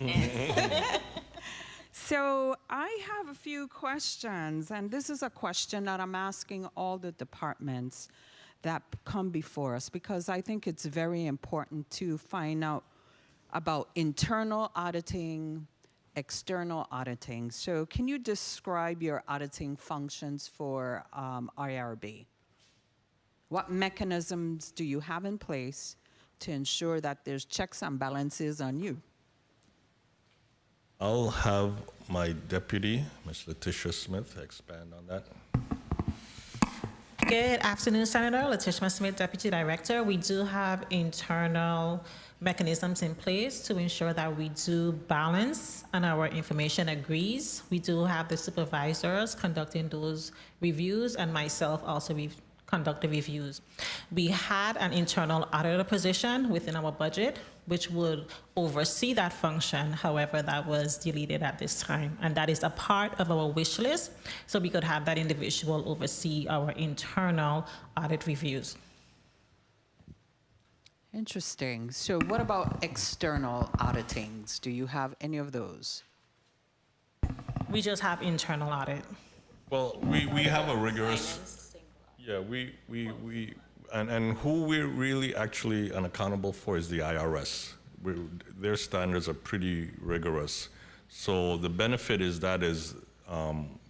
we get checked by them, and they are the standard of the industry. So there's a process in place that they check you. Yes, absolutely. Okay. And then you are going to put a position back to provide that internal audit. We would like to, yes. Okay, great. I think one of my colleagues may have asked it, but I just want to get some clarification. I think on page 7 of your testimony, to the end where it talks about the review, highlighted some IT challenges. Now, I would always ask, because I have a child who does cybersecurity management, and when I understand how important it is to mitigate cybersecurity threats, so I want to make sure what kind of comprehensive cybersecurity measures that you have in place to make sure that we don't have any data breach.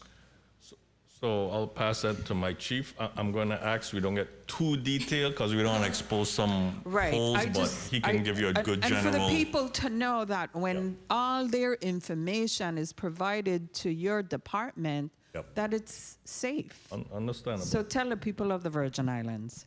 Good afternoon, Senator Tavis DeWent, Chief of Computer Operations. So in terms of our security compliance, we have data loss prevention policies that are in place, internal threat policies that are in place as well. That's meaning so permissions are only granted as a needed basis to the users. Also, we're intending to extend our FIPS, our Federal Information Processing Standard across the board of our whole entire network. We also have a 40 analyzer that analyzes and produces security reports for us daily. Give me timelines when you talk about, you know, you have this or you're going to do this. Give me some timelines. No, so the FIPS compliance is something that we are doing right now to extend to make sure we cover all our bases. We don't have an exact timeline because we have several systems that are affected by that. Okay. So we just implemented our private key infrastructure to be able to support that initiative. Okay. I'm always for those individuals that are the soldiers in your department. And the salaries that I see, I'm going to advocate for those people to get increases. Thank you. Because when top management making money and they doing the people in the middle doing all the work, I think it's fair that you look out for them. One question that I have to ask, and this is something that I know, once you, in your department specifically, is there any internal policies for leadership, like doing taxes? Because you guys are the tax gurus, right? Yes. So that's your line of business. So is there a policy at IRB that individuals in leadership or staff to not do taxes as a side business? Yes, we're prevented according to IRS law. We are not allowed to do taxes as a side business. Now, we as a bureau, we do tax payer assistance, a program that we had that we incorporate UVI students to help the public. It was just initially started to accommodate seniors. Every Saturday during our tax season, probably between February till tax filing day, we open our doors and we allow folks to come. And so we do taxes on a pre-basis, but we do not do taxes as a side business. We're not allowed. That's forbidden. And is there a penalty if you find out that someone... It's jailable if it goes that far. And for clarification purposes, in the budget book, I looked at all of the different position names. Can you tell me the difference of revenue agent trainee, a revenue officer trainee? You have senior revenue agent, senior revenue officer, senior revenue representative. So in a nutshell, tell me. That's where the training is critical. Depending on accounting credits dictates where you come in. If you just have an associate, possibly not as many, you may come in as a trainee. You're able to take courses on your own and then allow yourself enough credits to satisfy a promotion. But I'm glad you brought that up. This is why training is critical for us, because we're not allowed to move people up unless we get that IRS approved training in order for them to move up. So we always like to have a robust training amount, because the minute IRS gives us the green light, we need to be able to jump on it, because it's not every year, it's not every 6 months, it could be every 3 years, whenever they decide to open up that window for us. Thank you. Mr. Chair, if I may conclude. I have one question as it pertains to, I know it's long gone, but it's still an existing problem for some individuals, stimulus checks. Are there still individuals that have not received their stimulus checks? I'll let my deputy, Ms. Letitia Smith. Deputy Director Letitia Smith, there are individuals who have not received their stimulus checks. However, in their tax year 2022, if you did not receive your stimulus checks, the taxpayer should have claimed the recovery rebate credit and include that amount on that return. So they're not actually single stimulus checks being issued to taxpayers anymore. It's just a recovery rebate credit. So they're able to recover it by saying they didn't get it on the following year's tax return. Okay. So it doesn't come as a stimulus check. Unfortunately, it'll come out as a part of your refund. So. What about those who have violated individuals where they received a stimulus check in the mail, but that person did not receive it in their bank account? what repercussions are there for those individuals? Because I am very aware of one situation I have reported, and this is an elderly.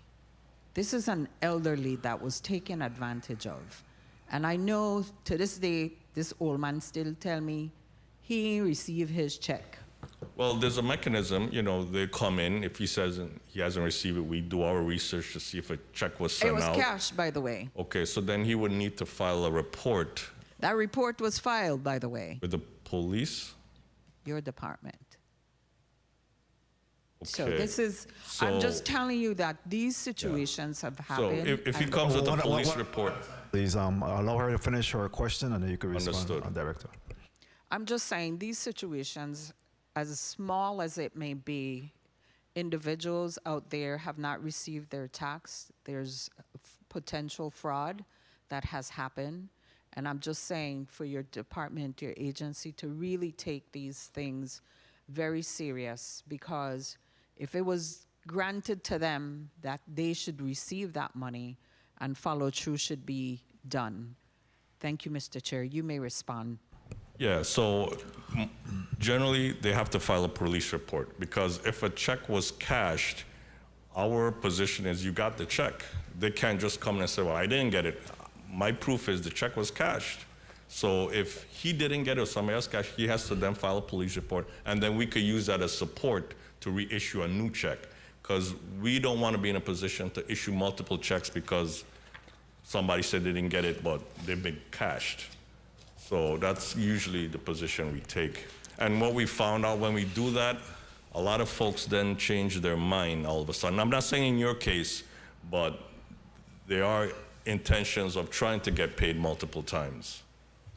That is correct. The complaint starts with a police report, and then it's investigated, and then certainly they'll communicate with your office, and then we actually have an economic crimes unit within the Virgin Islands Police Department that will follow up on that and then make some determination. I wanted to ask you, Director, before I go to Senator Gittins, who's the next senator, we often hear about this mirror tax system, and I think today I've heard several times where you alluded to the fact that IRS, even to the point of some of the positions, you have to be closely aligned with that. Can you talk about that alignment or the requirement as it pertains to the mirror tax system? I mean, how deep and how far does that go? It's not even deep, it's all. And I have our attorney, Tamara Smalls, expound on that. Attorney Smalls? And good afternoon, Tammy Smalls. The Naval Appropriations Act of 1921 implemented the Mirror Code that allows the territories to use the Internal Revenue Code as its tax code, and we keep the revenues in the Virgin Islands instead of paying it to the feds. So for all intents and purposes, every time they enact a section of the Internal Revenue Code, we have to mirror it. So if it says a taxpayer must reside in the U.S. to get the earned income credit, every time you see the word U.S., you substitute it for the Virgin Islands. So for our purposes in the Virgin Islands, we will read that section to say if a taxpayer resides in the Virgin Islands, they're entitled to the earned income tax credit. So every single tax law that goes into effect in Title 26 of the U.S. Code, we must implement it as best as possible and as practical as possible. There are so many things we can't implement because of our size, because of our resources. But for example, speaking to Senator Capot's question about someone doing taxes for a fee, that is prohibited by the Internal Revenue Code and for all employees of the IRS, and we mirror that too. There's actually a form that you fill out. You tell us that someone at the Bureau prepared a tax return and charge you a fee, and they will lose their job and possibly have to pay a fine. So when you hear Congress talking about implementing tax credits, we're sitting waiting to see how it's implemented so that we know what we have to do. We use the same tax form. Instead of filing it with the U.S., you're filing a tax form, the Form 1040, and all the schedules with the Bureau of Internal Revenue. Thank you very much for putting that information on the record. Director Lee? And it's important that the closer we stick to that mirror code, that once again allows us to get the reimbursable credits, the funding that they give us to then be able to reimburse our portions of our refunds to the population. Thank you for that. At this time, the chair will recognize Senator Kenneth L. Gittins. You're recognized for your 7 minutes. Thank you, Mr. Chair, and good afternoon to all. Let me first say thank you, Director, to you and the entire IRB team for all that you're doing, their dedicated service, and as you refer to them as your aging employee population. And aging means just that they're there for a long period of time, right? Yes, sir. Okay. $829 million collected fiscal year 23, which represented some 771.7 million to the general fund, correct? Sir. That means that's how people getting paid, correct? Yes, sir. Good. And I want you to do me a favor as well. Don't step over me when I'm asking you a question. I'm glad the chair just told you that because I noticed you kept doing it. And I want you to answer me directly, okay? Now, with 22 to 31 vacancies, 112 are active or 134 positions funded. How many of these positions, either you or your HR person, how many of your 134 funded positions are classified versus unclassified? I'll have our HR. Ophelia Hector, Human Resource Director. We have 10 exempt positions. 10. Total for the agency? In totality is 26. However, 20 is filled. But I don't. Sorry? How many are filled? 10. Sorry, 10. 20, I'm sorry. Take your time. Numbers, you know, you see Are you making you numbers all in your nervous? sleep. What's going on? No, you see numbers all in your sleep. Okay? And So we're talking about the 134 funded vacancies, okay? Okay. Forget the 112 active because we know you have vacancies. So of the 134 funded positions, how many of those are classified versus unclassified? 89. 89 Yes, are classified. classified.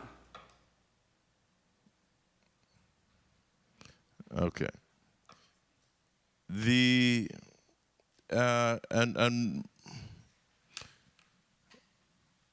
how aggressive are you in recruitment? The positions you have are critical positions. Yes, Senator. Any of them are?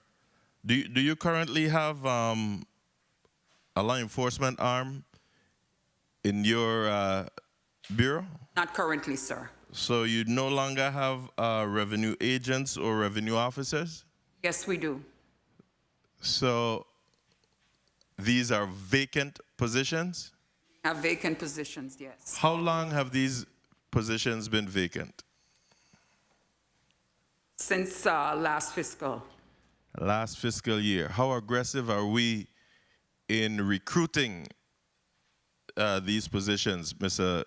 Director?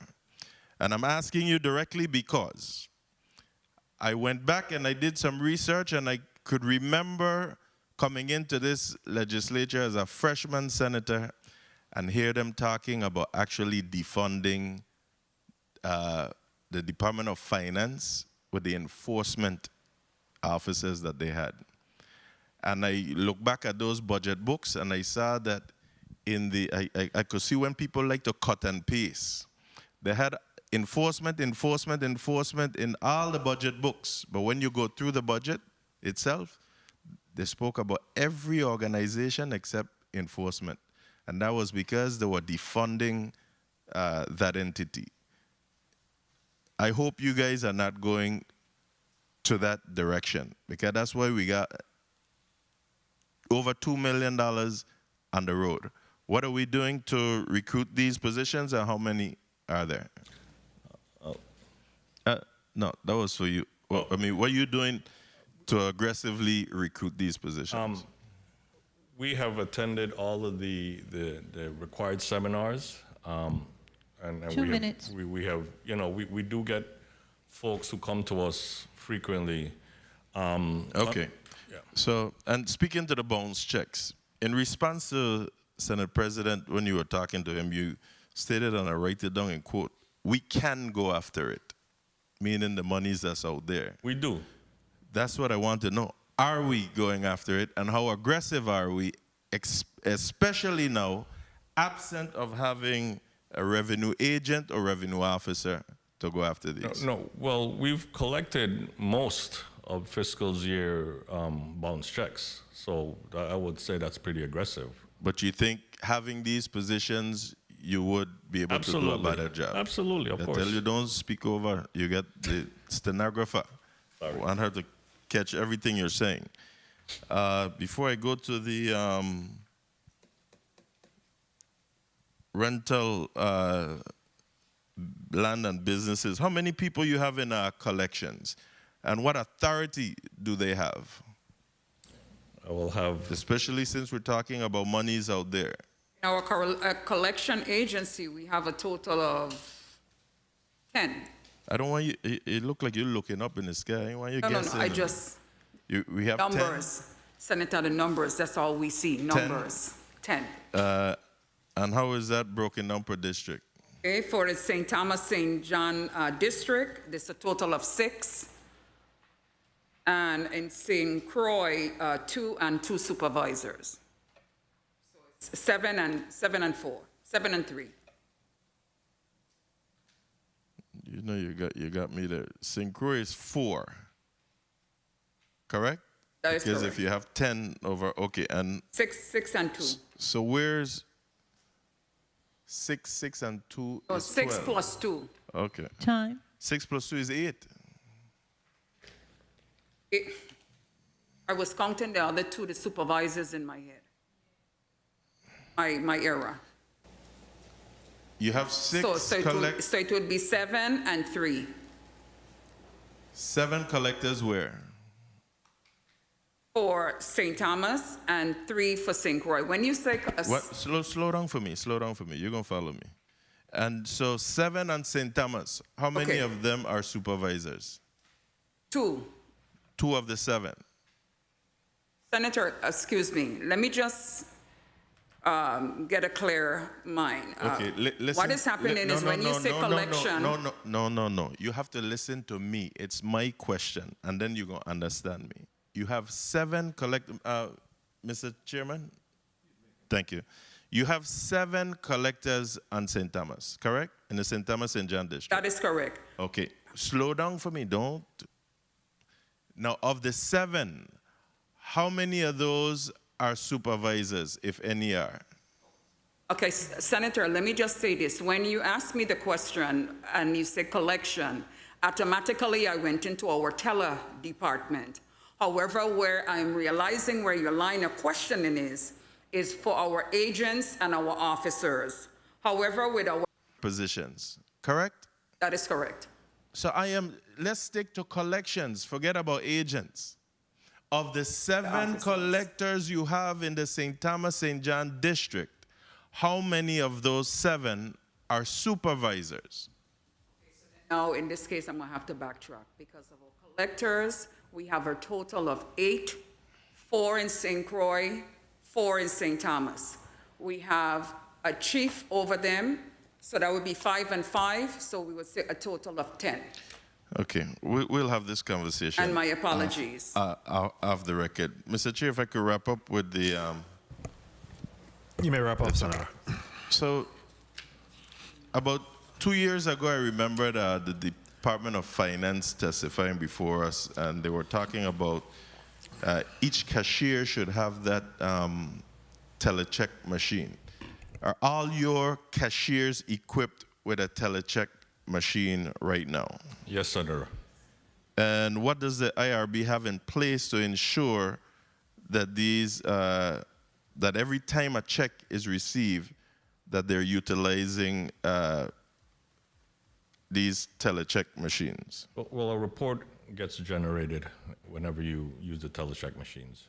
So we match the report with the checks.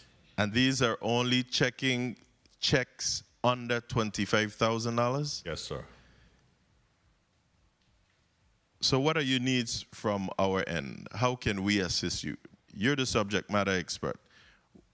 Anything needs to be in place from our end that will be able to assist you with collections, and especially of anything over that $25,000? We don't have a significant issue with that. What we would like is the ability to hire additional collectors to physically.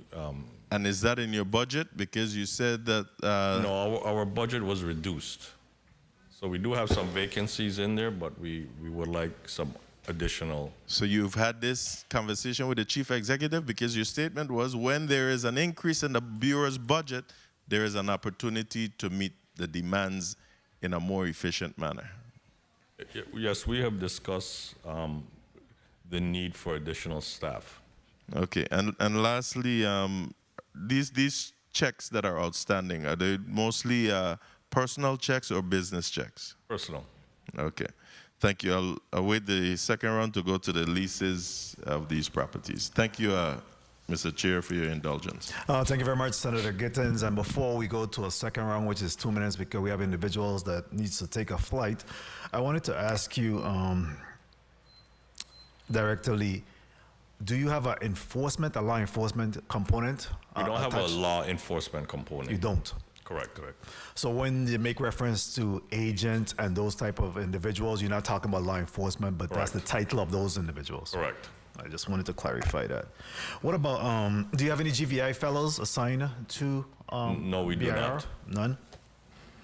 KPIs. Do you have any specific KPIs that continue to track and monitor? And because you do have a performance-based budget, do you have any, are you working off of any KPIs? I'll have our deputy speak, but I do want to say, with our lack of staff, it's kind of hard to meet KPI projections. It is what it is, unfortunately. So, are they great? No. We just don't have staff to, keep them going as we should. So how are you ensuring some internal audit to the point that you're working towards some achievable goal? Yeah, so we measure, individual activity and progress. By what mechanism? How many cases they close, how much dollars that they bring in.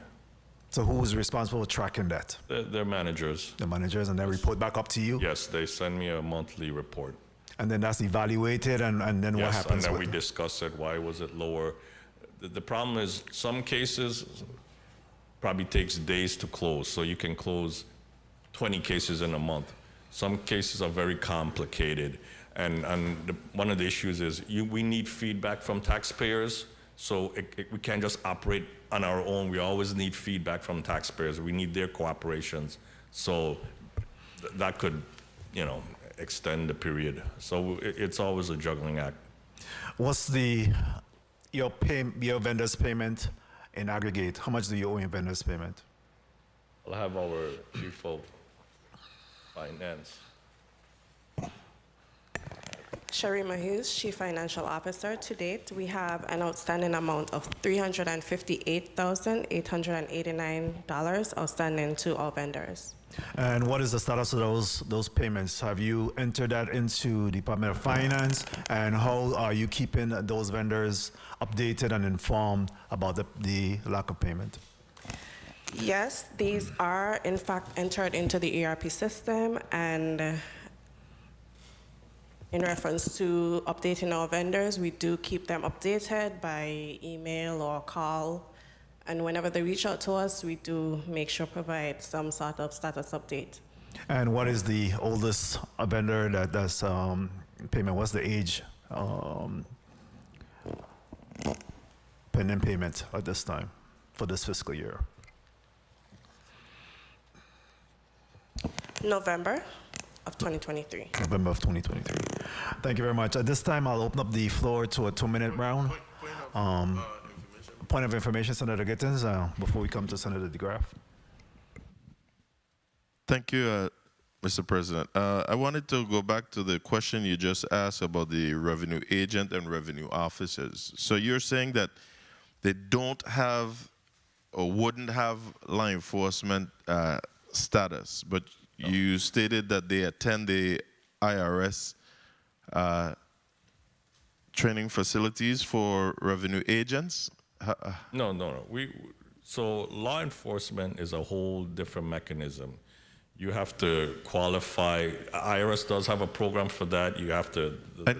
Sir, I know the process for qualifying. I'm just asking so that we could know for sure the separation. So you're saying that you no longer at all. So just like Department of Finance that I was talking about earlier that defunded their whole enforcement division, you're saying that IRB no longer has a criminal investigation division. No, that's correct. So you too have also defunded it. This is a problem for us. And you did have officers there I am fully aware of. Thank you, Mr. Chair. Thank you very much, Senator Gittins. In instances where there may be some criminal implication, can you tell this committee and the community, what will happen in that instance? Do you report that matter to the Department of Justice for investigation, or what happens? Well, most of our criminal matters tend to straddle IRS, so we inform them. And they will conduct the follow-up investigation into that. And then they deal with the U.S. Attorney. Thank you. At this time, the chair will recognize Senator DeGraff. You're recognized for your 2 minutes. Thank you, Mr. Chair. Good afternoon again, everyone. Director, is anyone owed retro wage increases? Ophelia Hector, Human Resource Director. Senator, yes, the employees who just received their fiscal year 2023 payments, I should say increases, they received those increases on June 13th. I anticipate another, say 15 are going to receive their increases on pay period for pay cycle June 27th. However, retroactive payment in regards to that has not been paid out yet. I anticipate between now and say the ending of September, first pay cycle in say October, they should be made whole. Okay, and that would cover all 90 persons? That is correct, Senator. Okay. And Director, the last time your exempt people received the wage increase, I think they said, what, 2016? What was the percentage? Do you recall? Ms. Hector? I don't recall. That was before. Senator, that was like, say, like a 3%. 3%. Okay, that's what I figured. So I guess based on what Madam Chair was asking at the time, we're looking at wage increases for your exempt personnel calculation and roughly the same.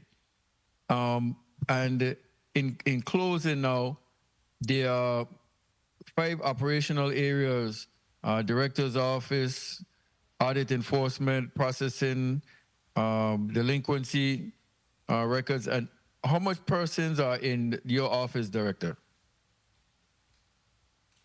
Personnel. In the St. Thomas, St. John district, we have 100, for actual, we have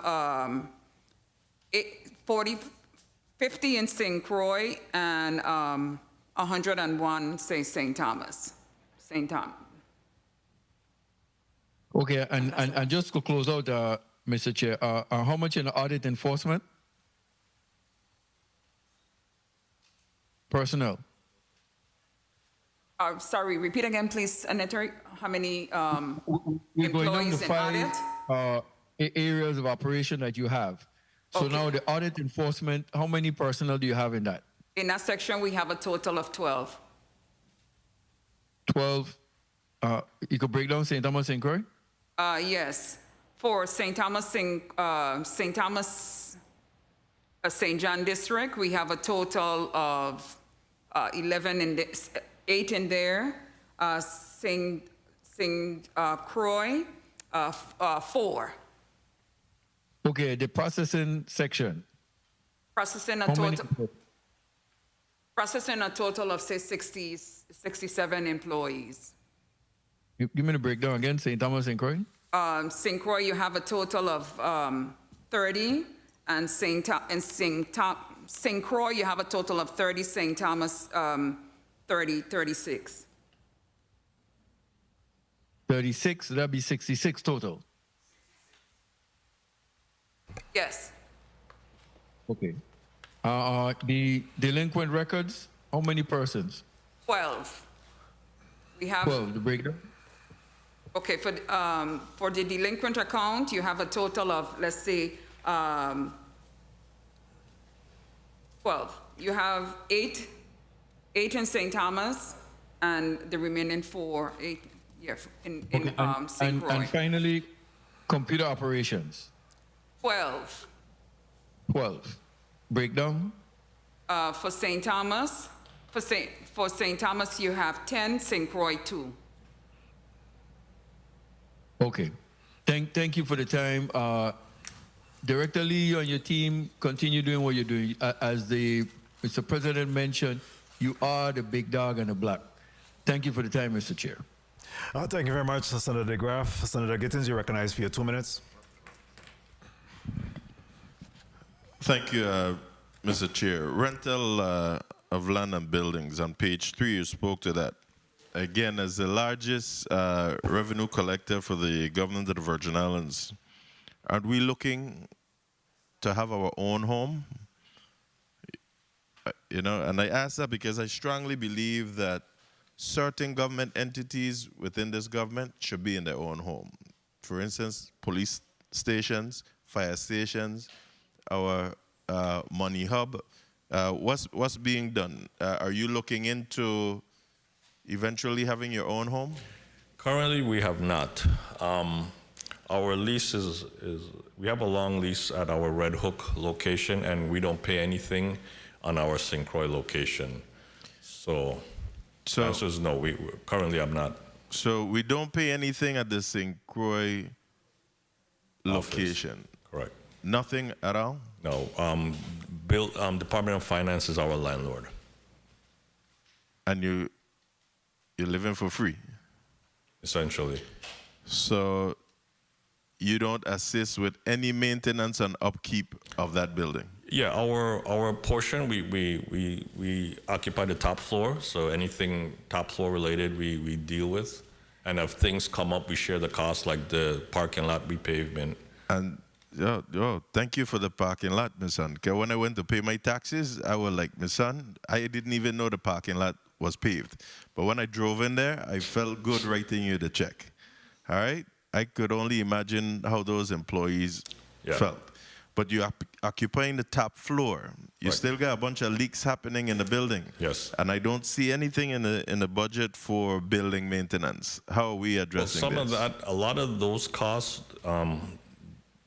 you know, the Department of Finance does do, and yes, we you know, as leaks come up, we deal with them, but we haven't gotten an engineer to kind of tell us what we should do to remediate going ahead. The plan is FEMA is supposed to be, you know, reconfiguring that building for us. I don't know when that's exactly going to happen, but that's the plan in the works. So just like how I want you to be aggressive in your collections, I want you all to be aggressive in getting that building to a conducive working environment so that your dedicated, aging employee population can want to remain. All right? Understood. Again, thank you all. Thank the team for all that you do and continue to collect those millions. Thank you. And make sure that those below get their increases, please. Absolutely. Well, thank you. Thank you very much, Senator Gittins and Director Lee. As we go to final wrap up, capital projects. I don't see. You don't have any major capital projects to undertake. no, this time I around. mean, we are going to require build out for those 2 new offices, the one at Molasses Pier and St. Croix and the one at Sandfield Crown Bay. We are going to have to retrofit those to, accommodate our needs. So we were allowed 50,000 in our capital budget. But I believe we're going to need more. Okay.